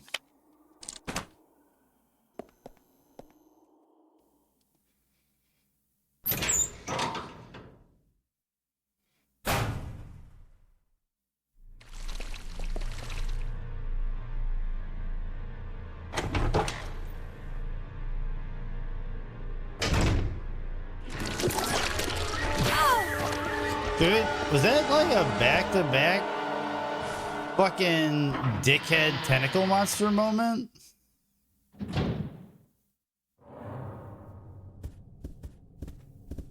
Dude, this game can be a pain in the ass sometimes. The piano did sound good.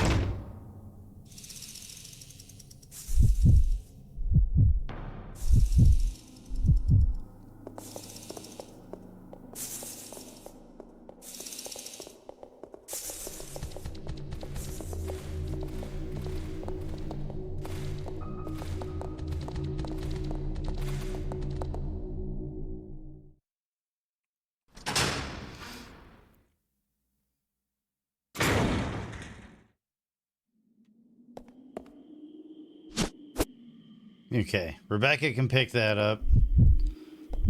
Because this is the thing, is like now I have to start moving all these items. Like it turns into this whole, okay, so now we leave this. I think we even leave these.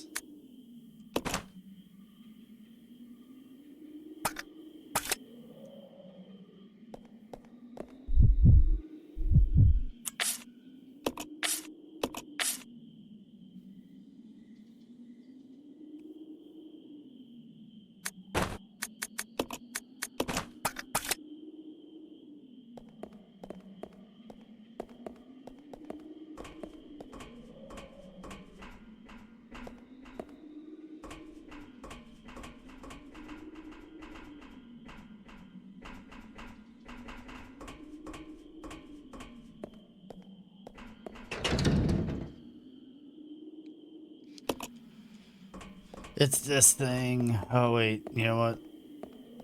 I can just...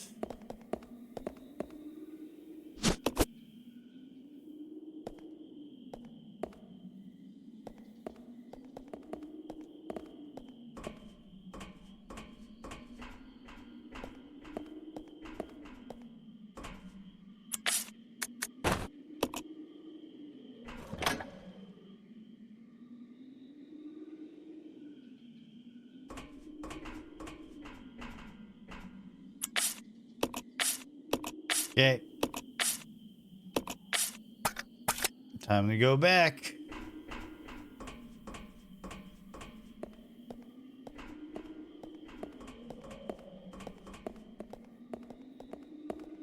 And I honestly think for some of this, people just like leave Rebecca. I'll check it out. Okay.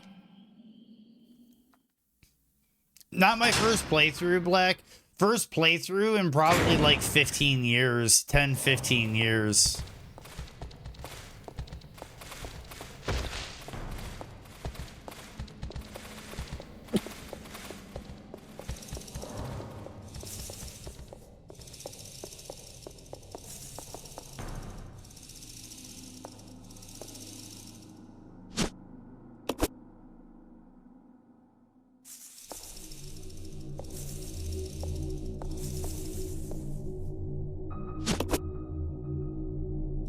I bought this not too long ago, but been hesitant because I heard about the mechanics and having to drop stuff and backtrack for it. Yes.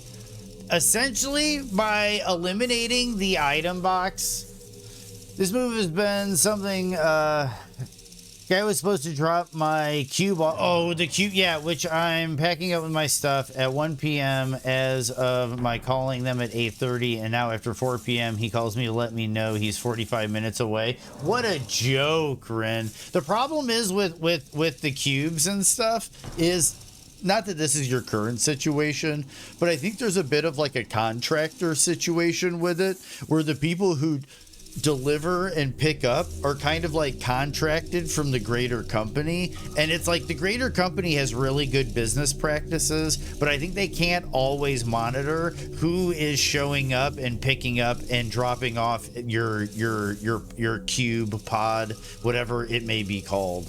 But there's different business models, of course. But yeah, I've had some interesting situations with them, and also I have some scary stories that I also don't want to share. But my aunt had some scary stories with a company that did that.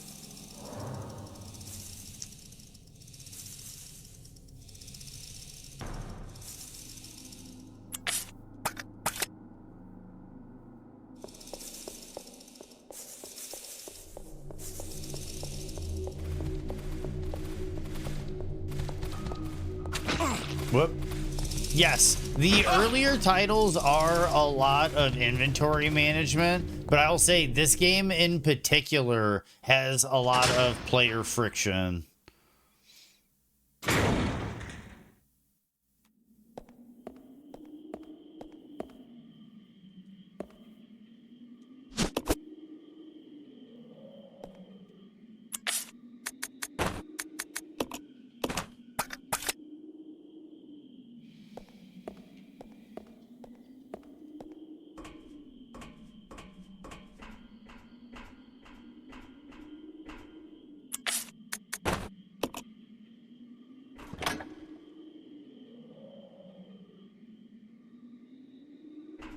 I think the last one is on the elevator. I don't know what I'm supposed to do about that battery.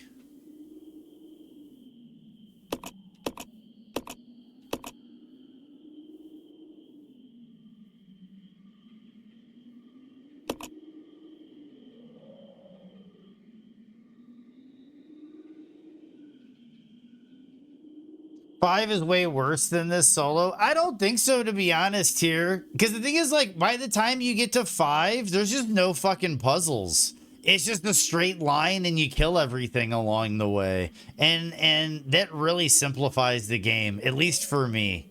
At least for me. Combat puzzles are one thing. Actual, like, exploration and item management puzzles are a completely different one. I enjoy them both, but combat puzzles for me are just much easier and straightforward. Yeah, I'm about to be doing that relatively soon. I don't know how I feel about it, but I'll figure it out.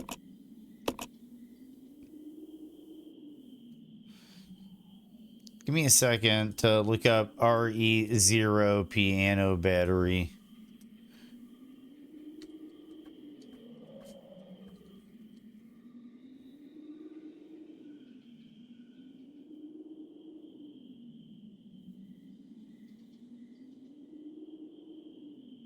It's that simple.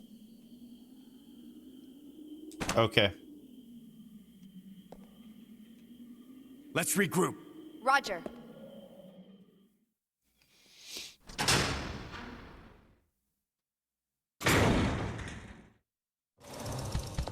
I thought it was going to be something more complicated.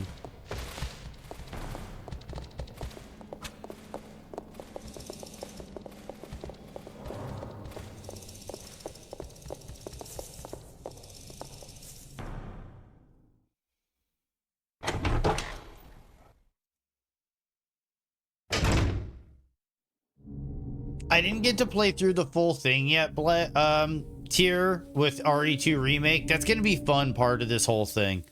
I think I'm going to do Leon for both of them. I don't think I'm going to do Claire. I think I'm going to do Leon for both of them. Just because then you get the through line with 4 and 9. Though Code Veronica has Claire.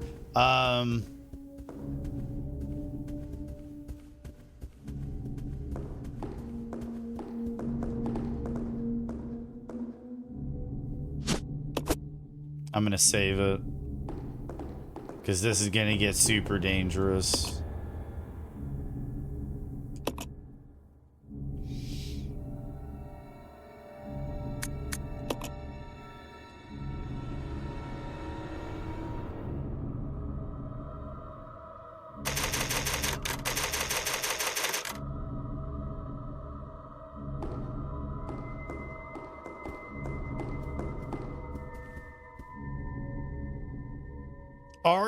Currently, RE4 OG is probably my favorite.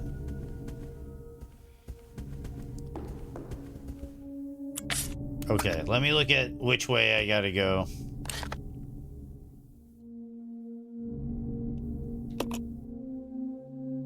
Upstairs to the right.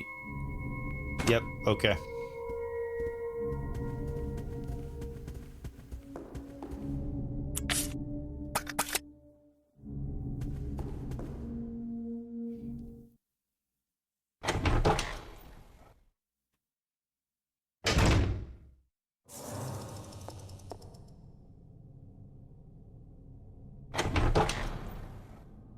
What is up with the Gigantify, Mike?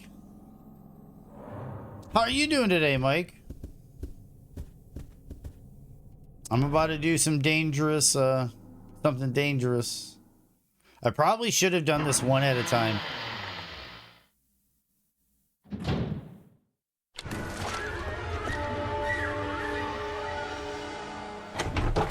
Second before Twitch action, rock and fucking roll, Mortar.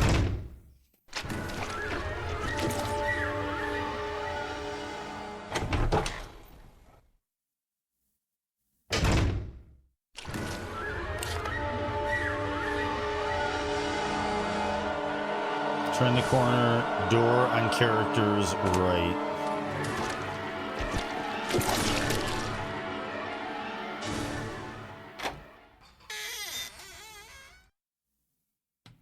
Oh, whoa, I appreciate I'm the same way, Mike. I check everything you're doing, whether it's Helldivers or, oh, what's that new game you're playing?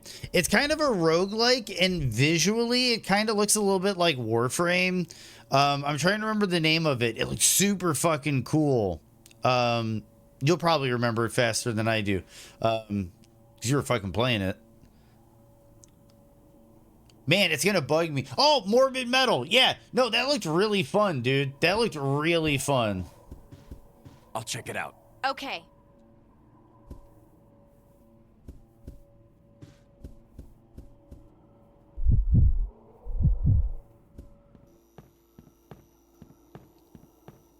It looked like it had some really fun mechanics.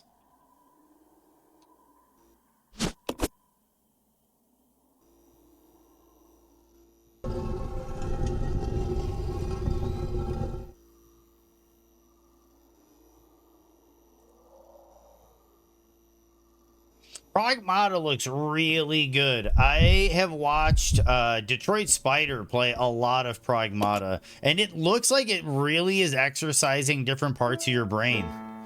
Like you have to like do the like positioning and aiming and dodging, and then you've got the puzzle game that's going, and it looks really cool.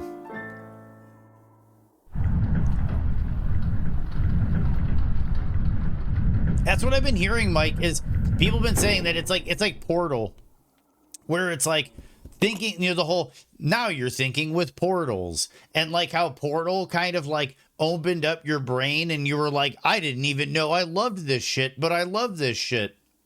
I heard Pragmata is very similar, where Roger. you just start playing it and it feels like you've like unlocked you've tapped into a new potential you didn't know you had. And those games always sound really fun to me. So I'm really looking forward to playing it. I want to play all the potential game of the years this year before the end of the year hits, and that is on my list. This, Crimson Desert, well, not this, but Resident Evil 9, Crimson Desert, Pragmata, and I do want to play Saros, and the new Control I want to play, and there's a few others. What's up, Bear? How are you doing, Bear? Yeah, Karen deserves it, but won't get it. Personally, Karen is my pick for Game of the Year, but we're going to see. There's still some stiff competition coming this year. Let's split up. Okay.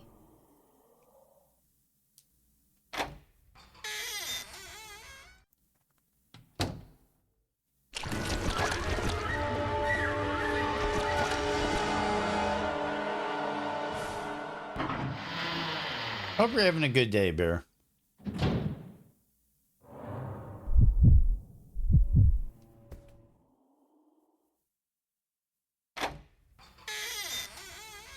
Frustrated, a little confused. Oh, those are terrible feelings. Ow! Oh shit! No!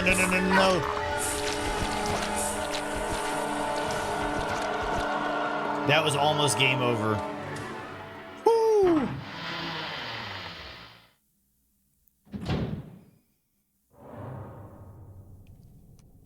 Come on. Okay. We made it through alive. Okay, so we got the battery. Now we go back to the front. What are you eating, by the way, Mike?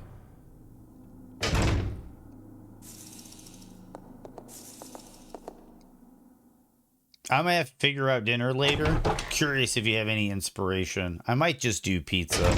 Might play it safe with a pizza. You can never go wrong with pizza.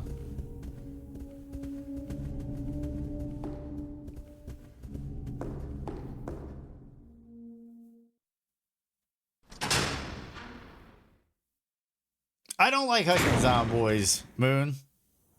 Well, see, the problem is like, I don't mind hugging them. It's just they're always trying to, like, make out with me and stuff, and that's not cool.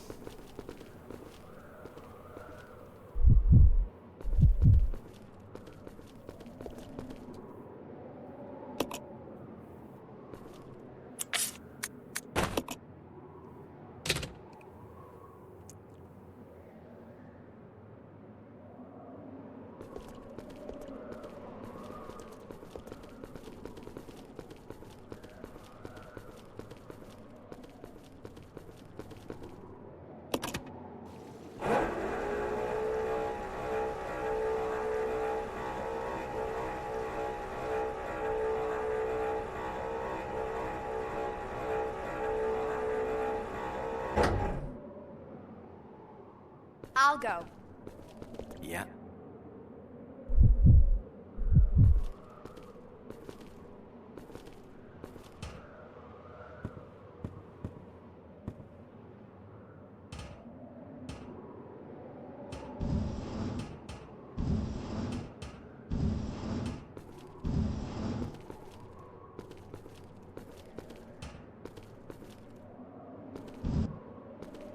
Wait, do I need this down here or do I need it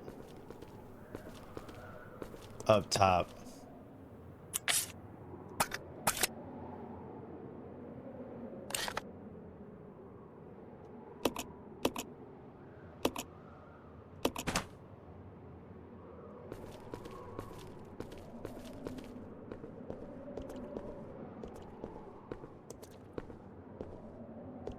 Huh.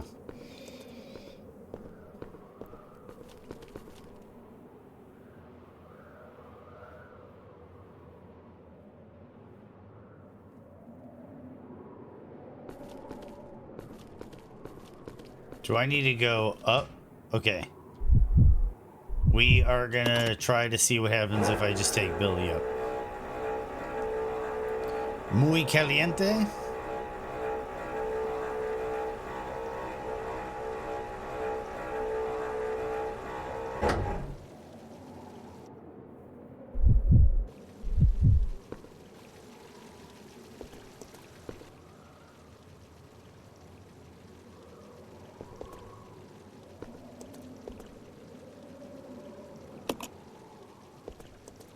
What do I do with the box? That elevator is used for something.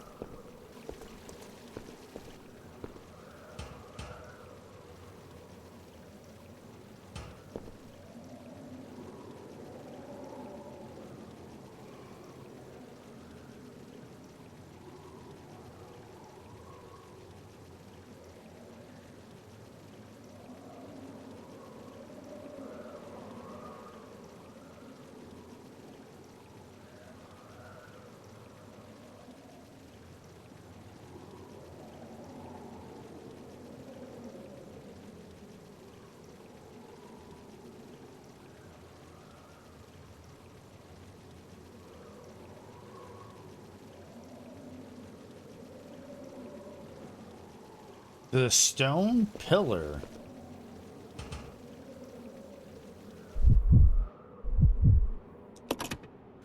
I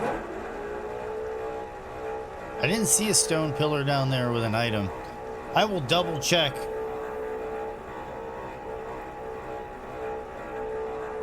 Salt is the spice.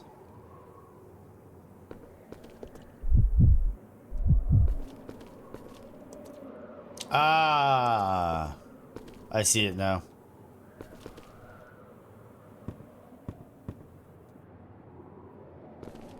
Let's regroup. Roger.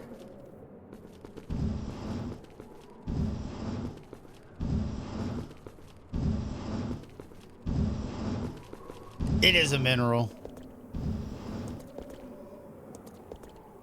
It's like the tomato situation, tomato fruit vegetable situation.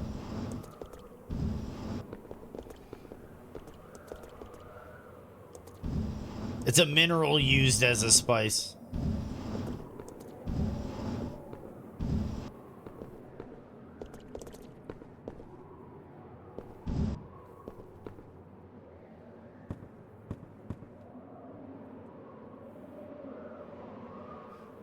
Yep, exactly.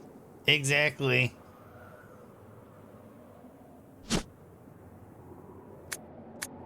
Dude, fuck. That's the thing I love about Fuff is like we're all bro babes shitting pants and schlong daps. And then out of nowhere, it's vegetable is a culinary term, not a botanical term.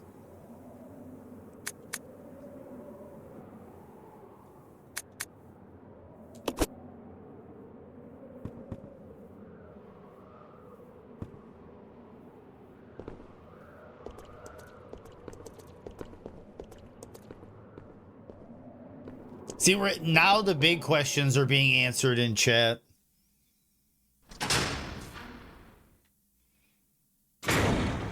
Exactly. Exactly, Andine.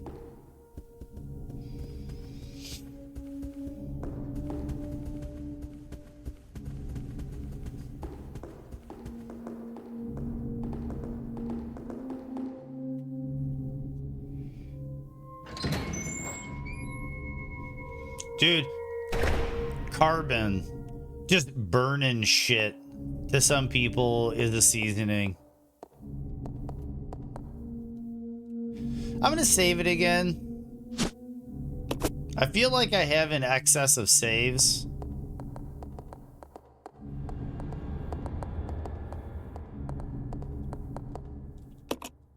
And I am low on heals. They do belong in the fruit salad. Exactly, Bear Anderson. It's just the goofy thing that we as humans try to categorize things for the sake of communication, understanding, and kind of like understanding the world we live in and create some sense of order to its chaos. But no, it's just a bunch of gray area, and we just kind of draw lines in weird arbitrary places.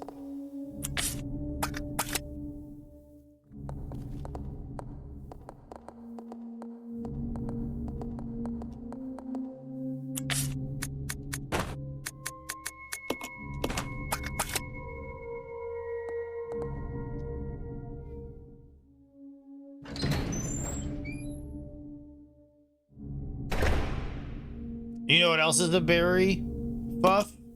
A watermelon.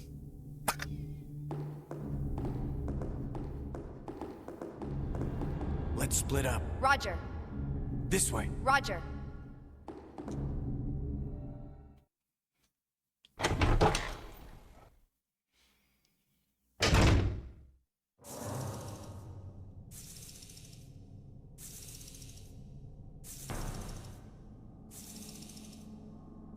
Yep, Fuff, dude.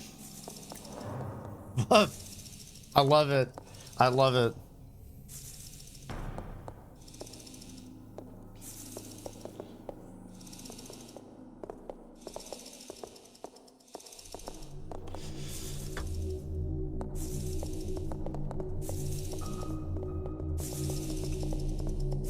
Yes, I think Slime is correct. That technically a pineapple is a cluster of fruit instead of like one fruit.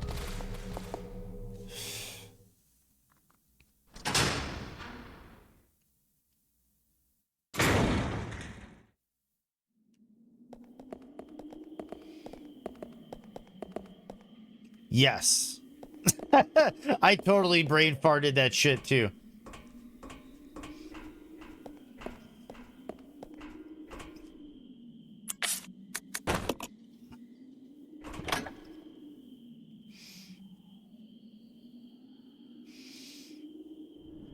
Would go at least some way to explain why it's so filling. Yes.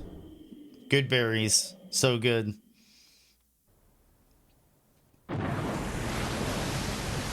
Cutscene.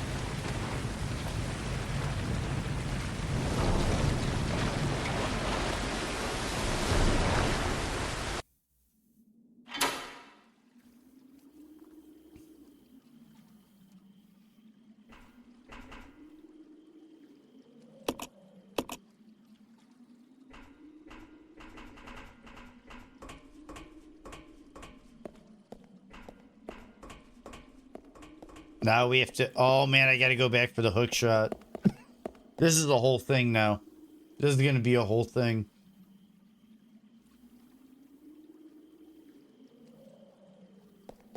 I'll go alone. Roger.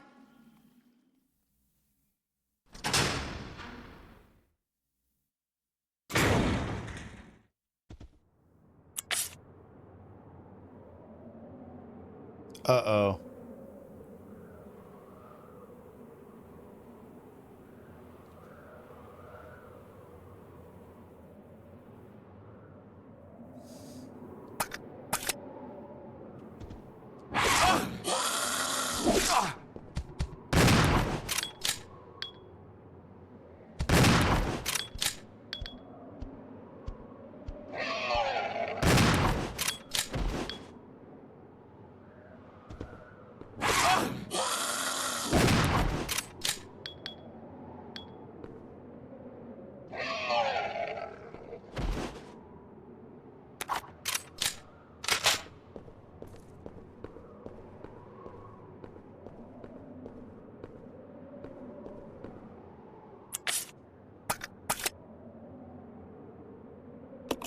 This is not good.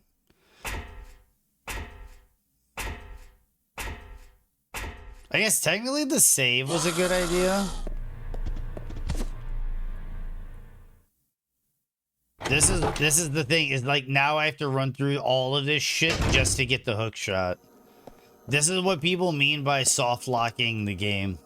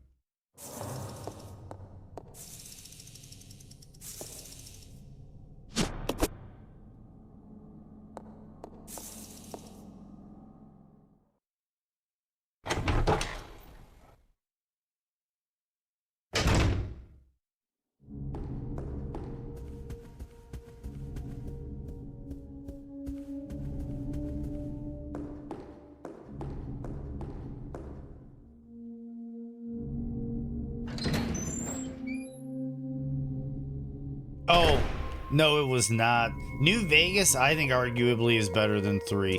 Its stability, questionable, but Bethesda game stability is questionable. They built New Vegas in 18 months. Like, that is a feat of software engineering on a level I can't even begin to describe.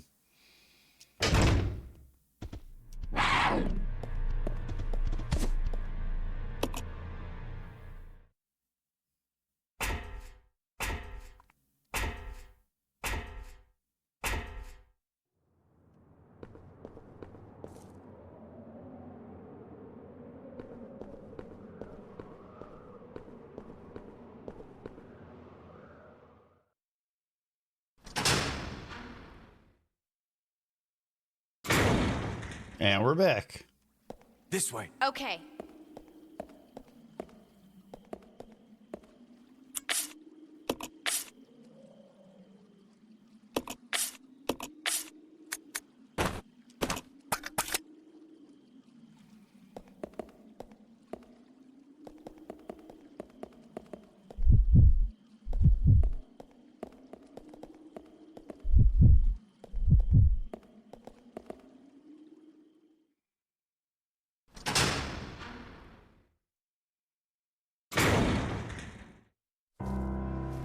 And before AI, no less. Exactly. Exactly, Ryan.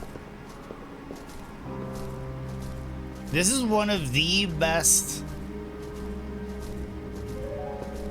Like, this is peak. This is peak gaming.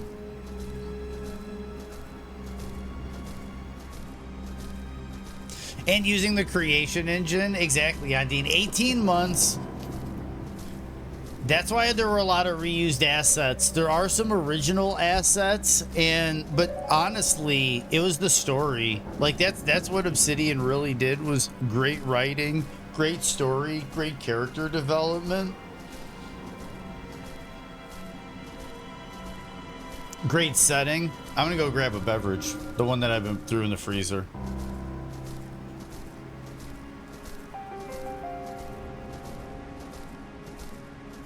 Hopefully it's not frozen.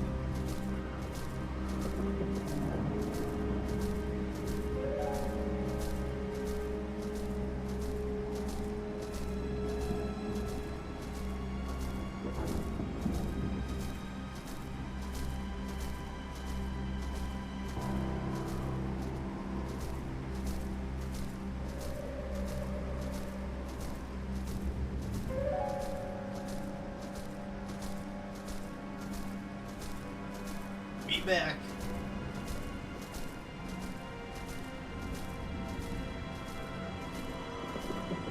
And see what people can do when they rely on their brains. Yep. They had a goal. They were told if they made a banger, they'd be able to make another Fallout. They didn't know Bethesda was going to screw them over.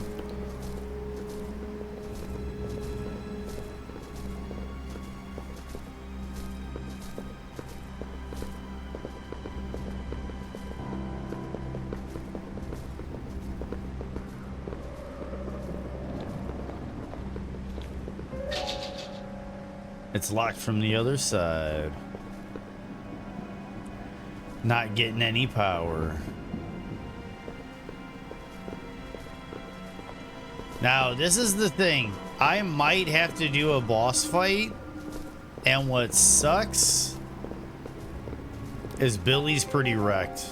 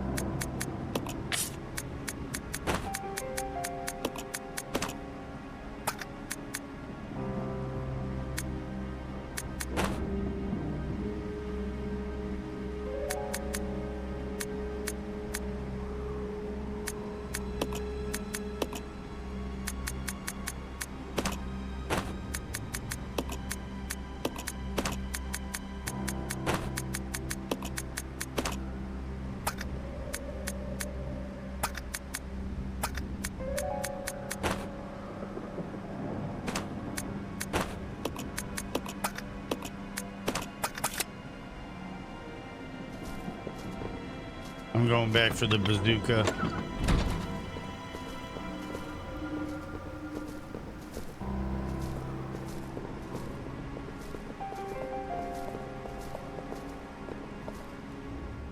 I'm really dreading having to do this boss fight.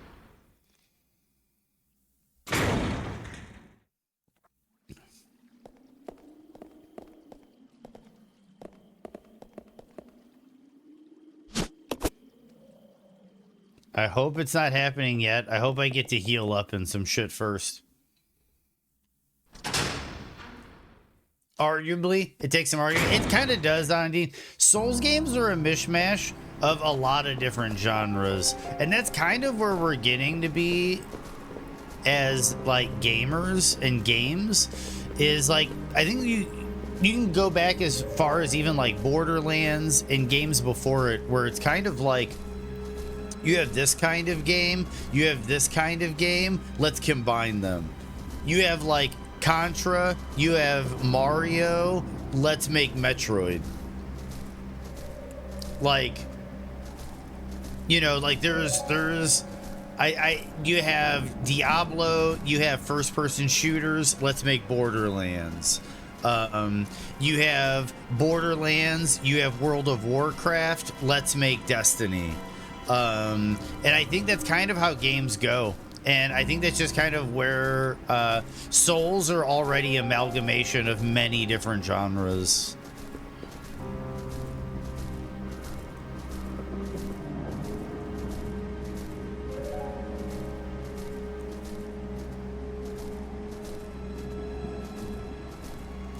The problem I have with that, Stone, is the fact that nobody else does what Bethesda does.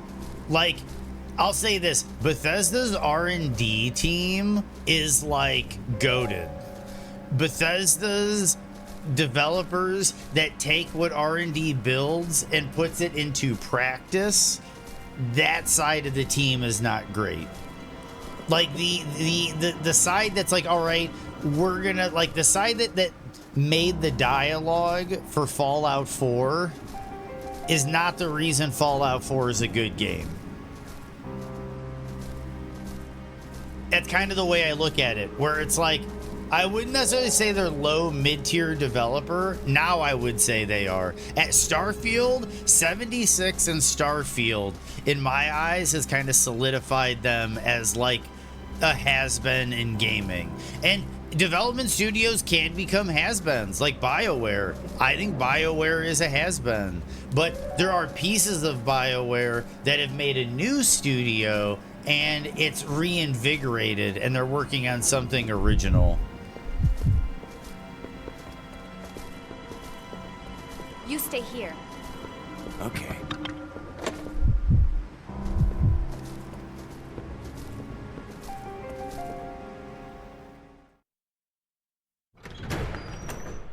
Yep. And that's the other thing. Like, I watched an interview with a developer that worked on Skyrim, and they were like, so like Skyrim did this, and this. And they're like, oh, so okay, so like with Starfield, why is Starfield the way it is? And the developer was like, the first thing you need to understand is the people who made, like, he was like, the people that made Skyrim, nobody is working there. Like, everybody that worked on Skyrim is gone from Bethesda now. So the Bethesda that made Starfield, besides like Pete Hines and Todd Howard and like the upper echelon of the company, all the actual like foot soldiers that made Skyrim are all working for other companies now. And like the people that are using Creation Engine to build Starfield is a completely different group of people. The same thing goes for like Bungie. The Bungie that made Marathon is not the Bungie that made Marathon, if you get what I'm saying. The original people that worked at Bungie that made Marathon went on to make Halo. And by the time Halo was done and Destiny was going, most of those people were long gone from the company. So the Bungie that's making current Destiny 2 and Marathon is not the Bungie that made those old games. And then people want to know, like, why did Anthem suck from out of BioWare? Why did the new Mass Effect Andromeda suck from BioWare? Maybe because it's a completely different group of people.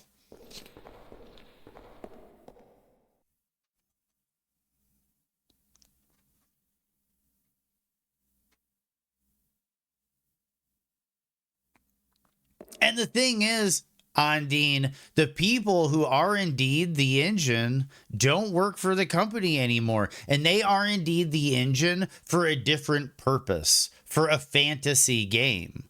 So then they tried to repurpose their engine. It's like, that's the thing with proprietary engines. Proprietary engines exemplify what a game does great and then struggles when you're doing something else with it. And another great example to go with Capcom, another great example is the RE engine, where they built RE engine for Resident Evil Remake, Resident Evil 2, Resident Evil 2 Remake, Resident Evil 3 Remake. They used it for Resident Evil 4 Remake. They used it for RE7. They used it for RE8. They used it for RE9. But the thing is, they used it for Monster Hunter Wilds. And what happened with Monster Hunter Wilds? Extremely poor performance, bad CPU, GPU optimization, terrible open world stuttering and buffering, traversal stutters, all sorts of problems with the game. And people still complain that the game isn't really that well glued together. They say it's not stable. And part of that is like so that's the thing is that's partly, I think, the Starfield problem. Is they took an engine that was built for Elder Scrolls and Fallout, and they tried to use it for something completely different. And they didn't do any architecture changing to the engine to like accommodate for that type of gameplay. Yep, same thing with exactly, Ondine. They tried using RE engine for Dragon's Dogma, and Dragon's Dogma suffered. The Creation Engine can legally drink, Ondine. There's an altar here. Despite its aura of divinity, you can't help but sense something ominous about it. This is the worst boss of the game.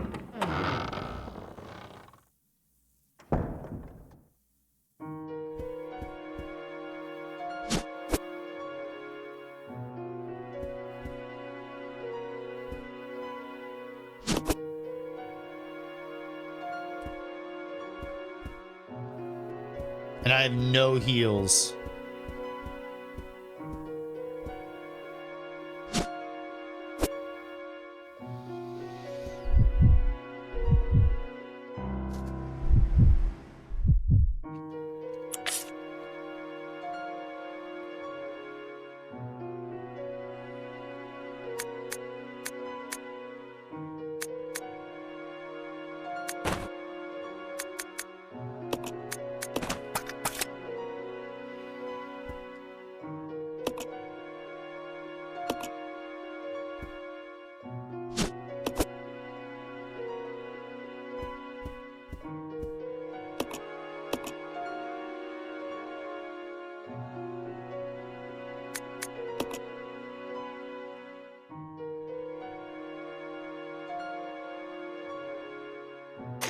Dude, King's Quest 7? Fuck yeah. I think, which is the one with the gnome puzzle? Or the dwarf puzzle. Is that 5? Is that 5 with the dwarf puzzle? And you go to like, you do the River of Styx, and you need the coins for the ferryman. You do the weird jump brick puzzle. It's 4? Thank you. Thank you, Ondine. Thank you.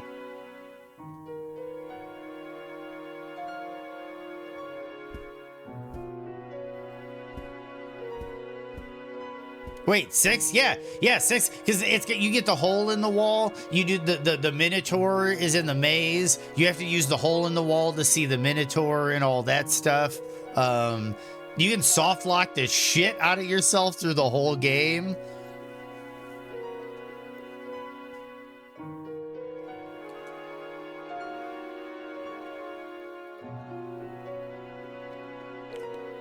Oh, there's other good ones, Ondine. There's other good ones. I have the patience for like 1, 2, and 3. But 3 is a nightmare. I take that back. 3 is a nightmare.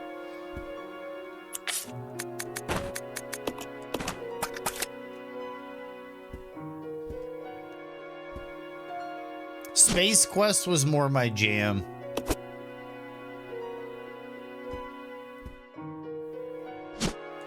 Police Quest. I love all those old Sierra games.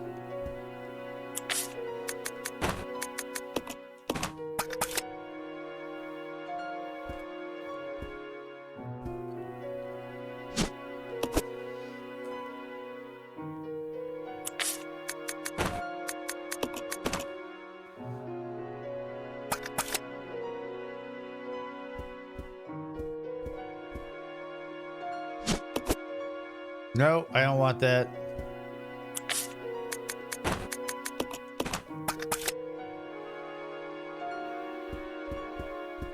I wanted that.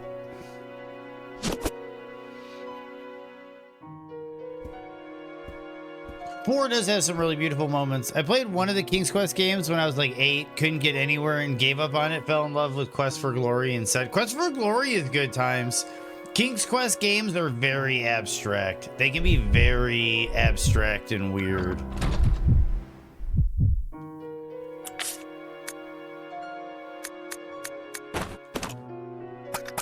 Okay, let's hope. I think I'm gonna die in like 1 hit.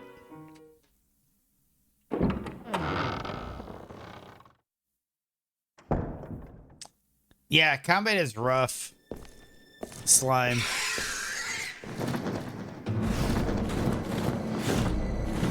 Worst boss fight in the game, and I don't have any heals.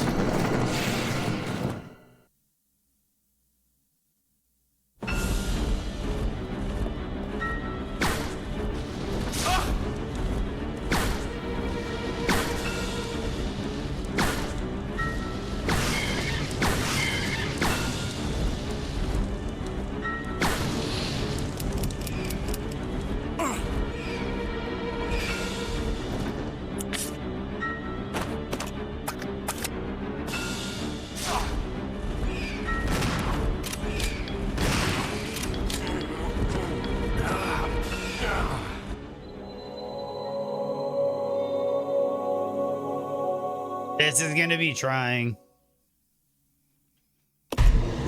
I basically have, what was that, like 3 hits? 3 strikes, I'm out in here.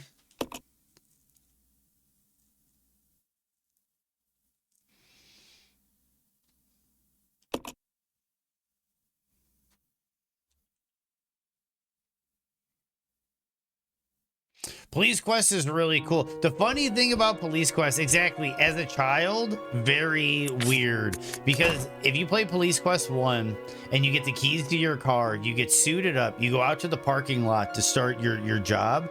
If you don't do a full walk around your car to do an automobile inspection before leaving the parking lot, your car breaks down and you get a game over.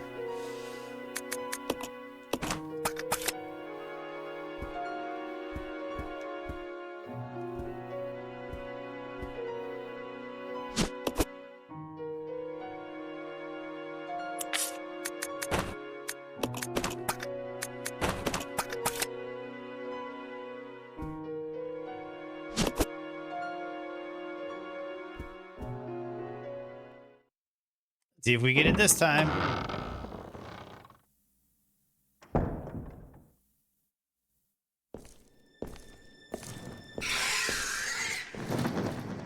It's like an RL1. It is, Ryan. It is like an RL1.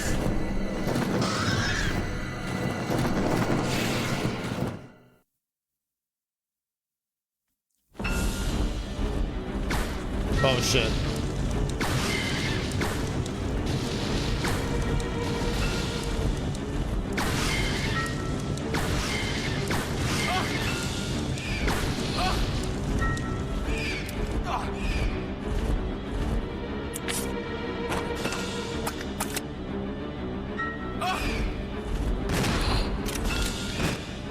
Got it!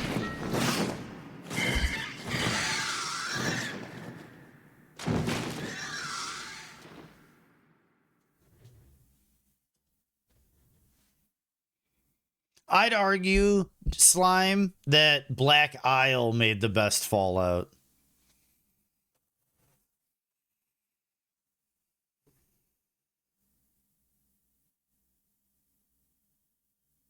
Oh, nice. I'll have to check that out, Bear. I'll have to check that out, dude.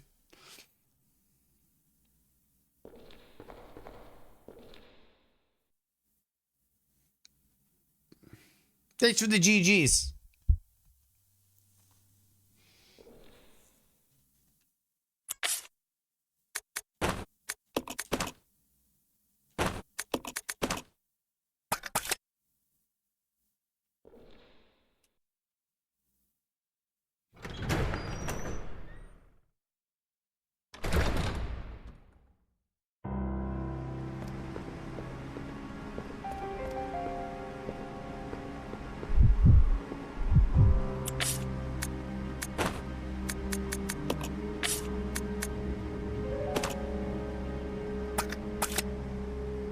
Go.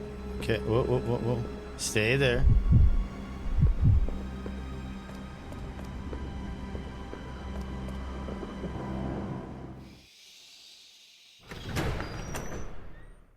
Love the concepts of 1 and 2. Can't stand playing them. 2 is the best. 2 is the best.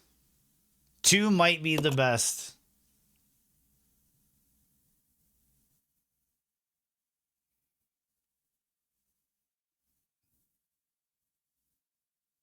You got 150 days to clear the vault, but you get sent 5 million places. I know about the water cavern, but that leads super mutants to the vault. Yes, it does. No, for sure. Also, no matter what you do, you're fucked in the first game because they never let you back in the vault. Like, that's the other thing to keep in mind. Like, I think the whole thing with the water chip, I think is actually pretty decent gameplay design. It's kind of like the 72 hours in Dead Rising. I think it creates a sense of urgency and it creates a sense of importance in time that a lot of games ignore. Kind of like this game, for example. Like, I could literally just sit here at this screen for like 3 years and I won't fail the objective. But what's interesting about the Fallout 2 is completely different. But for Fallout 1, they had the time limit. And yeah, there's an easy way in Fallout 2 to circumvent the time limit. And they did that because of the criticism of the first game. But I still love the fact that the first game created a sense of urgency. And I love the fact that you're fucked either way. Because even when you bring back the water chip, the Gek, whatever you bring back to assist, they basically tell you, nope, you spent too much time in the waste. You're fucked. We're not letting you back in. I haven't played the remake yet, Ondine.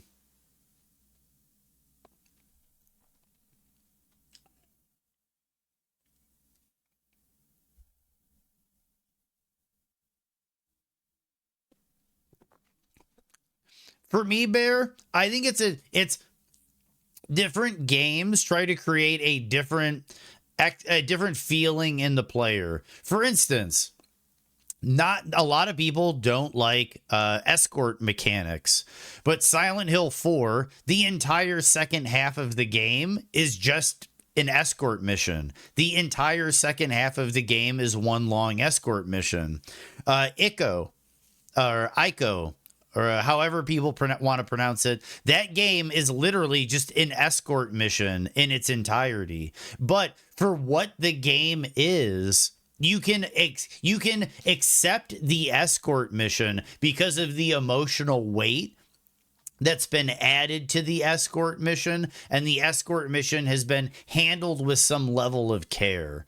And I feel like with Fallout 1 in particular, I feel like the time limit is handled with an element of care, and it is built in as a core principle in the game, like the 72-hour mode of Dead Rising. And I also think that with Dead Rising, you notice the games where they remove the 72 hours, the game loses a sense of like a part of the game's friction is part of its identity. And when you removed the time limit, the game became a different game. Like it almost felt like a different genre once you removed the time limit.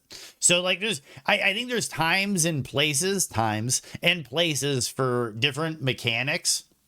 And I also understand that not all games and not all mechanics are for all people. So we gravitate towards what we enjoy, and we enjoy different things.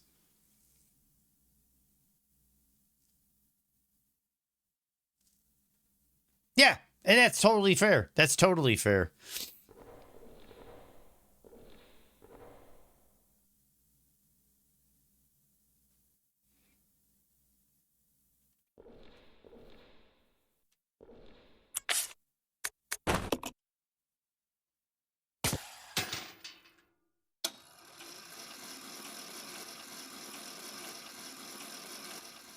Yes, that I hate too, where you speed up, slow down, speed up, slow down, speed up, slow down, speed up, slow down. Cyberpunk is guilty. Cyberpunk is also guilty of the NPC that's walking and there's an invisible wall on the NPC that forces you to walk behind them. You can sprint all you want, but the second you catch up to the NPC in the hallway, it stops you and you start walking again. And it's like you can't move. They like force you to be like behind them the whole time. That can get kind of frustrating too sometimes. I'm curious about the Ashley segments of RE4 Remake, because I actually like the Ashley segments in RE4. It goes back to that, like the tension. There's stakes. Leon is the baddest motherfucker in the world, suplexing zombies. Well, not zombies, Ganados, popping heads, doing roundhouse kicks. But it's like, okay, better example. It's like the Superman thing. Superman doesn't have to worry about dying. He's worried about Metropolis dying.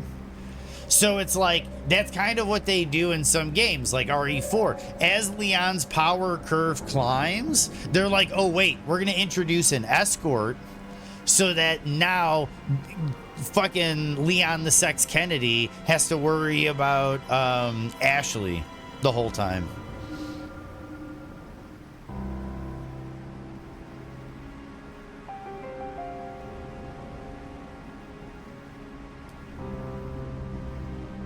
I've never played WoW because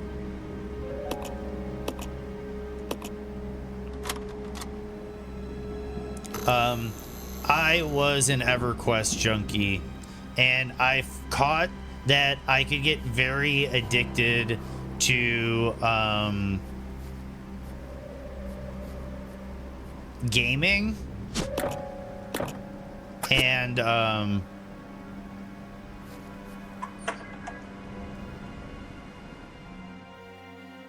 MMOs are not a good idea for me. If you're playing with randoms on Dean. Okay.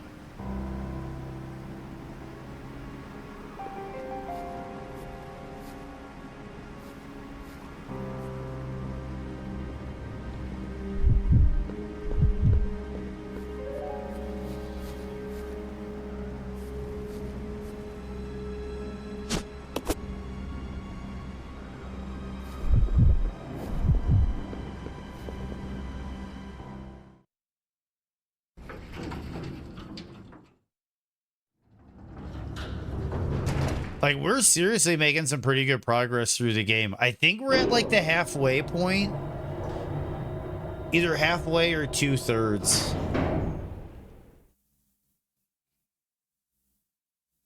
I figured, Ondine. I exclusively play with like Mary and one other random. Pretty much. I did play last night. I sent one with Bouncy Boat and Grimspace.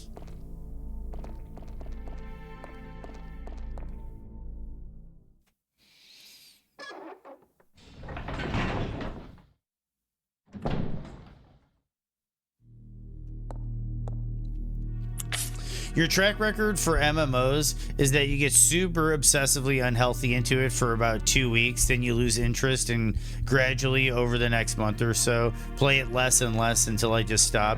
And then 3 to 4 months later, I finally remember to cancel your subscription. That could be a potential nowadays for me, Bear. The problem is I'm a social butterfly to some extent in video games, because especially games that require multiple people for content, and I feel like I would end up getting hooked up with a bunch of people, and I would not only feel like some type of responsibility to take advantage of my subscription, but I would also feel like the social pressure and social responsibility of like keeping up with friends and dungeon raids and farming and that sort of shit.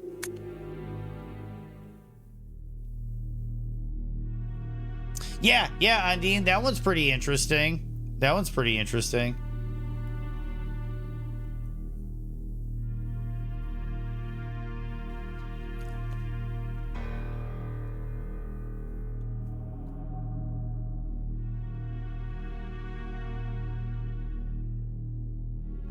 Marcus Diary 2. This page has been torn out. Trouble is unlikely, but I closed my babies up in a special capsule, but it won't be safe if I hold on to it myself. I'll hide it in that place. To hide a leaf, put in a forest. To open the capsule, the special stripping agent is necessary. No way Spencer's lackeys could figure out how to make it. Red and green.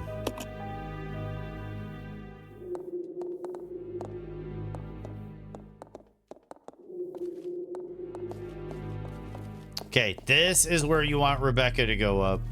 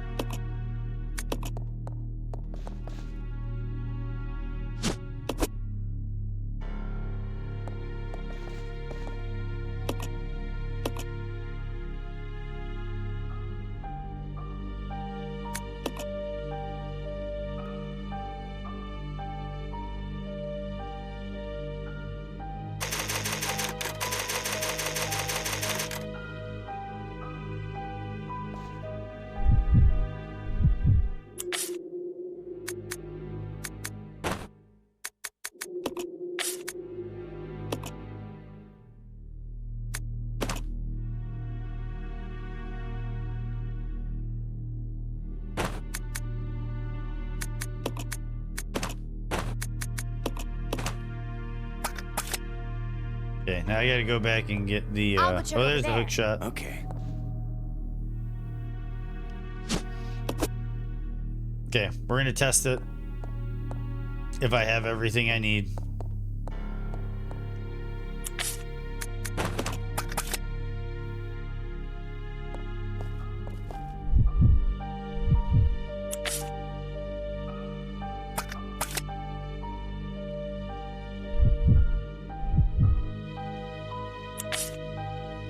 I think I play better with randoms because it's honestly hard for me to talk and do Souls-like combat at the same time. Sometimes I prefer the non-verbal location pin spamming language that has emerged from Night Rain random trios. I can see that too, Andy, but there's also a language that like we've kind of gotten as like a group and as a community when playing Night Rain, like Valley Boss and things like that, or, you know, Basement. You'll say like, Death right on top of castle. Death right. Everybody knows what that means. Cruci castle. Trolls. Yeah, like there's little things like I need a tier 2, and then people know, hey, he's going for a stone. Fire camp. Like we kind of have a shorthand, but I think that might have just come from the sake that like a lot of us play Souls games while streaming, so we're kind of like social while playing it already. So it allows us to kind of like, we still kind of keep that social thing going where we're talking about bullshit, and then it's just like simple call outs. Spanish Nights, let's hit bottom. Exactly. Lake Boston, South Church. I know exactly what you're talking about, Mary. I know exactly what you're talking about. East Side World Boss, then Everjail.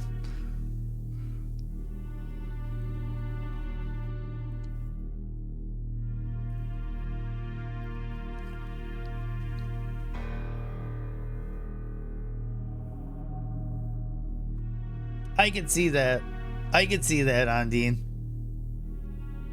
Dude, and if one of these days, Ondine, if you're in the Discord or something, you're more than welcome to join the Discord. And if I have time, definitely, I'm totally open to getting down. I play the game quite a bit. And if you haven't tried some of the mods yet, some of the mod packs are really cool.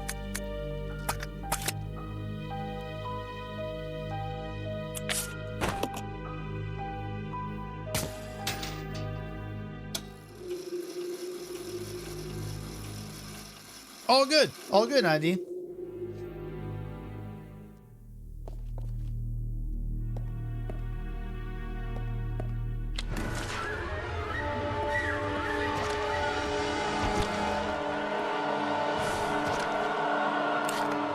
Laboratory.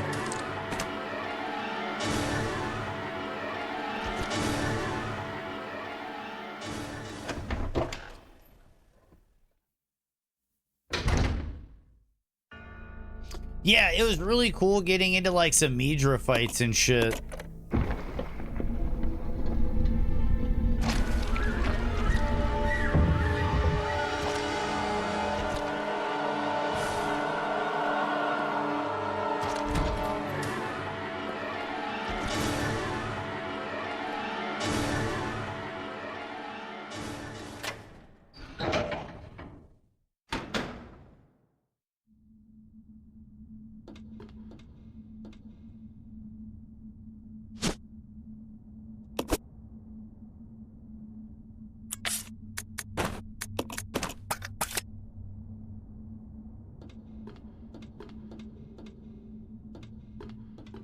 Do I save it?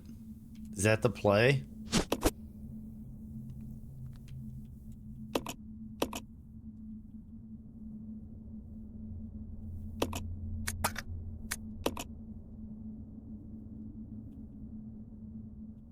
I always save in different slots in case I paint myself into a corner.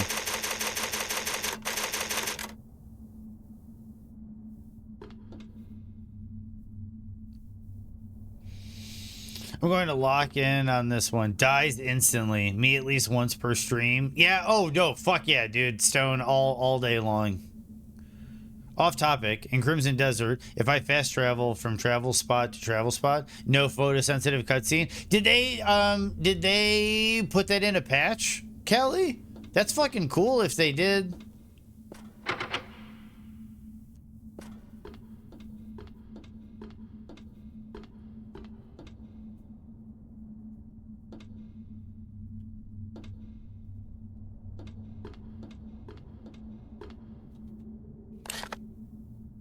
Okay, so I need to hug the left. No, that's locked. So right.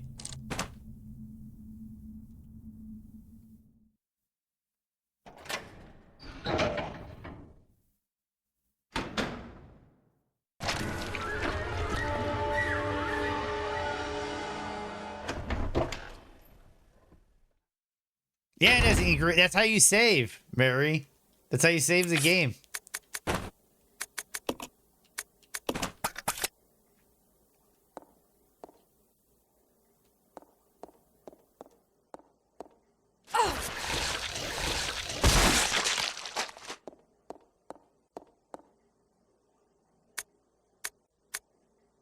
Administration T into 4 leeches.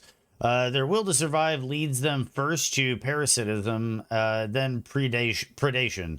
Then they breed and multiply. Such a single-minded biology makes them attractive candidates for bioweapons research. Afterwards, no major changes observed. February 10th, 1978. 7 days since administration of T, rapid growth to double former size, signs of transformation emerging, spawning successful. They double their numbers in 1 hour, but their ravenous appetites lead them to cannibalism. Hasten to increase food supply, but lost 2. March 7th, 1978. Provided them with live feed, but lost half when the live food fought back. However, the leeches are learning from experience and are beginning to exhibit group attack behavior. They are also ceasing cannibalism. Their evolution is exceeding expectations. The leeches no longer exhibit individual behavior. Even when not feeding, they move as a collective. They consume everything I offer with remarkable efficiency. April 30th, 1978. An employee has stumbled into my experiments. Can a human be a food source? How will the leeches respond? A day worthy of commemoration. Today they began to mimic me. Surely they recognize their father. Wonderful children, no one will take you away.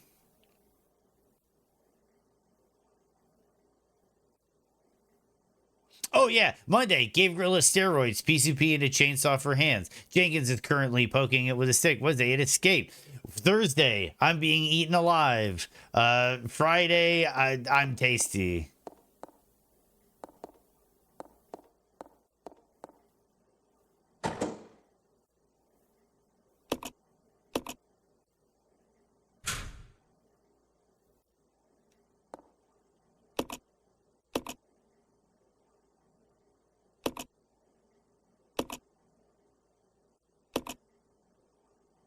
There's the stripping agent.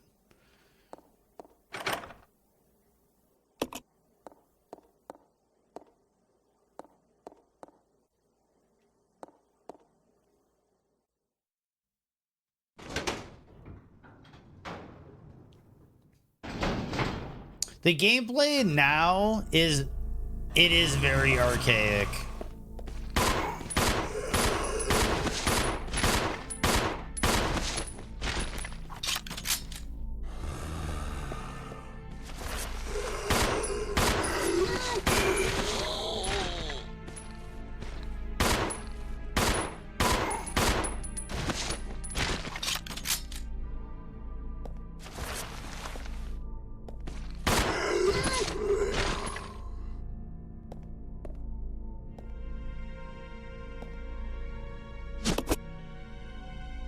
Okay, we got a first aid spray.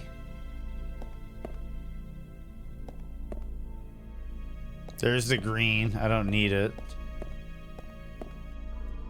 We got another note.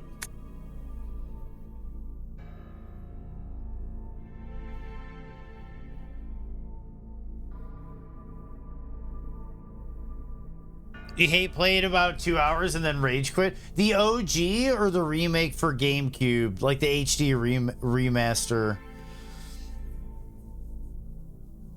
Oh, dude, Alone in the Dark. Oh, my goodness. Investigators reports Dr. Marcus, co-founder with President Spencer of the Umbrella Corporation, disappeared 20 years ago. The result of his research have been kept under wraps the entire time.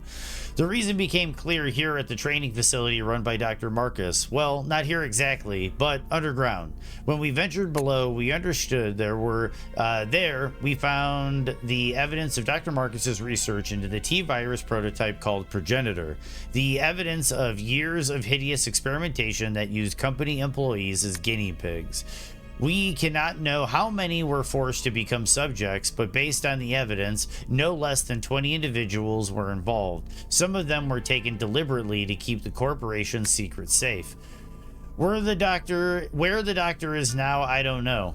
But considering the recent rapid growth of Umbrella Corporation, I can't help but think that this research is continuing. Yes, his experiment lives and continues to grow in the dark. Those things, the fruit of his research, they fill this facility. The rest of the notebook pages are missing. HD remaster? Dude, it's rough. It's rough. They are rough. This door is decorated with a bust of Marcus. There's a space in the base for some kind of object. I have to get the capsule, and then I use the stripping agent on it. I'm just trying to remember where all this stuff is.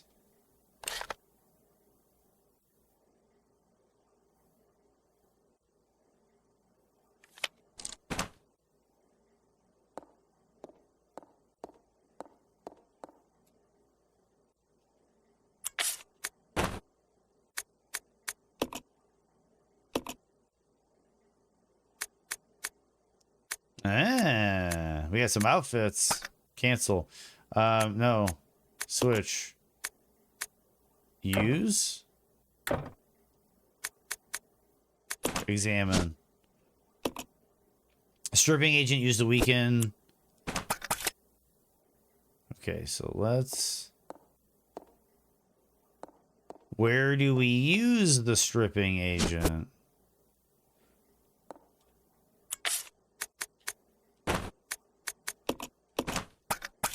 I just want to know where items are.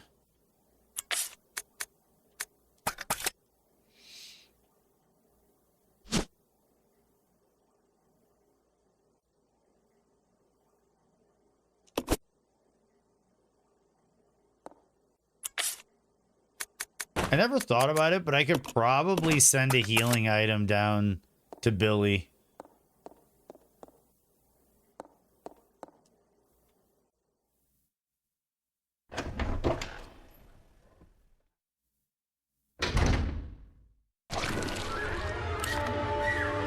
Dude, well, I don't know why you're complaining about filter. It's not that out of control, Mary. See, that's right. I ain't here for smart. I'm here for yee. That's like a weird, like, that almost sounds like FF7 dialogue or something, dude.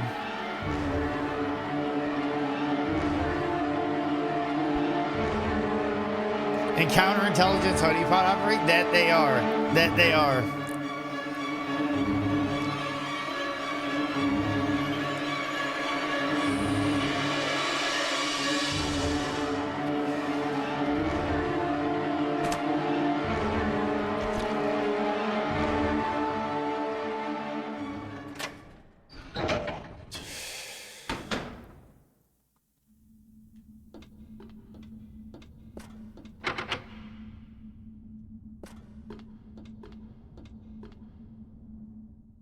What am I supposed to... Where is the thing for the stripping agent? That's basically what I need to figure out.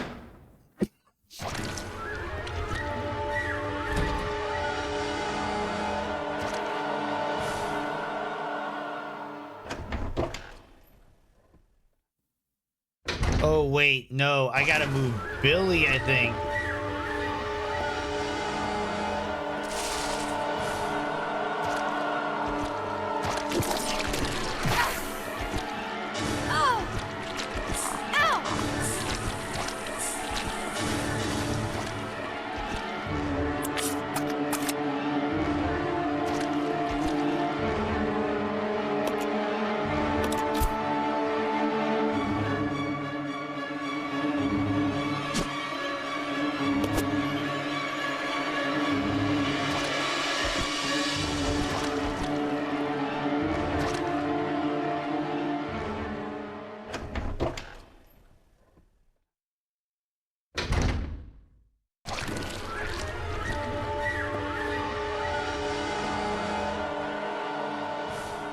I think we're good. Hot take.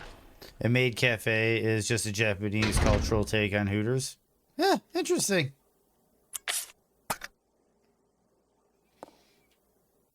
Okay, so...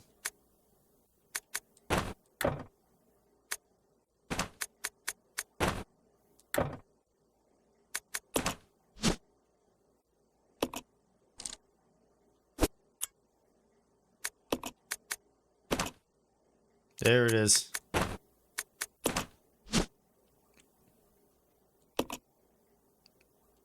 Blue sculpture of a leech.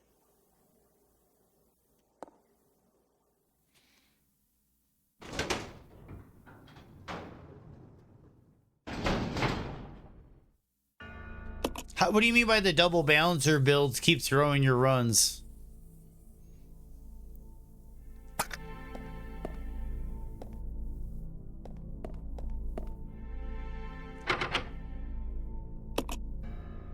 Okay, we use the leech here.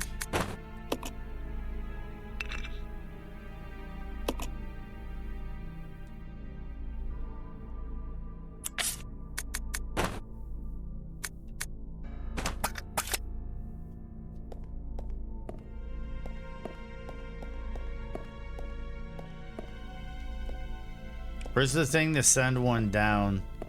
Do I have to send it down to Billy?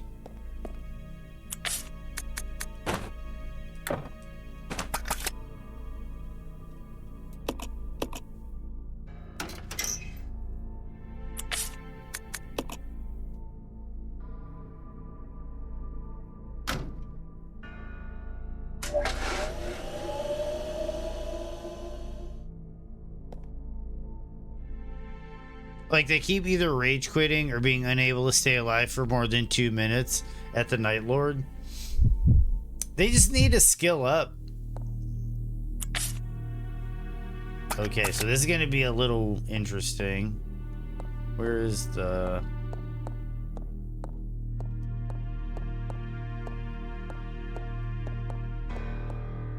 There it is.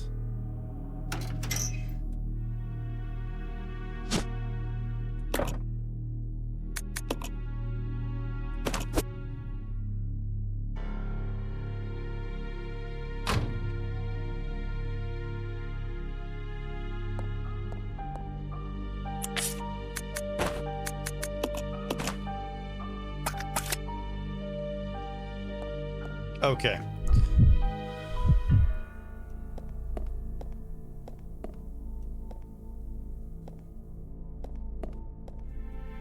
Okay, so I left the goods somewhere else. If I wanted the shotgun shells, I'd have to go running for them.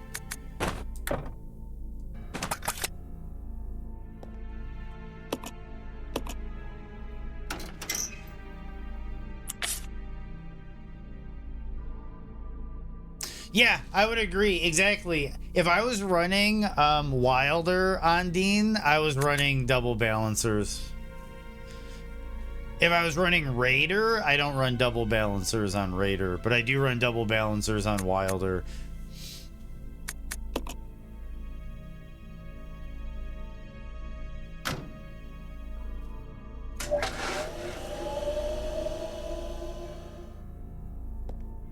I know you don't.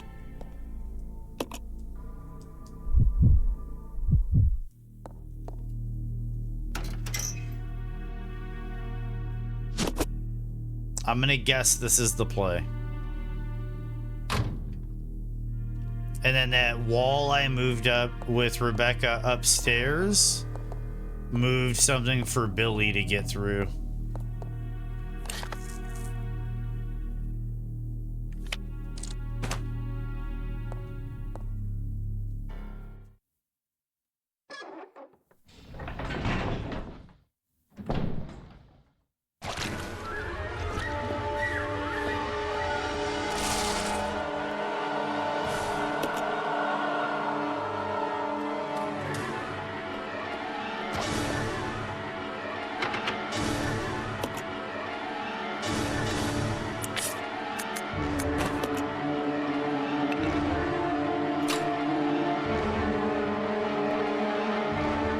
We're through.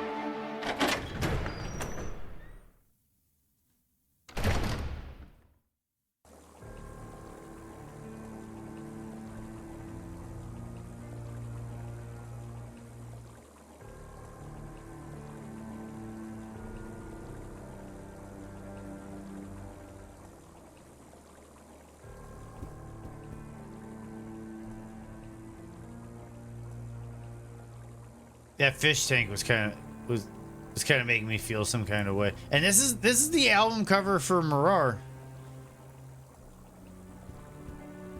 This is kind of this art shows up in a lot of places. This might be public domain or something. I guess the epilepsy was patched in to balance how fucking skilled he is at everything. What are you doing? What are you talking about? Wait, 1 second, Barry. Lumi makes everything look easy. He can't help it. Involuntary side effect of being God. Oh, man.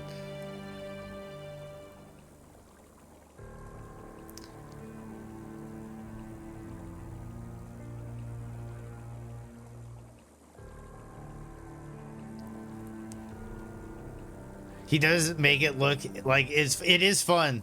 It is a jam. I have so much fun doing it. And yes.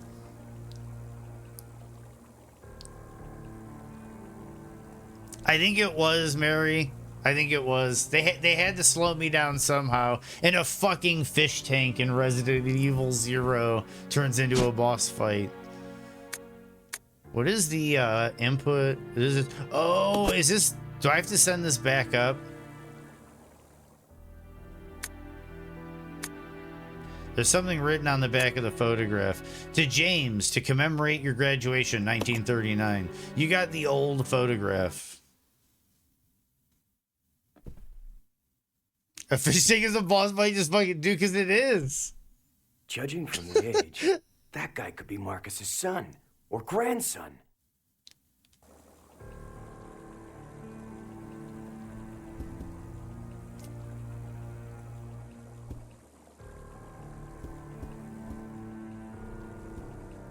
Oh, handgun bullets in the desk.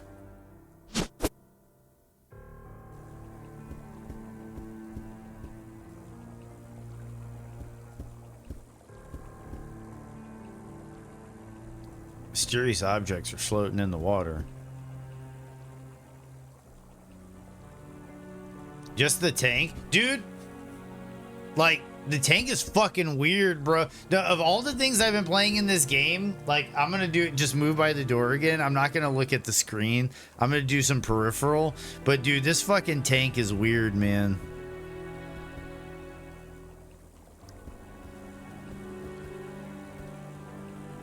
That tank is fucking weird.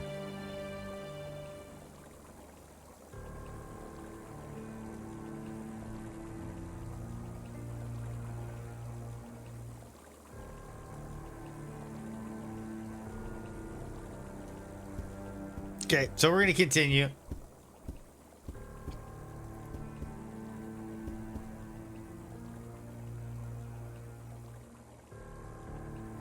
I just looked down. I just looked down. I just looked down.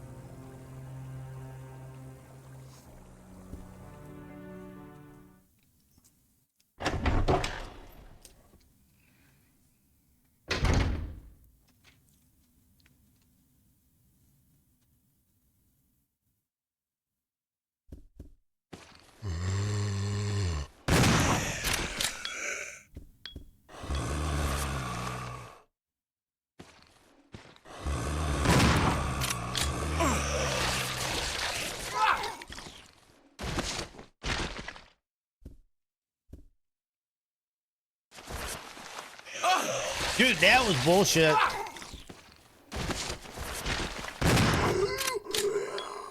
Fuck you.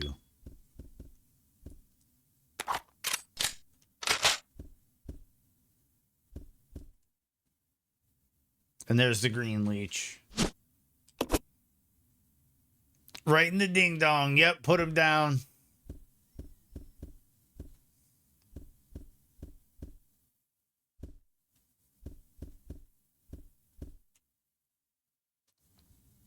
I think we're making really good progress today, though, guys.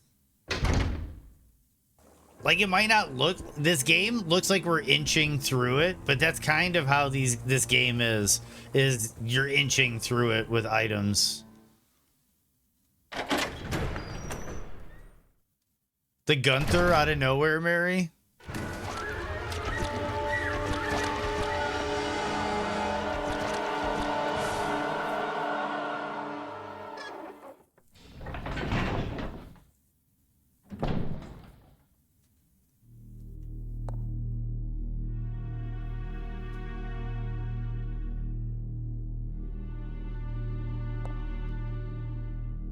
Yeah, I'm kind of thinking the same thing, Andine.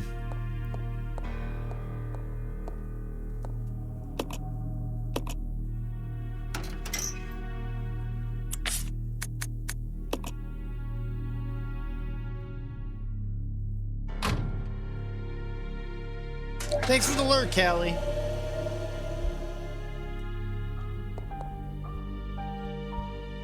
Oh yeah, for sure, for sure. Dean, have yourself a good one. Enjoy the King's Quest. I almost called it King's Field. What's up, Tony?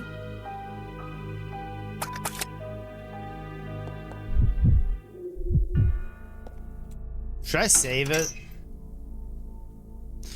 So it is my understanding the Resident Evil franchise has a bunch of non-numbered entries. Will you be doing those as well? No. There are Revelations 1 and 2, Gaijin, there's a gun game, there's a first-person shooter, there's all sorts of games. I'm gonna be doing like the main line canonical. Granted, I think you could argue Resident Evil 0 is non-canon.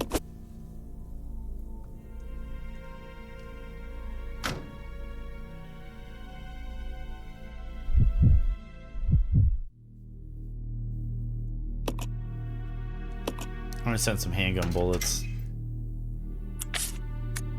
Oh, did I set those down or something? I think I did.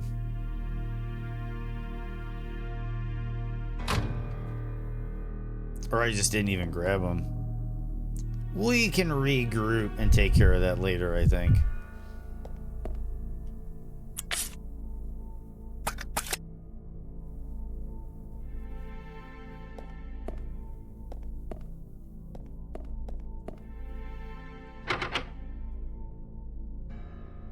It's been good, Tony. It's been a really good day today.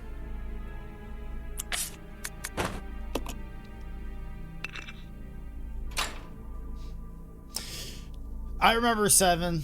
It's like, isn't it like more like Disney-esque with its animation style? Instead of it being like FMVs and stuff, it's like it's all hand-drawn, kind of more cartoony animation for 7. I owned it. My family had all the King. We were a big Sierra family. Not sure how you'd feel about switching back and forth. Are you saying like to go through the game? This like whole like you have to keep going back and forth between characters? It's fucking annoying if that's what you're talking about.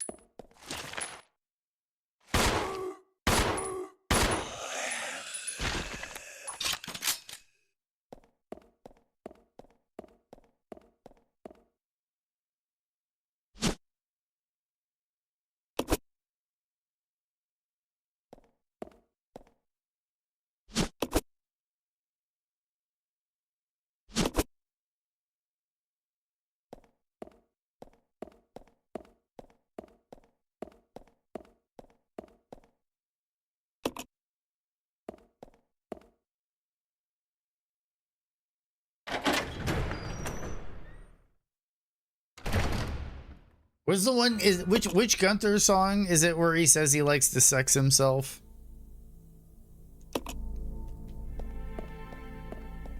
Is that I sex myself? What is the name of that song? It's gonna bug me. Gunther's music is fucking crazy.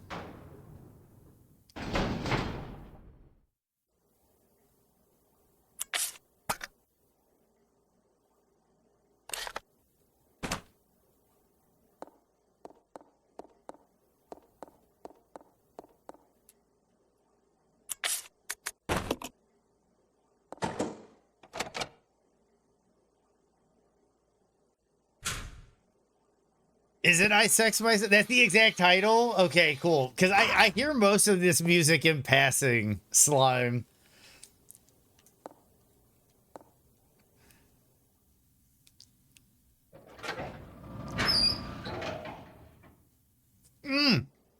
A ding dang dong, a ding. Yeah.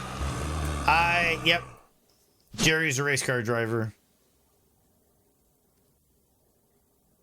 Not Jerry's. What the fuck am I talking about? Jesus built my hot rod. Sorry. Jesus built my hot rod. Breeding room key. That sounds really creepy.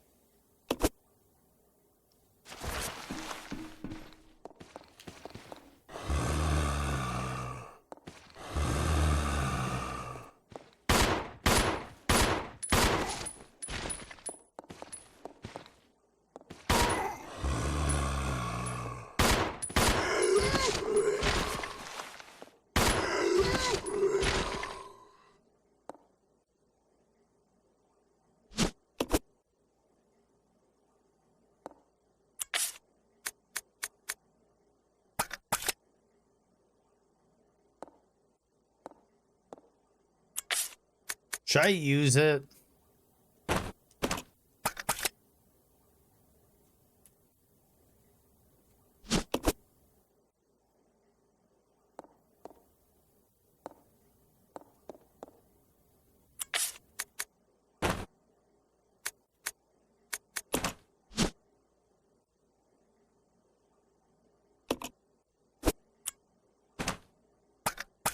Where is the breeding? Where does this key take me?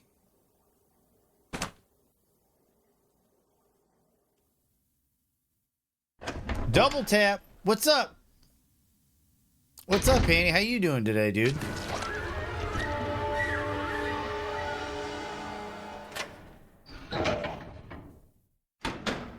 Defunct, condemned.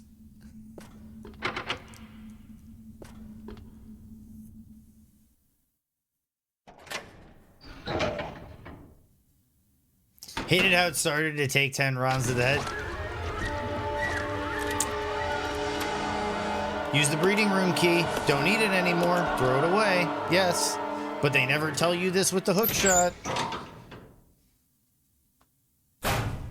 I think we might... I know we're not going to have the time to beat this today, but I definitely think we're going to beat it tomorrow. And if that's the case, we move on to RE1.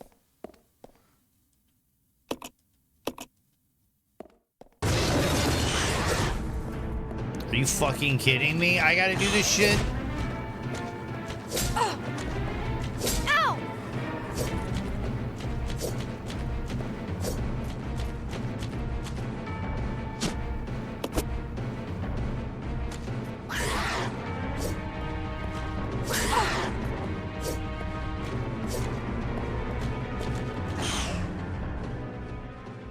Okay, so where did I need the dial?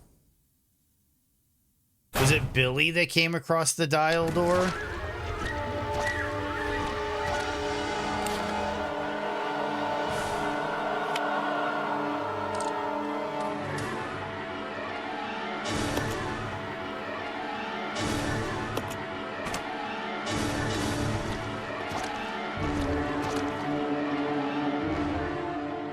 Gremlins without heads. They do have heads, but they're like, oh, yeah.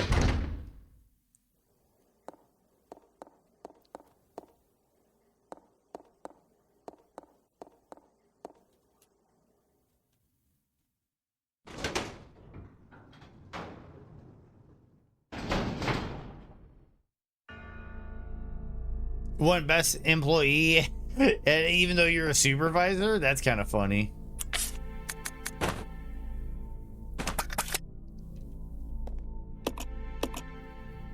The pose was perfect. Good. I'm glad. I'm glad. Send some shotgun ammo down to that Billy. This is where dude, seriously, I know I'm sounding like a broken record, but this is really where this game is frustrating, is it's built around this idea where you just kind of have to keep handing items off between characters. And it like artificially bloats the game.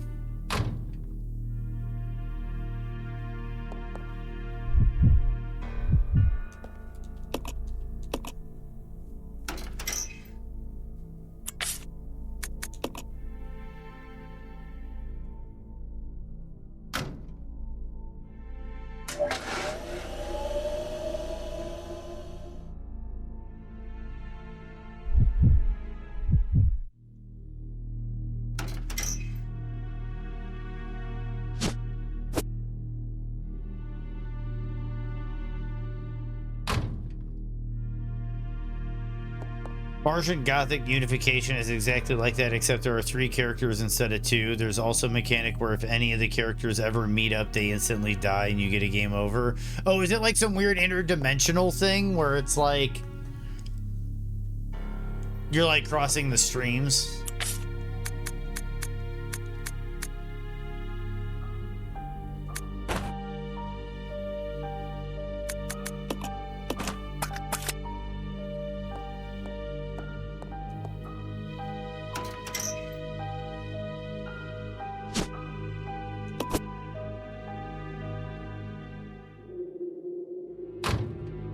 And I think the one note, the numbers are the password.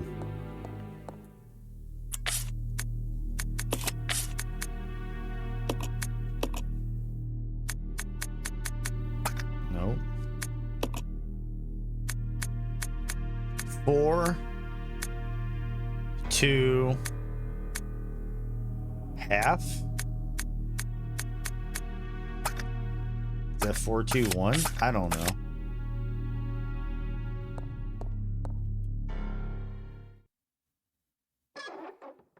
It's a virus on a Mars base, but the virus makes them fuse together into a weird body horror monstrous. That's interesting. And this is annoying.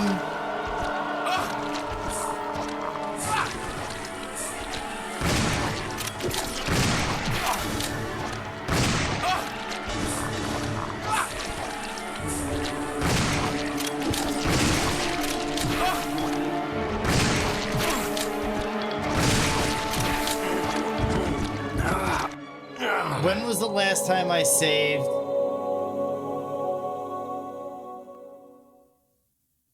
Oh my god, this game, guys. Resident Evil 0.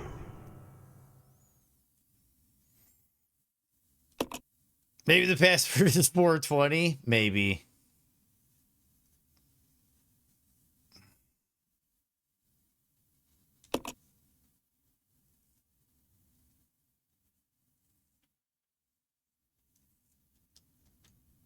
How much retread do we... Oh my god, how much retread do we have to do? Leave.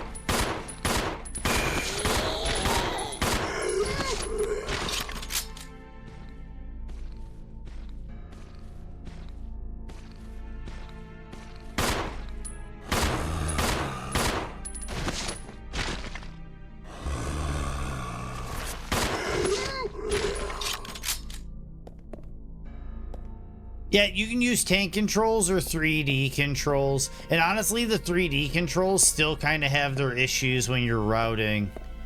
Because you're like trying to run around something and the camera angle changes and it gets all goofy on what direction you're holding.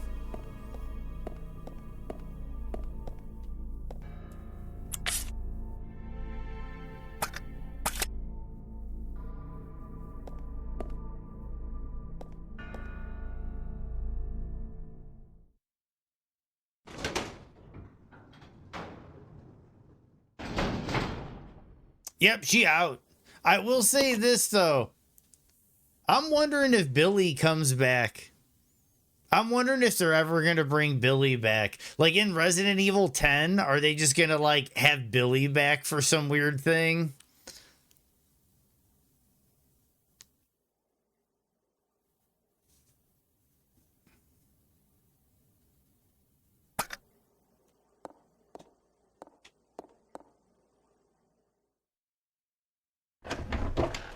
Billy and Barry, dude. I'm down with it, Ryan. I'd fucks with Billy and Barry.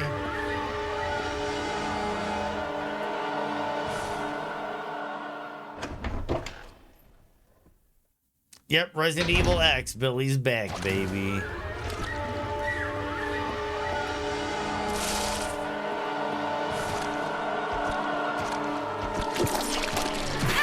Oh. I'm trying to juke this asshole. He's being weird.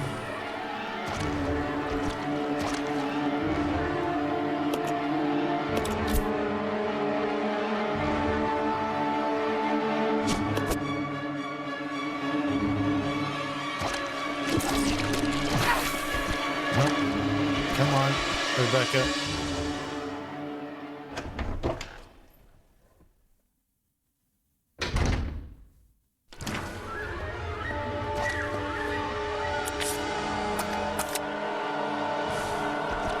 Okay, so I got that.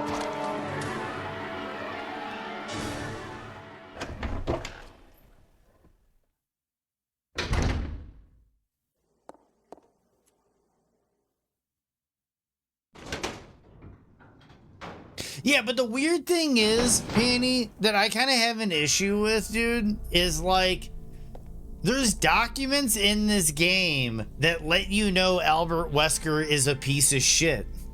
So when Resident Evil 1 happens, why doesn't she just go like, hey, everybody, that dude is a piece of shit? Like, there's some weird thing about this game where there is kind of a disconnect where if you make this game canon, certain things don't make sense.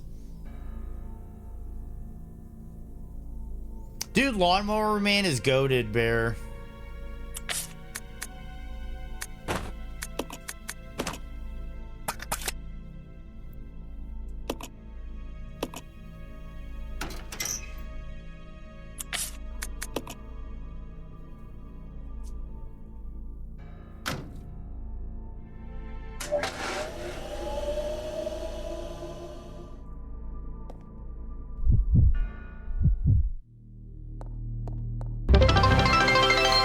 Oh, dude, thanks for the bits, Pipe.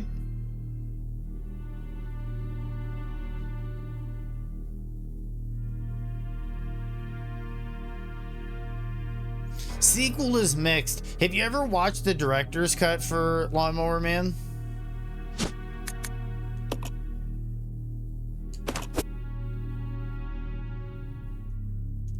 It's actually really interesting. It adds almost like 35 minutes to the movie.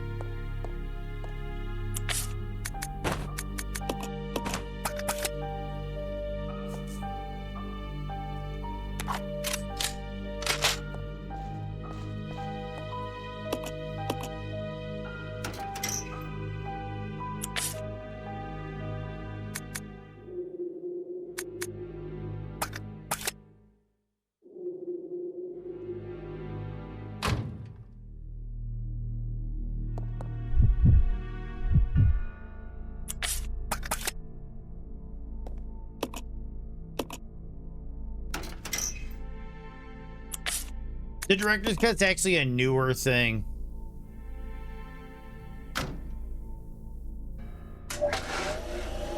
Self-preservation mode. I would have been like, that motherfucker's a piece of shit. I would have been calling that motherfucker out, Panty.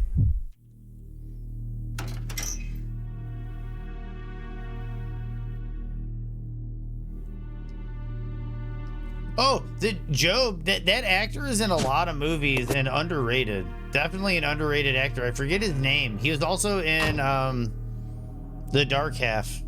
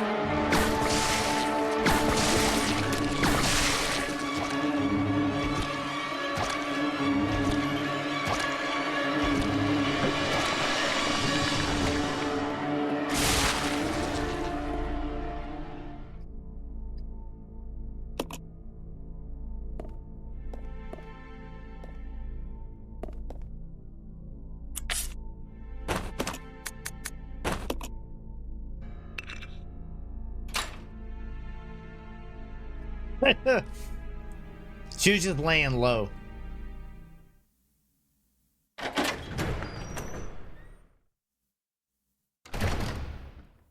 The reason we never hear from her after this game is that she did try to call out Wesker, but he anticipated it and disapproved of her first. She's long since rotting in a ditch somewhere. Well, no, the issue is, Bear, is when you start Resident Evil 1, if you do Chris's story, Rebecca survives this. They show her at the end of the game. She sees the mansion in the Arclay Mountains, and she's like, oh my God, somebody must live up there. I'm gonna go see what's happening up there. She goes up there. She runs into Chris, who's also with Albert Wesker.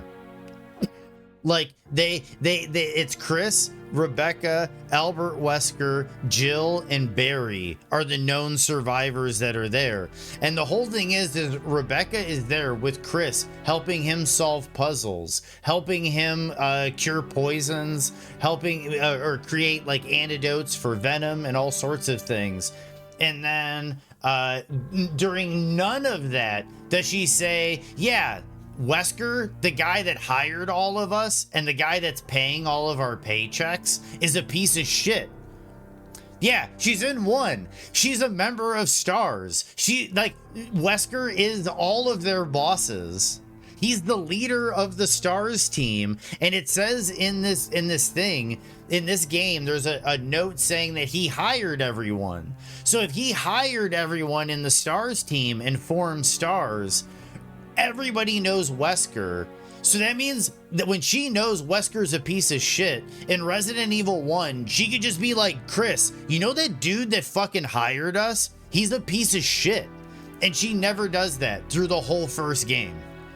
There's even an ending where Rebecca, Jill, and Chris get on a helicopter and all leave on a helicopter together. And never does she say, yeah, that dude is a piece of shit. Like, never once calls out Wesker for being a piece of shit. It's bad prequel writing, Panny, and that's why a lot of people argue you can't take this game as canon, is because some of it just doesn't jive with the rest of the series.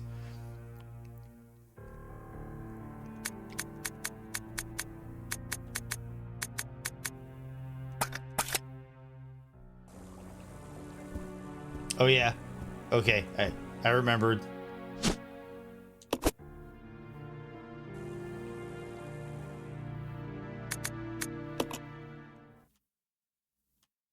Typical prequel breaking continuity, causality by wanting to reference something that hasn't happened yet. Exactly, Bear. By trying to tie into everything, they just make some irrational tie-ins.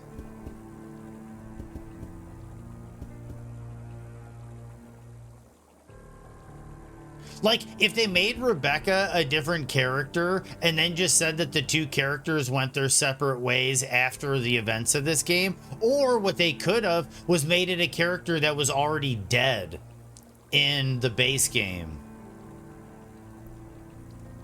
Like, is it Brad? Which is the one that's pecked to death by crows? Like, if you played as, like, Billy and the dude that was pecked to death by crows, and he's like, oh, I'm gonna go to the mansion. See that mansion? There's people over there. I'm gonna go figure out what's happening, call the authorities, and save the day. And then Billy's like, fuck you. They're gonna arrest me again. I'm gonna leave. And then they go their separate ways, and then you find the guy from Resident Evil 0 pecked to death in Resident Evil 1. That would never have broke continuity. We would have learned the origin story, but then that character wouldn't have been able to carry that information into the future. That's the problem, is Rebecca knows everything that happened in 0, yet none of that comes up in subsequent games.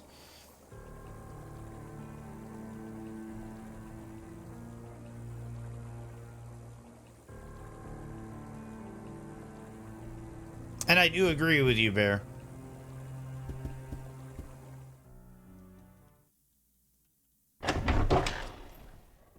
I think Ethan is the new Wesker, but that's a whole rabbit hole. That's a whole rabbit hole.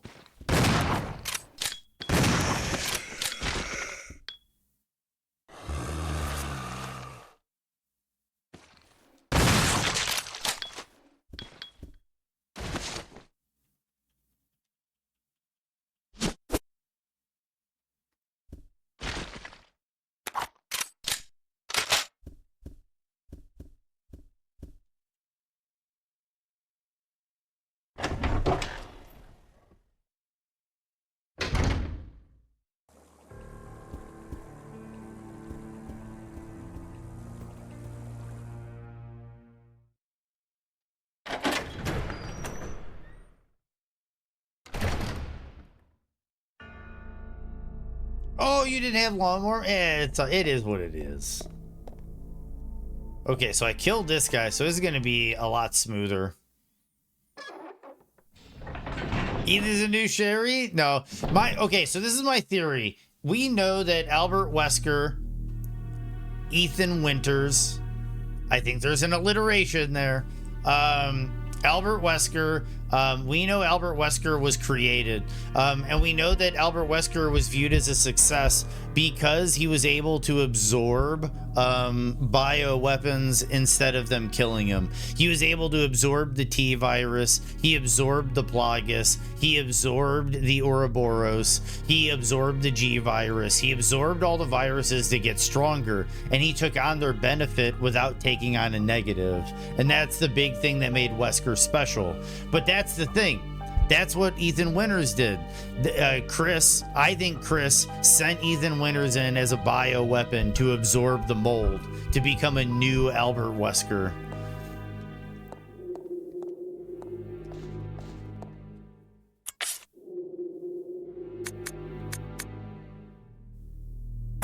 Did I not grab the thing? Or did I already send it up and I just didn't grab it?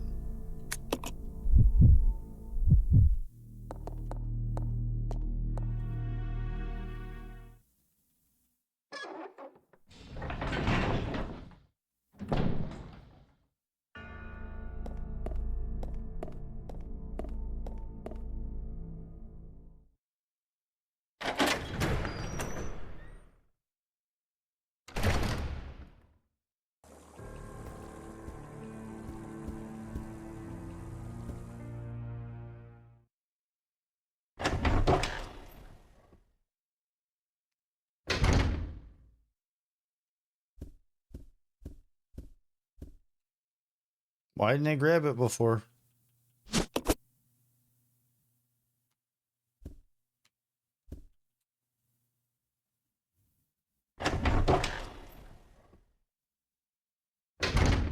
Ethan got to live out every man's dream by having his girlfriend come at him with a chainsaw. That too, Bear.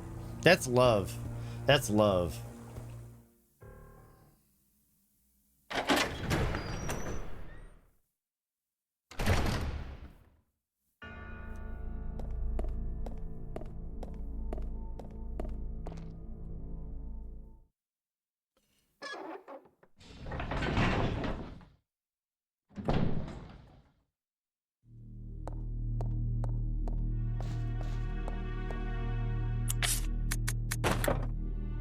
Oh.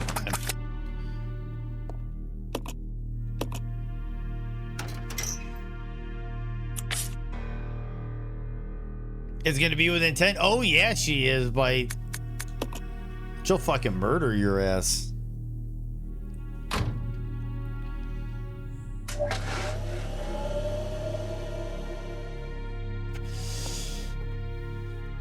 Sophia had to run to the office. I think she just got home.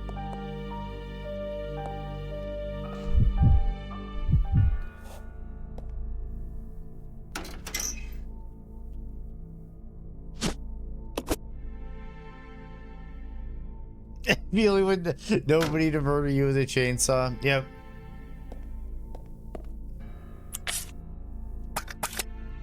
I lived above a guy and his wife stabbed him in the back with a kitchen knife. And he came up knocking on my door while he was bleeding, asking for me to call 911.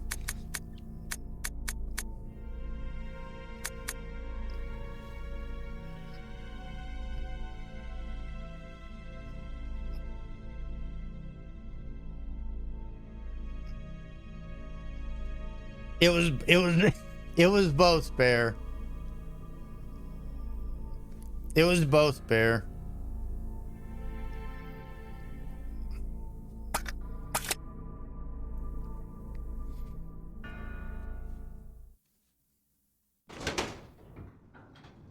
Oh. I think that's actually the room I was supposed to be in. It was definitely both, Bear. It was one of those where you're like, you should never stab somebody, but it was kind of one of those. So it was like they're both fucking crazy. They were just both crazy, and we're glad we don't live there anymore. I'll put it that way. They were both crazy, and we're glad we don't live there anymore.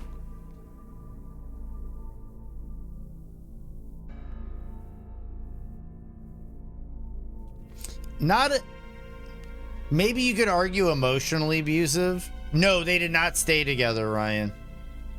They did not stay together.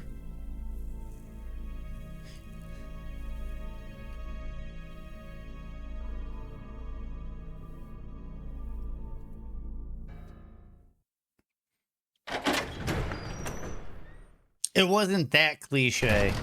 It wasn't that story we all know.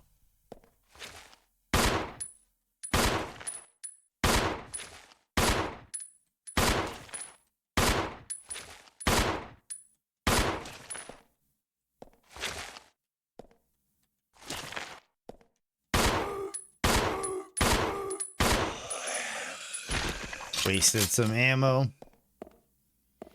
Is what it is, though.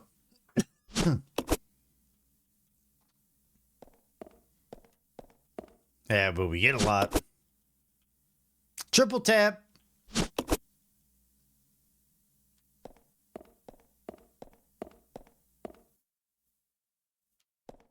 Okay. So, what did that get me?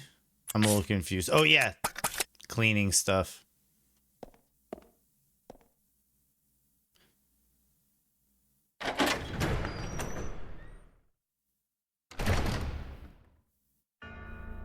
Do I send the heal stuff up to Rebecca from Billy so she can heal up before this next encounter?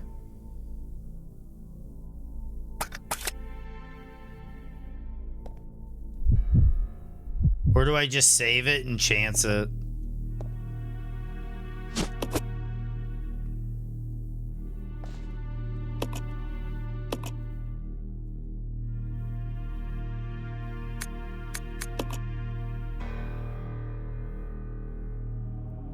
Two in the chest, one in the head always. Not if you're trying to get paid, Bear.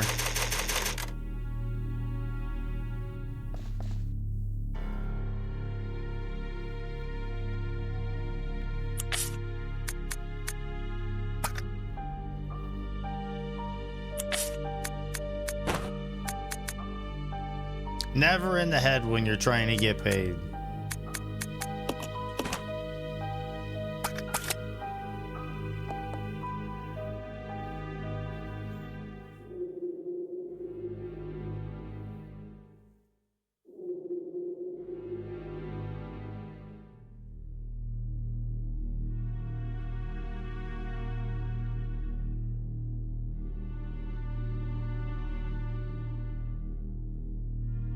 So I think we're to assume, Bite, that you deserved it.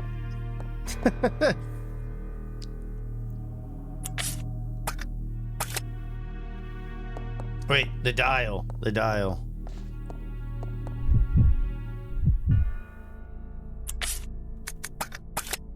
Is in that room. Ooh, okay. We saved with Billy.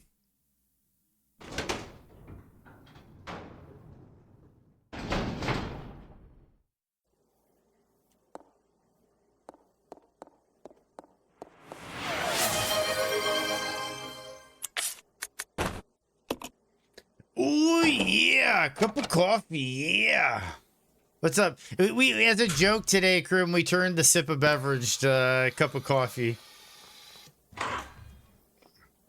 How are you doing today, Krim?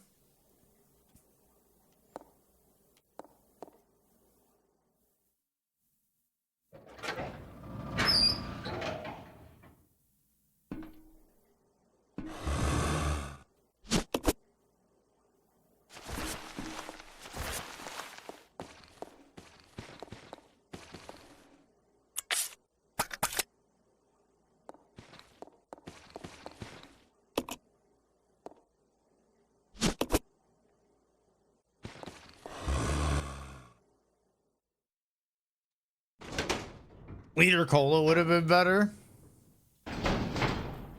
Some Super Troopers.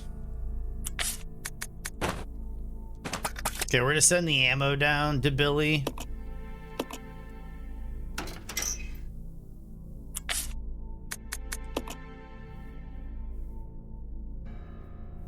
Then we have to use this key at the breeding room.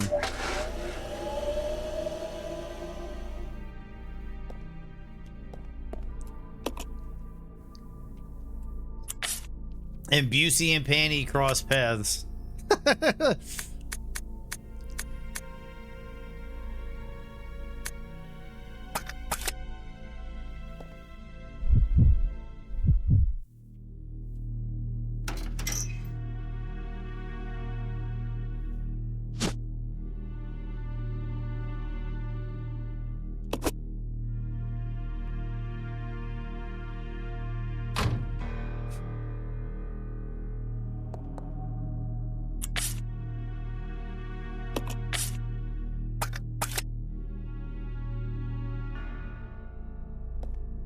Okay, let's see if we live through this, guys. We're like kind of, I think. I'll have to see where we are in the overall gist of the run, but I do kind of agree with Ondine when he was saying getting to the laboratory is probably the last third. I'm all right, home from work, waiting for some dinner to be ready, and then we'll watch some DuckTales. Oh shit, DuckTales. That's awesome. That's fucking cool.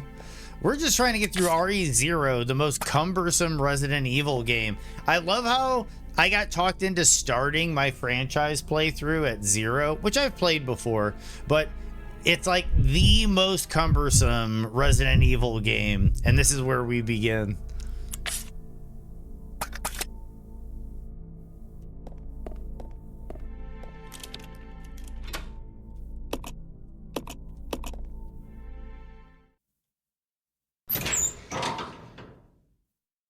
DuckTales is one of the, like, goated cartoon theme songs.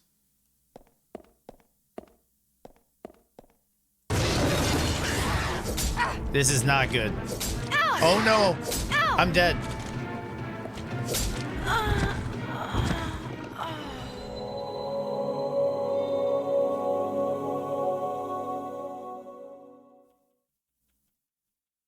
Resident Evil 0. Fucking hunters, man.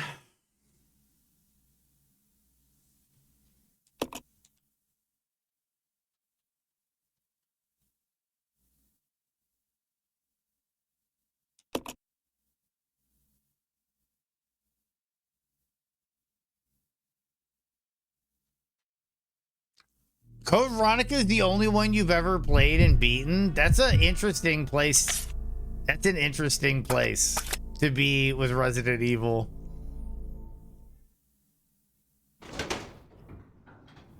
Scrooge McDuck vault scene on repeat? Fuck yeah, dude. Even though that would, like, kill you.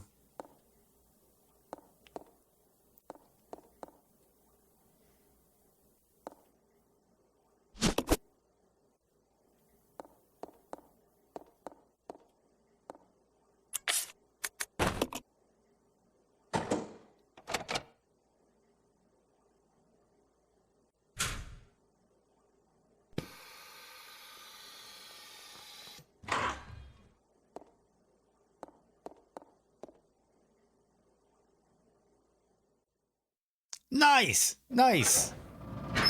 I could see Cammy picking Code Veronica.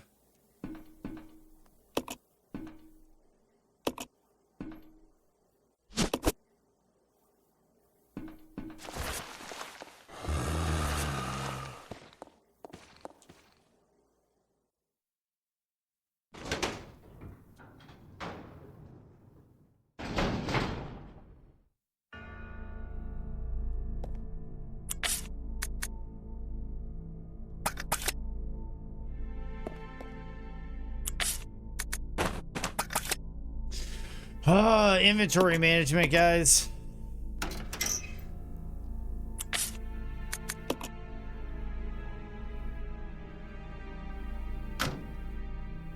Code Veronica is 100% canon, Panny. We are playing Code Veronica in this like, I don't know if it's called a marathon or what we would call it, but our franchise playthrough. We are going to be going through Code Veronica. Code Veronica is another game you can soft lock.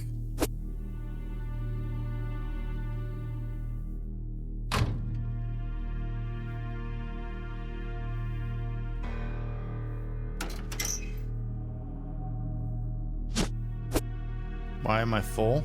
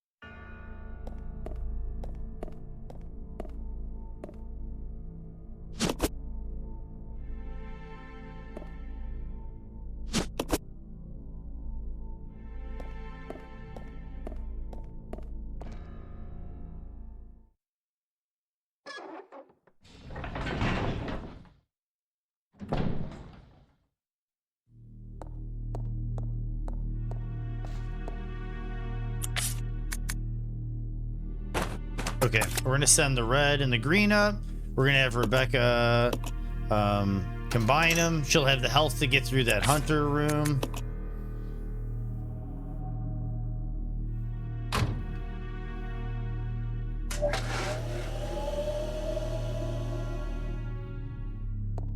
He's still in med school.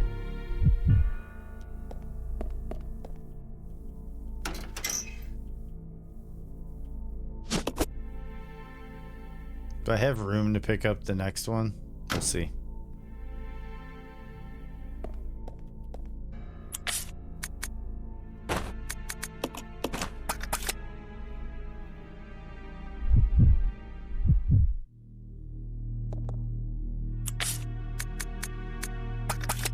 Okay, now we're going to send the green up.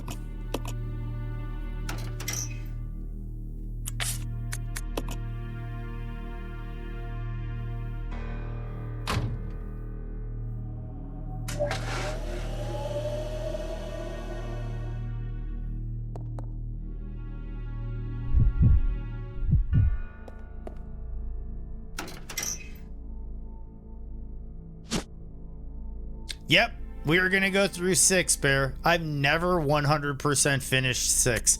I rented 6, got halfway through it, got disgusted, and then put it down and never played it again. So we are gonna play 6 as part of this.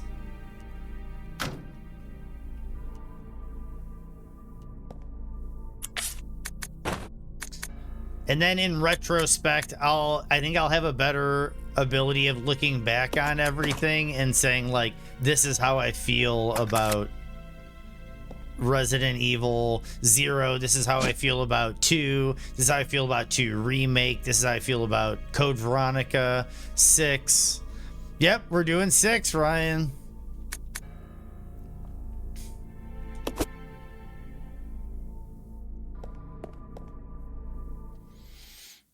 I didn't like that Resident Evil started leaning too much into the bombast.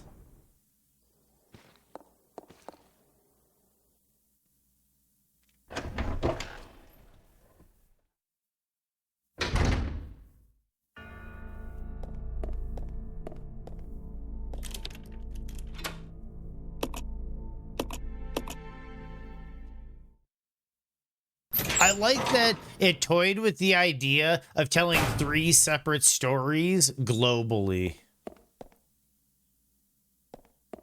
Ow!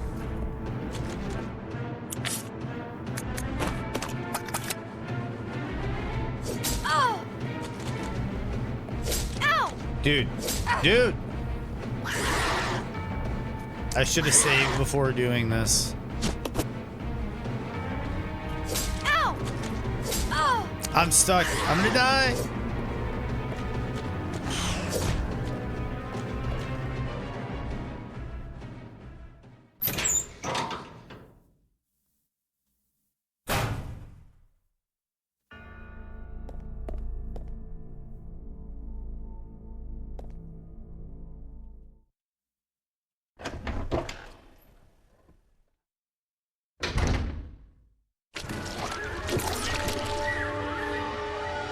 Wrong door.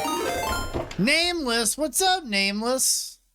How are you doing, dude?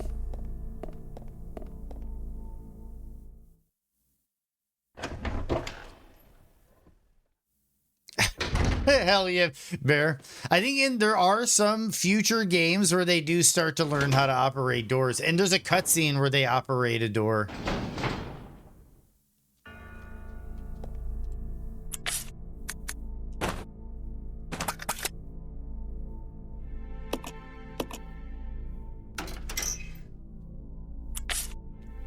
Thanks for the shout out, Busey. Is it?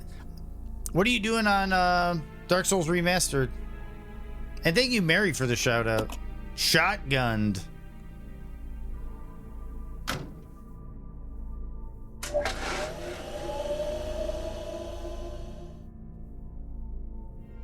Are you saying in like a Resident Evil, you need like new blood, like we need new people? Yeah, I completely agree with you.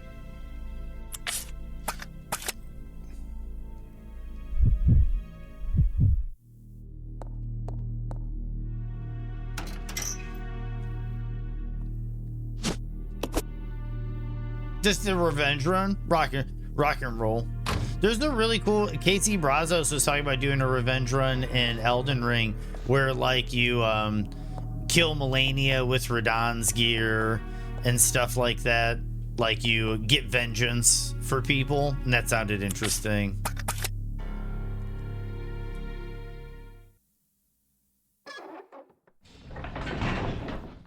Yeah, we're just going through everybody right in. I'm the Luminoth. I speedrun Elden Ring. We are going through a Resident Evil franchise marathon, and I'm starting with what some consider to be the most cumbersome of Resident Evil games, Resident Evil 0.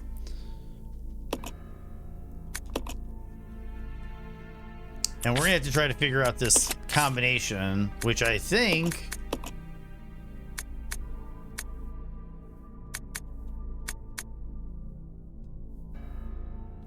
4 leeches.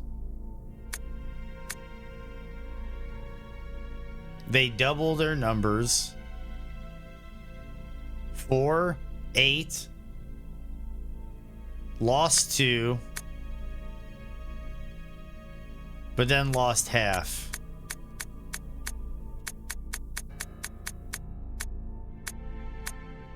Okay. So, I'm going to try a couple things here. 4,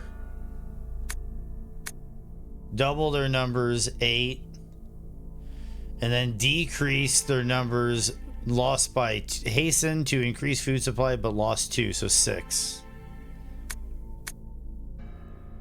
and then lost half, so 3.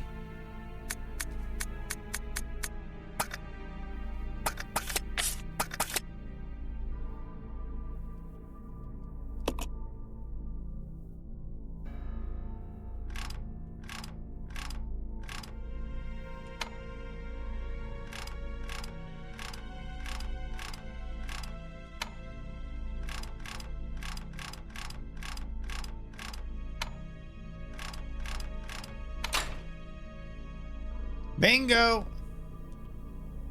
Oh yeah, Panty. 1, then 1 remake, 2, then 2 remake, 3, then 3 remake, 4, then 4 remake. Maybe I could use this. Rebecca here, over. Billy, I found something here that might make you happy. It's an aerial cable car. Really? That's great. Now we can get out. Yep, let's regroup as soon as possible. Over. Roger.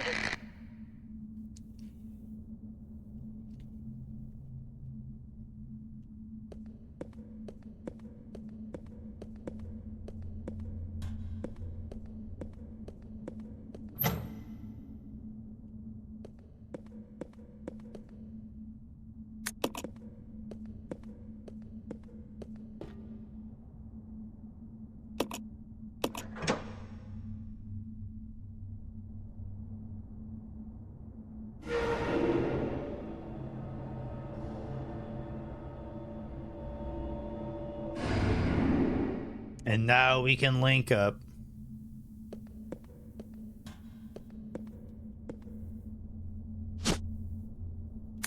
Output regulator coil.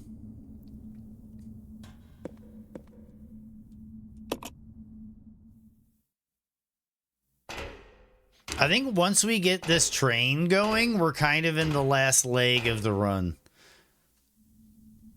Who is Billy and why is he wearing handcuffs? Did he get dumped into this right out of date night? Kind of. So he is a Marine and he was on a train and he was being transported as a military prisoner for war crimes of killing 23 of his fellow officers. And so he's handcuffed and he's a prisoner and he's being transported. The train is where the catastrophe begins. So he ends up free of his like marshals, and Rebecca, who's investigating what's happening, bumps into Billy, and then they end up agreeing that if they're gonna make it out of this alive, they need to work together. So she undoes his handcuff, I think, so that like he can like, you know, defend himself.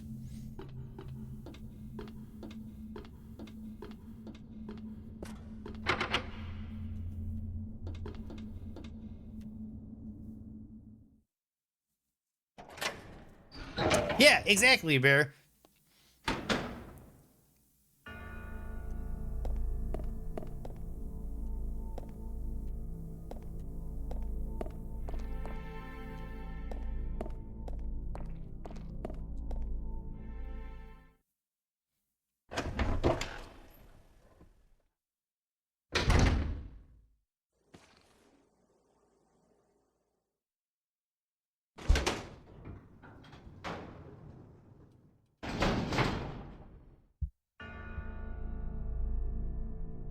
Reunited and it feels so good. Okay.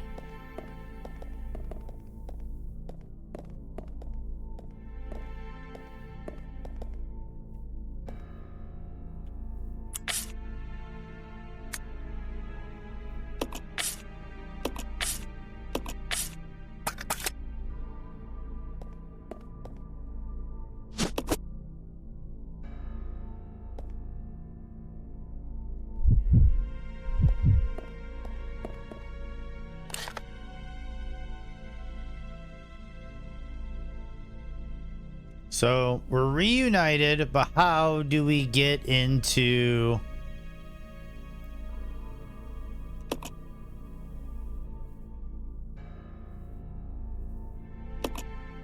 that room? It's locked.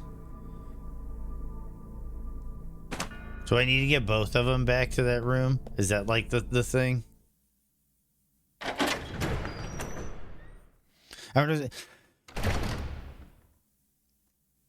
I think there's a few like CGI ones we got out of Japan that are supposed to be pretty good at being close to canon.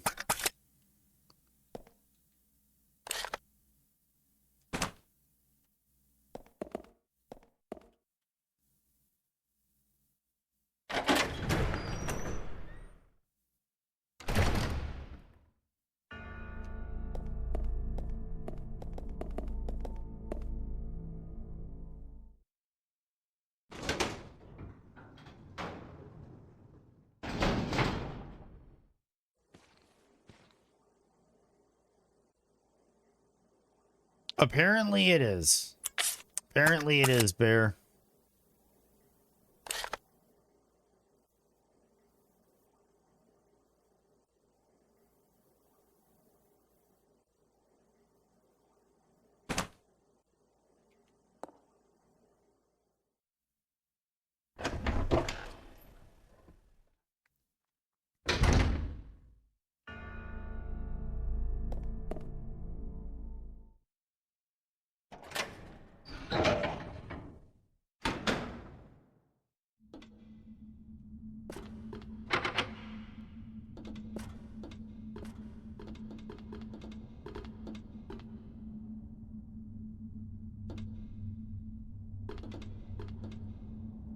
I think I'm gonna save it just because it's like all that busy work is over and they're reunited.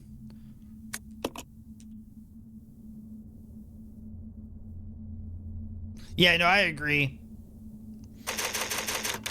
Also, I want it to be a creepy suspense movie with an air of mystery and discovery and splashes of action, not an outright action movie. I completely agree, Bear. We are in the exact same camp on that. And I agree with you, it won't get made. But I do think that there's this interesting thing, though, where there is an argument to be made for the games being their own demographic, where it's like the people who will go and see a Resident Evil movie aren't necessarily the same as the people who will play a Resident Evil video game. And it's not quite a one-to-one overlap. And I think that that's kind of what they do, is try to make it to where the movie is going after the audience that wouldn't be playing the video game. And I think they make dumb decisions when they do that.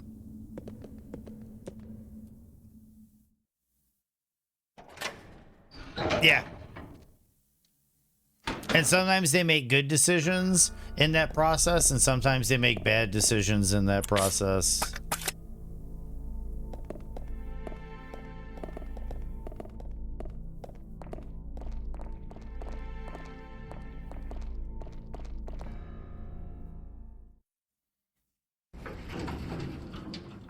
I'm kind of confused as to where I'm supposed to be going now that they're linked up.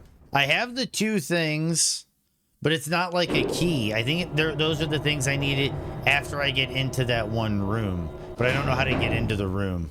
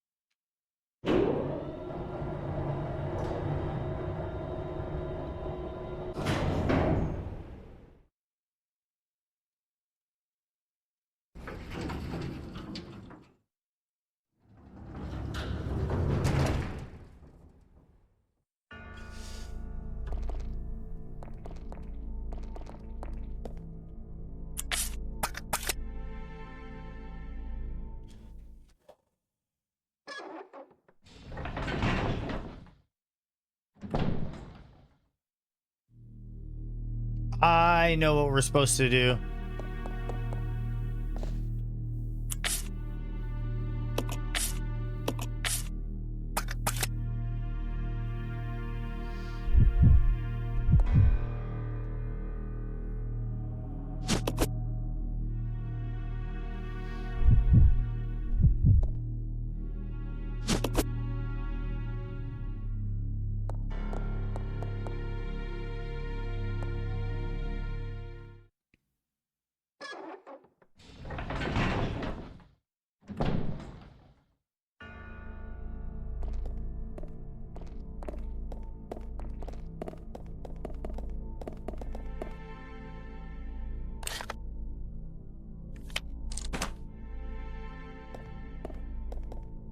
I figured it out.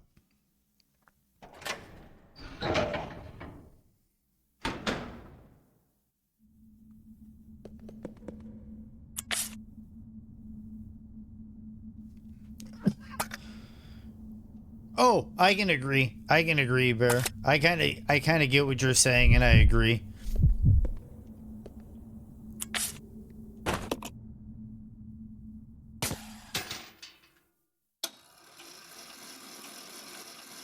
This might be the last time for the hook shot.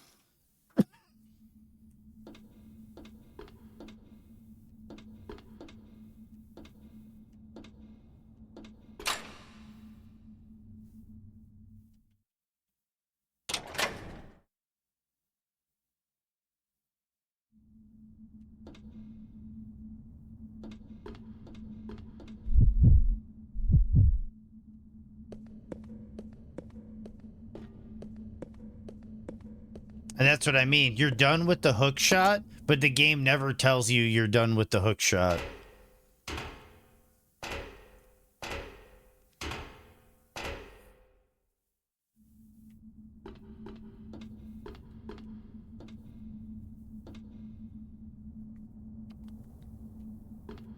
So then what ends up happening is most people carry this thing that takes up 2 inventory slots for the entire rest of the game.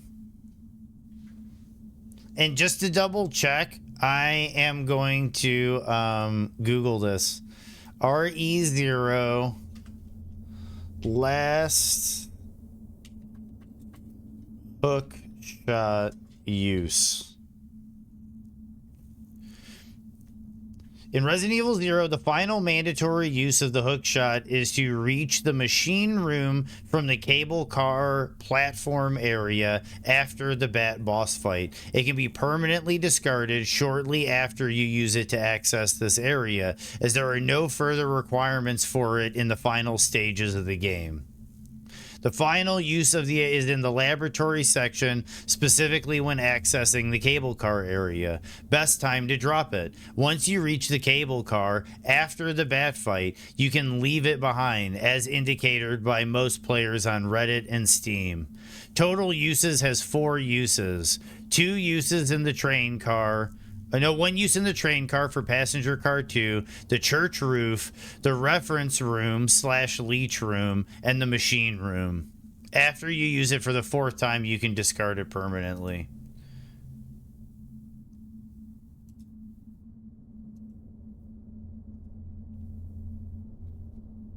What's up, Ill Canine? So that's the thing. We can literally leave this here and never have to worry about it again.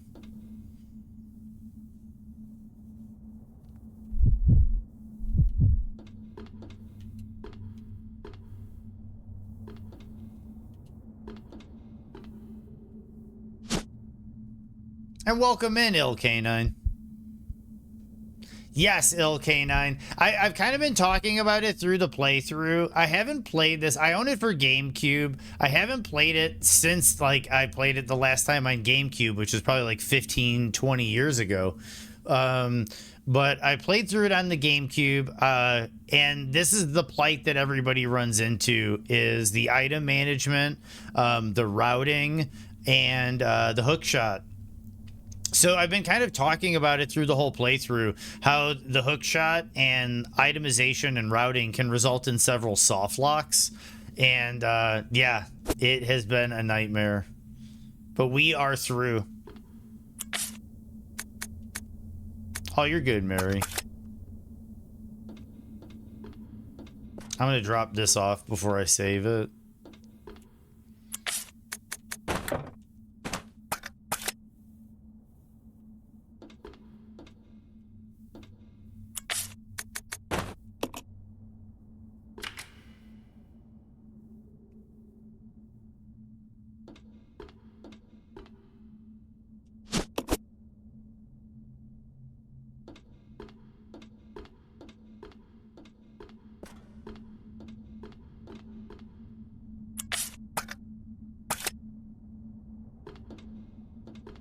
Sitting here, but nothing in the old noodle was processing. I think the brain cells took a lunch break, and good for them. They work hard. Yeah, they do. Sometimes you just need to recoup. Sometimes you just need a breather. You need to turn the brain off. Sometimes mine does it by force.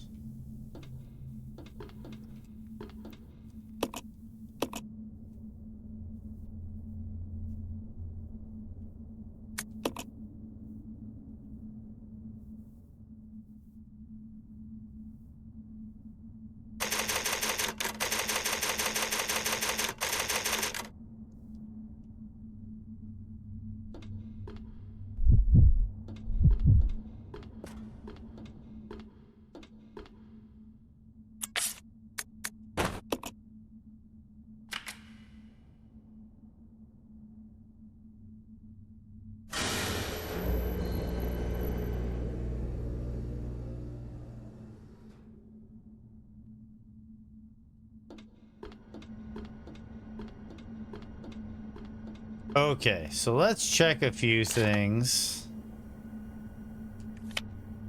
Hook shot. Ink ribbon. Nothing. Handgun, ink ribbon.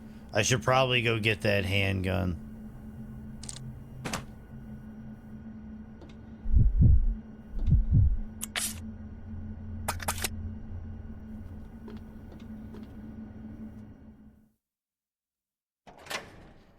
I used to have a friend who had pretty severe bouts of that in his 30s. He finally got diagnosed with pretty severe ADHD, and the meds apparently really helped. That's nice, Bear. That's really nice.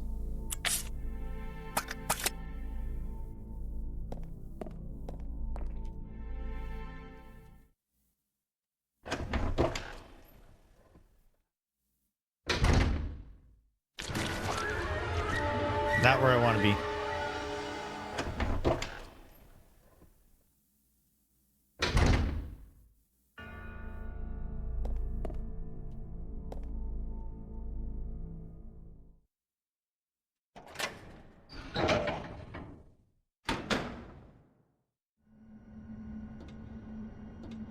Is it downstairs?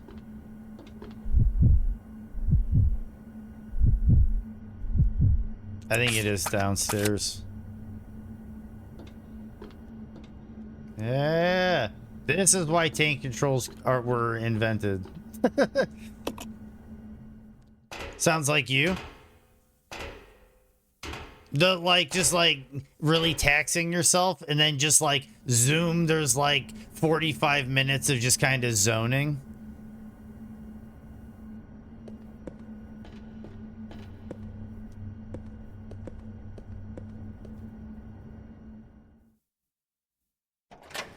Yeah, my zoning isn't like that. When I zone out, it's not so much like that.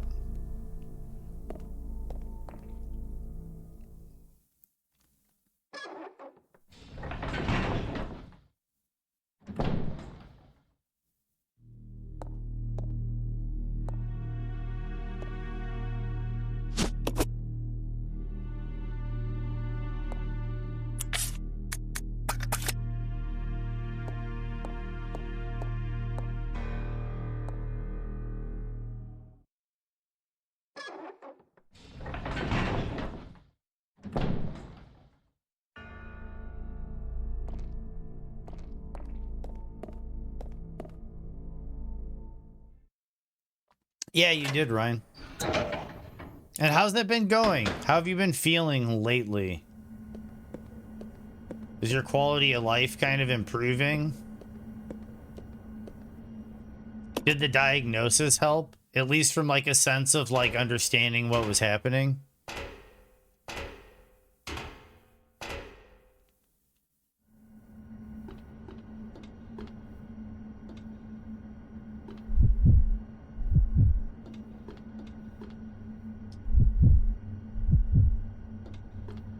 This way. Okay.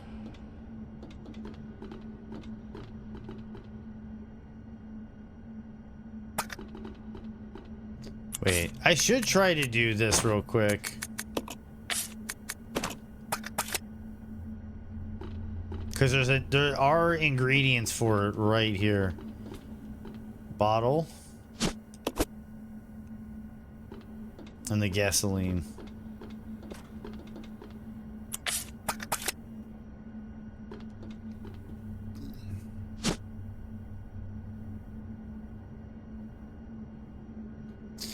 It helped, but now it feels like it enabled you to take on too much. Like, you became so productive, people are expecting Super Ryan. Not to put it with a dose of humor, but I think you know what I mean, Ryan.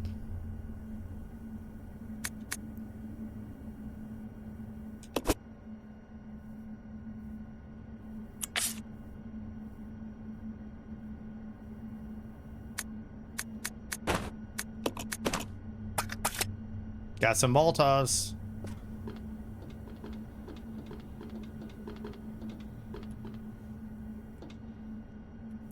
Tank controls. I wish you were here. I wish it was just a button to toggle tank controls. No, that's exactly it.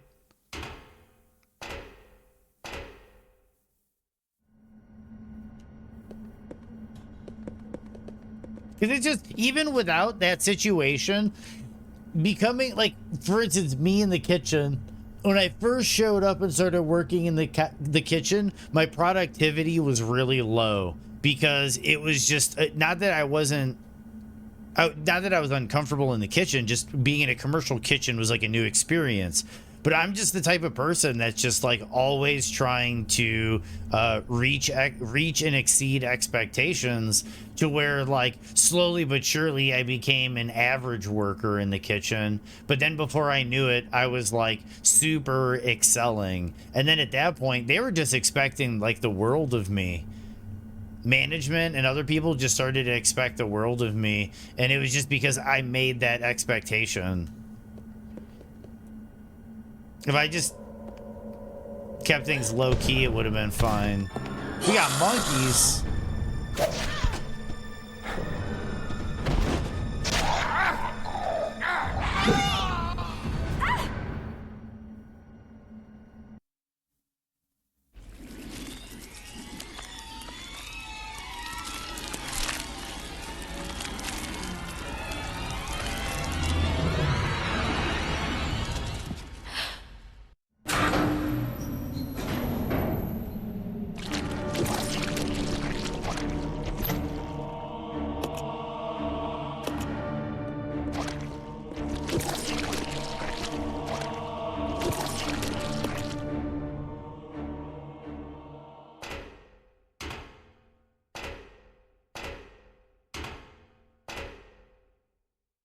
I have not played it, Slime.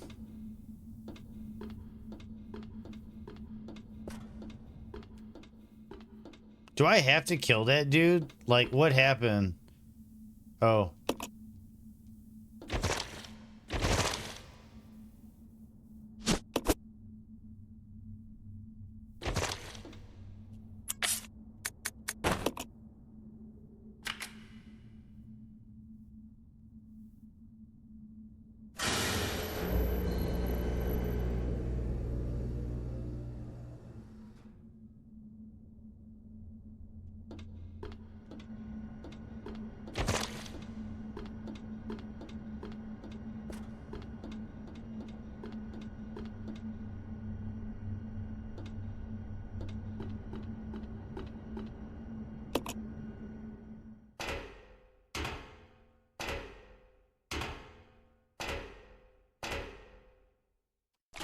I remember that now. Oh, dude, you see how fast that asshole was?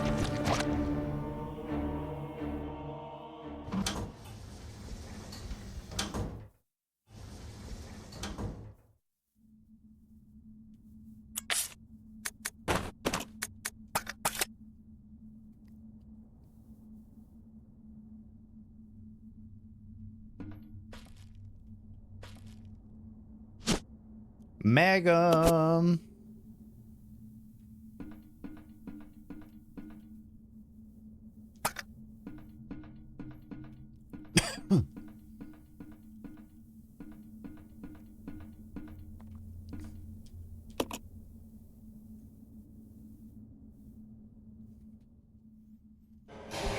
I think when we get to the other side of here is where we're going to start thinking about wrapping up for the day.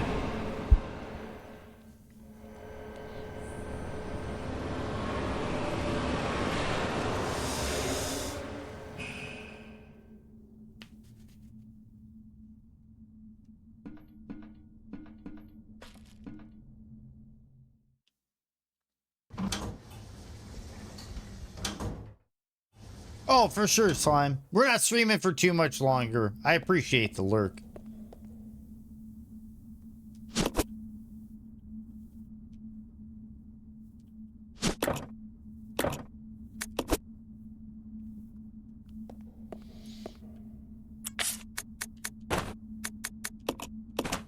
Dude, the Magnum ammo is so far away. I just realized I left like 8 Magnum ammo like a mile away.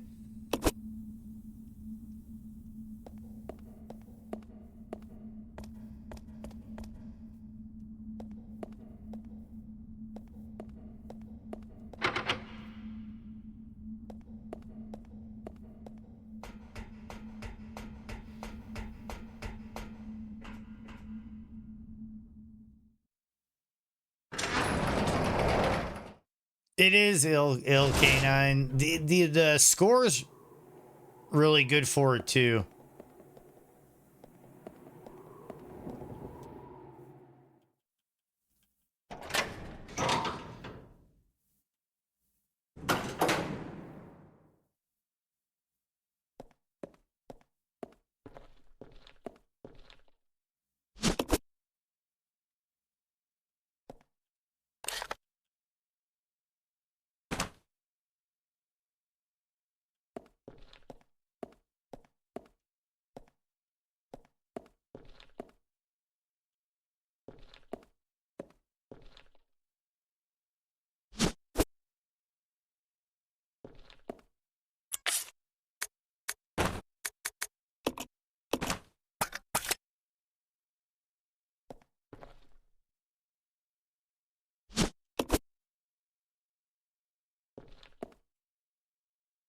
Getting my inventory straightened out.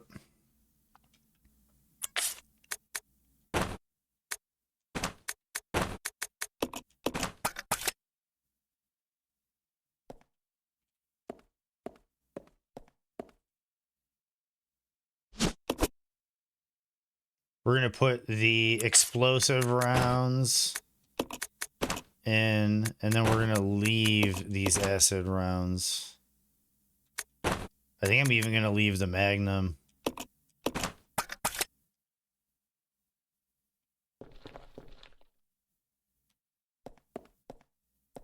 I'm going to save it. I think this is where we're going to wrap up for the day.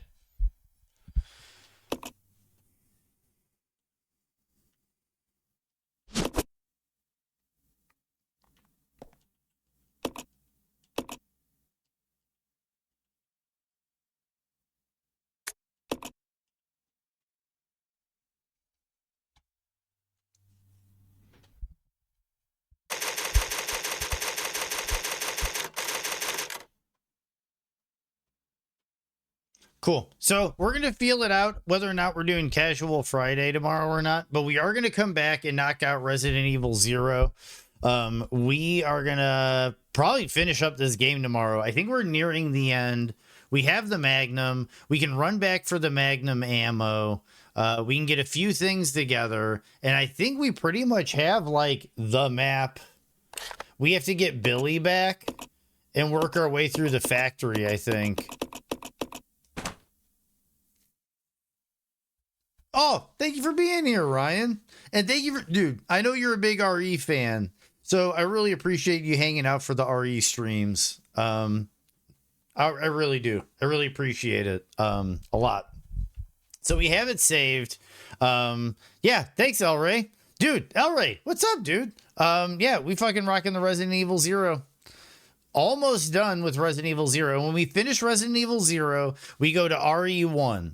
I have two versions of RE1. I have the PC version and I have the PlayStation version.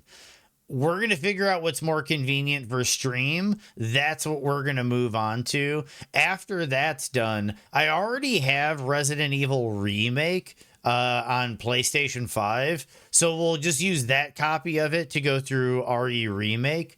Remake, as some people call it, the best remake ever. And then from there, we go on to Resident Evil 2. Which, again, I have the PlayStation and PC versions of the game. Laboratory complete. So we're getting some of the trophies done for this game.